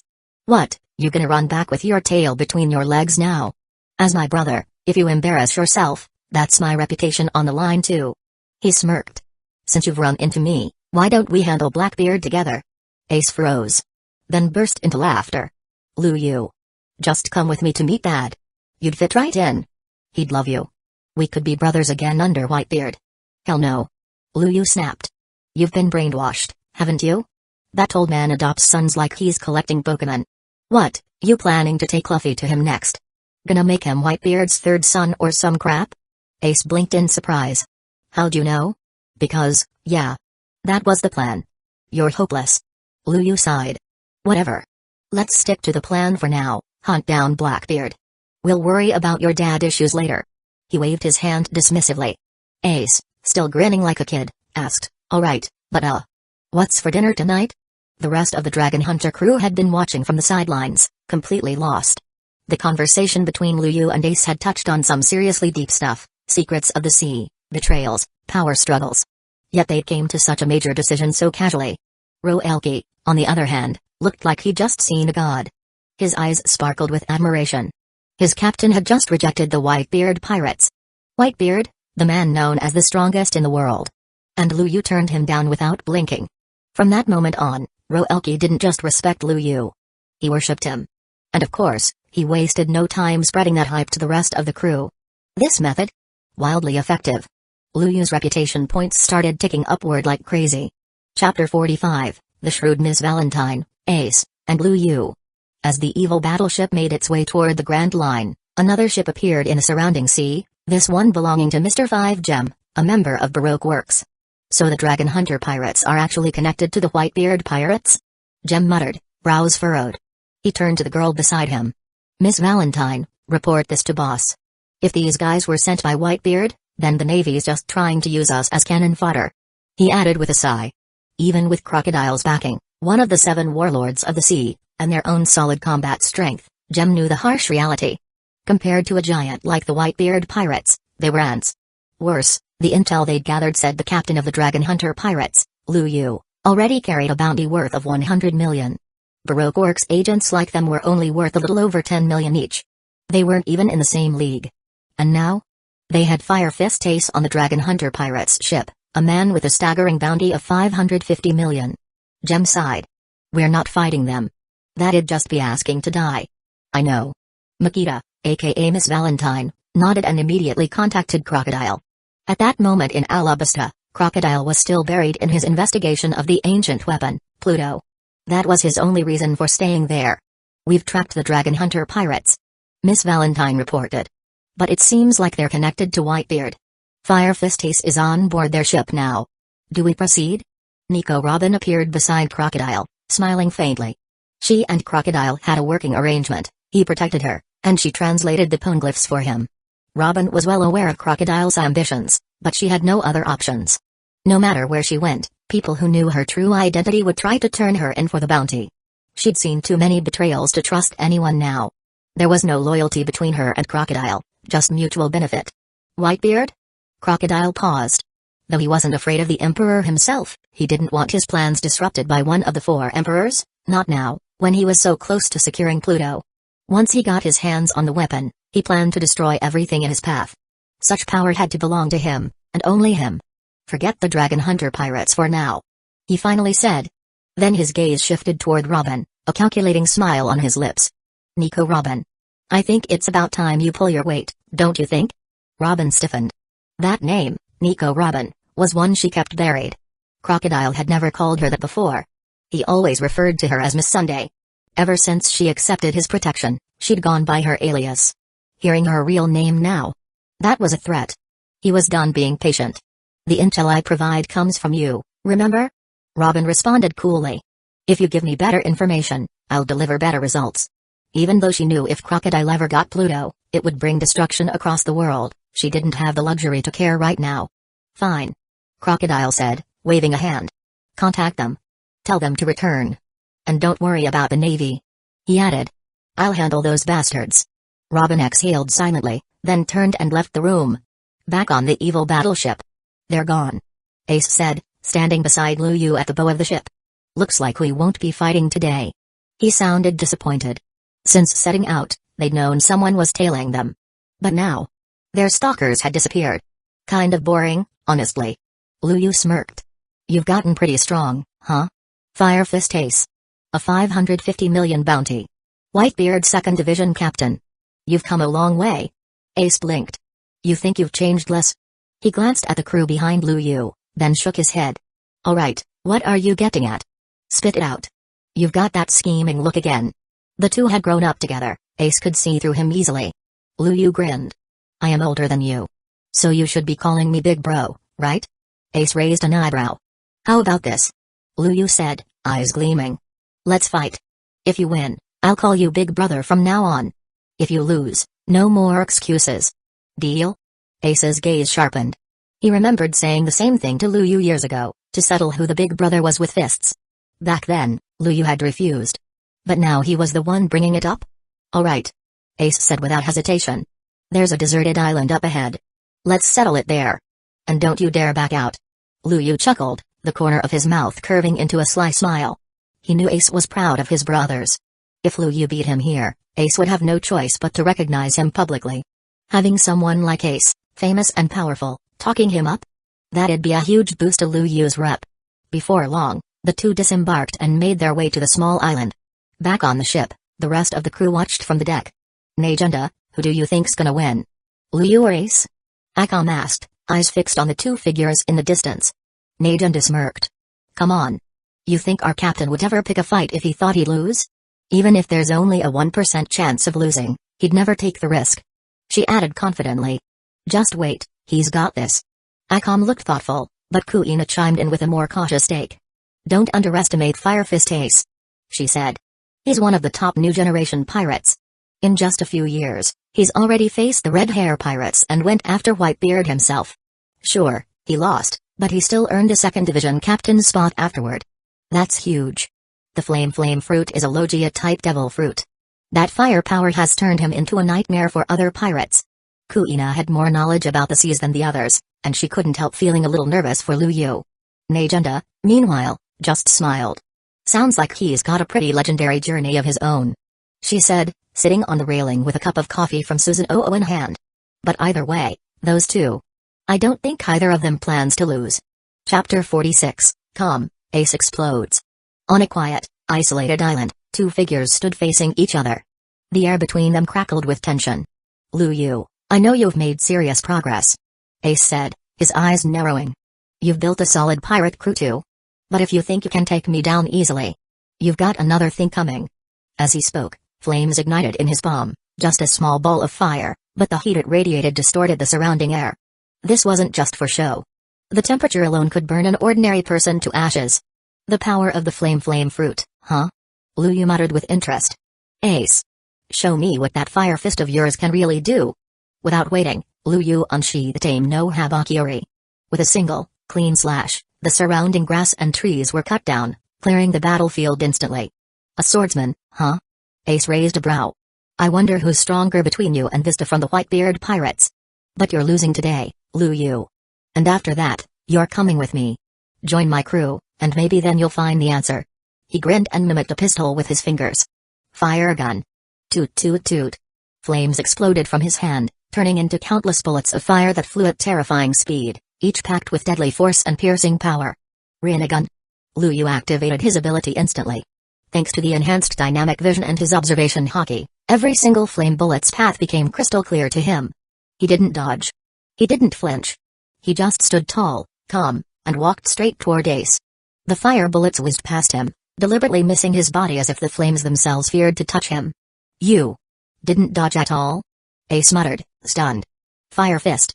Ace's signature move roared to life, an enormous fist of flame surged forward like a runaway train. Lu Yu's body shifted in an eerie motion, slipping past the fire with ease. Then, in a flash, he charged straight at Ace. Firefly Flame Buddha. Just before Lu Yu could strike, sparks danced into the air. Boom. Boom. Boom. Explosions erupted all around. Smoke and dust swallowed Lu Yu whole. Ace took a few cautious steps back, chuckling nervously. Hey. I didn't overdo it, did I? But deep down, Ace felt something he hadn't expected, pressure. He hadn't even landed a proper hit on Lu Yu yet, and from the speed and fluidity of Lu Yu's movement, Ace knew this wasn't the same guy they once protected. Lu Yu's strength might not be greater than his, but it was dangerously close. One mistake, and it could end badly. Honestly, that was kind of weak. Lu Yu's voice rang out. He stepped out from the cloud of dust, completely unharmed. Not even his clothes had a speck of soot. Seriously, Ace, is this what you've done with the flame fruit since you got it? Feels like you're just trying to warm me up. The flame fruit is about more than fire. It's about heat, combustion, and sticking power. So what are you playing at? Ace's eye twitched. Yo, Lu Yu. We're sparring here. Isn't that a little arrogant? Fire fist, big explosion. Ace had enough. Lu Yu's trash talk got under his skin. This time, when he launched a fire fist, it detonated midair, just before reaching Lu Yu, to prevent him from sidestepping again. The explosive shockwave rippled across the battlefield, heat and force swirling together for maximum destruction. You better start using observation hockey properly, Ace. Lu Yu's voice came from behind. Or I might just take your head. Ace turned just in time to feel a sharp slash at his neck. Lu Yu's blade had struck clean. But instead of blood, a burst of flame replaced Ace's body. His elemental transformation saved him. He leapt back, sweat forming on his brow. Lu Yu, are you serious right now? That was armament hockey. You actually tried to kill me. If I hadn't transformed fast enough, I'd be dead. Lu Yu scratched his ear, unfazed. You're not dead though, are you? Come on, let's keep going. I believe in your strength. And hey, I warned you. If you can't react fast enough, you don't deserve to win. Ace's expression hardened. At first, he thought Lu Yu had just gotten stronger. Now, he realized, Lu Yu was on a whole different level. His fighting instincts, strength control, and even his ability to manipulate an opponent mid-battle. When the hell did Lu Yu become this damn strong? Alright then. Ace said through gritted teeth. I won't hold back anymore. Get ready for the full force of my rage. In an instant, his body turned to flames, rocketing into the air. The ground beneath them scorched as the flames around him burned so hot that even the stone started to melt. Ace wasn't just throwing out fancy moves, he'd been working hard on developing his fruit's potential. Finally, the heat felt real. Dangerous. Still, it wasn't enough to phase Lu Yu. Flame Emperor, Cage. Flame Emperor, Cage Destruction. Ace flew higher, then slammed his palms together. Two massive orbs of fire formed, his most powerful attack, Anti-I. Boom. The explosion obliterated everything nearby, trees gone, the sea erupting into waves from the force. Watching from afar, Kuina's jaw dropped. Are they really brothers? She asked. They're fighting like enemies ready to kill each other. Najunda chuckled. Well, Kuina, don't you have observation hockey? Yeah, but the captain. Najunda cut her off, her tone more serious now. Kuina activated her hockey, eyes scanning the battlefield. There, emerging from the aftermath of the explosion, was Lu Yu, walking out completely unscathed. A translucent shield surrounded him, untouched by flame or debris. Not even a fleck of dust clung to him. Then, oddly enough, Lu Yu bent down and rubbed some ash and soot on his face and clothes. Kuina blinked. Wait. Is he dirtying himself on purpose? Chapter 47, You are developing in the wrong direction. Pa. Pa. Pa. A terrifying force erupted from Lu Yu's body, instantly blowing away the surrounding flames and dust. He clapped his hands together and stepped forward with a smirk. Ace, this kind of attack. It's just the basic move of the flame fruit, right? He glanced at the scorched battlefield. That flashy crap from earlier? That's not your style. Not at all. There's gotta be more. Something deeper. Show me what you really got. As Lu Yu finished speaking, the air around him rippled with power. The pattern in his eyes spun wildly, Rinnegan in full activation. Then, boom, a massive skeletal arm appeared behind him, gripping a long sword. It came crashing down in a single slash. Fire Fist! Ace shouted, launching a fiery punch with everything he had. But he was already running on fumes. Those two Flame Emperor moves earlier had drained most of his stamina. And now, with Lu Yu unleashing this freakish power, Ace didn't dare hold back anymore. The fire clashed with the skeletal sword, and was sliced clean in half like it was nothing. Ace's eyes widened. He couldn't believe it. The flames didn't even slow it down. Faced with such terrifying force, Ace did the only thing he could, retreat. Sakami. Lu Yu raised a hand. In the blink of an eye, a tall humanoid figure materialized in front of Ace. Bang. Before Ace could even react, Sakami's fist smashed into him, launching him across the battlefield. It's over. The direction Ace flew in just happened to be right where Lu Yu was standing. Lu Yu raised aim no haba hidden mist village, his hand cloaked in swirling black armament hockey. Oh my god, you're really gonna kill me? Bro, chill. I give up. I was wrong, okay? Right as Lu Yu was about to strike, Ace cried out in surrender. No joke, man, what was he supposed to do? Wait until Lu Yu actually clobbered him before tapping out? Hell no. Getting beaten to a pulp just to save face? Not worth it. Ace knew when to fold. Better to swallow some pride than a mouthful of dirt. Bang. Sakami appeared right where Ace landed, catching him mid-fall and gently placing him down on the ground. Then it calmly walked back behind Lu Yu. That thing is also your ability? Ace stared at the tall, armored spirit standing behind Lu Yu. It looked human, sure, but his observation hockey told a different story. That wasn't a person. And that same eerie aura? It matched the one coming off the ship, Susan Oh. No wonder Ace had that weird gut feeling during their fight. My guardian spirit weapon. Lu Yu said casually. His name's Sakami. Anyway, I think the fight just now cleared up a few things, yeah? Whether it's strength or age, I'm clearly the big brother here. He grinned. You better go tell Luffy that, or I might have to knock some sense into him too. Haha. That kid Luffy, huh? Ace chuckled, shaking his head. But for real, why didn't you show this kind of power earlier? If I'd known how strong you were back then, we could have gone to sea together. Hell, we might have even had a shot at taking down Dad. Lu Yu waved him off. Nah. You still need to be Whitebeard's son. But hey, even if you're not on my crew, even if you sail a different path, you can still shout to the sea, Lu Yu, captain of the Dragon Hunter Pirates, is my brother. Ace rolled his eyes, smirking. Man, you really love hyping yourself up, don't you? The two of them laughed and walked side by side back to the extremely evil warship. But as soon as they stepped aboard, Lu Yu's tone turned serious. Ace. He said flatly, you've been developing in the wrong direction. That caught Elki's attention. He was carrying supplies nearby and immediately froze. Lu Yu rarely spoke about devil fruit abilities, especially his own. Most people on the crew figured he didn't even have a devil fruit, since he wasn't affected by seawater. Roelke had assumed Lu Yu's power came from something else entirely. So hearing him talk about development direction now? Yeah, that was worth stopping for. Wrong direction? Ace raised an eyebrow. I feel like I've been doing pretty well. My strength's gone up a lot. But lately, yeah, I've hit a wall. Feels like my Flame Emperor techniques just drain me too fast. Way too much stamina burn. I can't keep them up in a drawn-out fight. He scratched his head, frustrated. I'm stuck, man. If anyone else had said that, Ace would have brushed it off. But Lu Yu? He clearly knew what he was talking about. During their fight, he'd picked apart Ace's ability usage almost instantly, and kept pointing out its flaws. There was no denying it now. Your fruit is Logia type, flame fruit. Lu Yu said. Its core is simple, control and enhancement of flames. But you focused way too much on control. You barely scratched the surface on enhancement. He leaned back, voice calm and precise. The true strength of fire can be summed up in two things, temperature and burning. High temperature brings destructive force. And burning, true burning, means leaving damage that lingers. Ace tilted his head. Temperature and burning? But my Flame Emperor already has insane heat. And my Fire Fist? It sticks to enemies and explodes. Isn't that burning?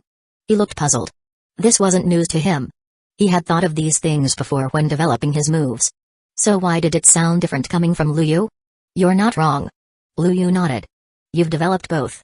But you've been chasing style over substance. All your moves, they're flashy, huge, overwhelming. You could call it violent aesthetics. But Ace, have you ever stopped to think about efficiency? In real battles, it's not about how cool your moves look. It's about survival. It's about putting down your enemy, fast, clean, absolute. Only after that can you worry about flair. His tone was low, but firm. And Ace knew he was right. His journey had been smooth. Too smooth.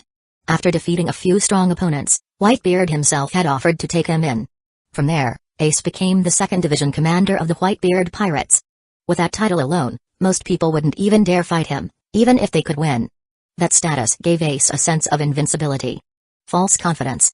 He didn't need to push himself. He didn't have to evolve. But now, Ace clenched his fists. It had been years since he became 2nd Division commander. And his strength? It hadn't changed much at all. No breakthroughs. No growth. He'd been floating. Stagnating. And Lu Yu just slapped him in the face with the truth. Chapter 48, Ace wakes up and is released. Ace was silent. Lu Yu, standing beside him, calmly analyzed the characteristics of his devil fruit ability. He pointed out a few flaws in Ace's development so far, quirks and potential he hadn't fully tapped into. Are you just gonna keep denying yourself? Lu Yu asked, his tone growing sharper. You realize developing a devil fruit isn't some walk in the park, right? Ace's silence lingered. You scared or something? Lu Yu suddenly shouted. Don't forget who the hell you are. You've got Conqueror's Hockey. The words hit Ace like a slap to the face, snapping him out of his daze. Conqueror's Hockey. Ace looked at Lu Yu, confused. He remembered using it once, back when he was a kid. But that was just a glimpse. Later, no matter how hard he trained, he couldn't seem to awaken it again. Maybe his method had been off. Maybe he'd given up too soon. But now Lu Yu was bringing it up again? What's your dream? Lu Yu cut through his thoughts. Ace blinked, stunned. My dream. He paused, then slowly spoke. At first, I wanted to surpass that man. I wanted to be the strongest pirate in the world, so people wouldn't just see me as his son. His voice turned firmer. But now, I want to protect the Whitebeard pirates. My place is with Dad. Lu Yu shook his head. You've gone off course, Ace. What? You're heading the wrong direction, your ability, your mindset. Even your dream. You forgot why you went to sea in the first place. Those words struck deep, like a blade through fog. Everything suddenly felt clearer. Ace let out a chuckle that grew into a loud laugh. Hey. Ha ha ha ha. Damn, bro, you really know how to hit someone where it counts. I get it now. No point developing a half-assed ability. No destruction, no creation. Time to show you what real flames look like. Ace stood tall, clenching his fist. A burst of flame exploded in his hand, but it wasn't the usual orange blaze. Hidden within it was a trace of white flame, faint but distinct. Neither Ace nor Lu Yu noticed the change just yet. Ding. Congratulations, host. You've been recognized by Fire Fist Ace as his big brother. You have gained 8,000 reputation points and unlocked the ability, Flame Frenzy. Lu Yu grinned. Knew he'd cave eventually. Being acknowledged by Ace was no small feat, especially considering who he was. Just this recognition earned Lu Yu 8,000 reputation points. If I send him back to the Whitebeard pirates to brag about me, I might rake in tens of thousands more. But for now, Ace had another mission, tracking down Blackbeard. And if I catch Blackbeard first, or even take him out myself, no war at Manaford, no Whitebeard's death. Plus, a whole new wave of reputation points. Hell yeah, I'm living good. Brother Lu Yu. Akom's voice called out. She dropped from the mast and landed smoothly beside them. Several pirate ships just appeared ahead. Should we take them down? Pirates? Lu Yu raised an eyebrow. Yeah. Ace stepped forward, his eyes flashing. Hold up. Let me handle this. He cracked his knuckles, itching for a fight. I got my ass handed to me just now. Time to blow off some steam. Lu Yu waved him off. All yours. I'm not wasting energy on small fries. Meanwhile, on one of the enemy ships. Captain. It's the Dragon Hunter pirates up ahead. The lookout shouted. Intel was right, they've only got one main ship and a bunch of trashy ones. Probably just came from East Blue. Their gear looks outdated. If we take them down, we might get noticed by the world government. We could even be candidates for the next 7 warlords of the sea. Their captain, a hulking man with a mace and a cruel grin, laughed. This is our shot. The Baruto pirates are finally gonna make a name for ourselves. He twirled his weapon, its head wrapped in armament hockey. With a 170 million bounty under my belt, it's about time they start recognizing me. 7 warlords of the sea, here we come. 7 warlords of the sea. Lord Baruto. Lord Baruto. The crew chanted in unison, fired up by delusions of grandeur. But then, Captain, someone's coming. Another lookout cried, eyes wide in fear. It's him, it's really him. Who? Baruto snapped. Captain of the 2nd Division of the Whitebeard Pirates. Fire Fist Ace. Baruto froze. No way. Why the hell is he here? Panic started to set in. If Ace is here, is Whitebeard nearby too? He's probably just passing through. Baruto said quickly, trying to reassure himself. We can, boom. Before he could finish, a wave of searing flame shot across the sky, engulfing several pirate ships in an instant. See, Captain. What do we do? He is coming right for us. Boom. Another blast. This time, the fire engulfed their own ship. In just seconds, the entire Baruto pirates, ambitious scum with delusions of grandeur, were reduced to ash. Their 170 million bounty didn't mean shit. It came from crimes, not strength. They mistook infamy for power. And paid the price when they ran into a truly furious Ace. A man with something to prove. Ace landed back on deck, flames still flickering around him. Phew. Now that's what I needed. He said, cracking his neck with a grin. Blasting fools like that really helps clear the head. With that, he turned, walking calmly toward Lu Yu's ship.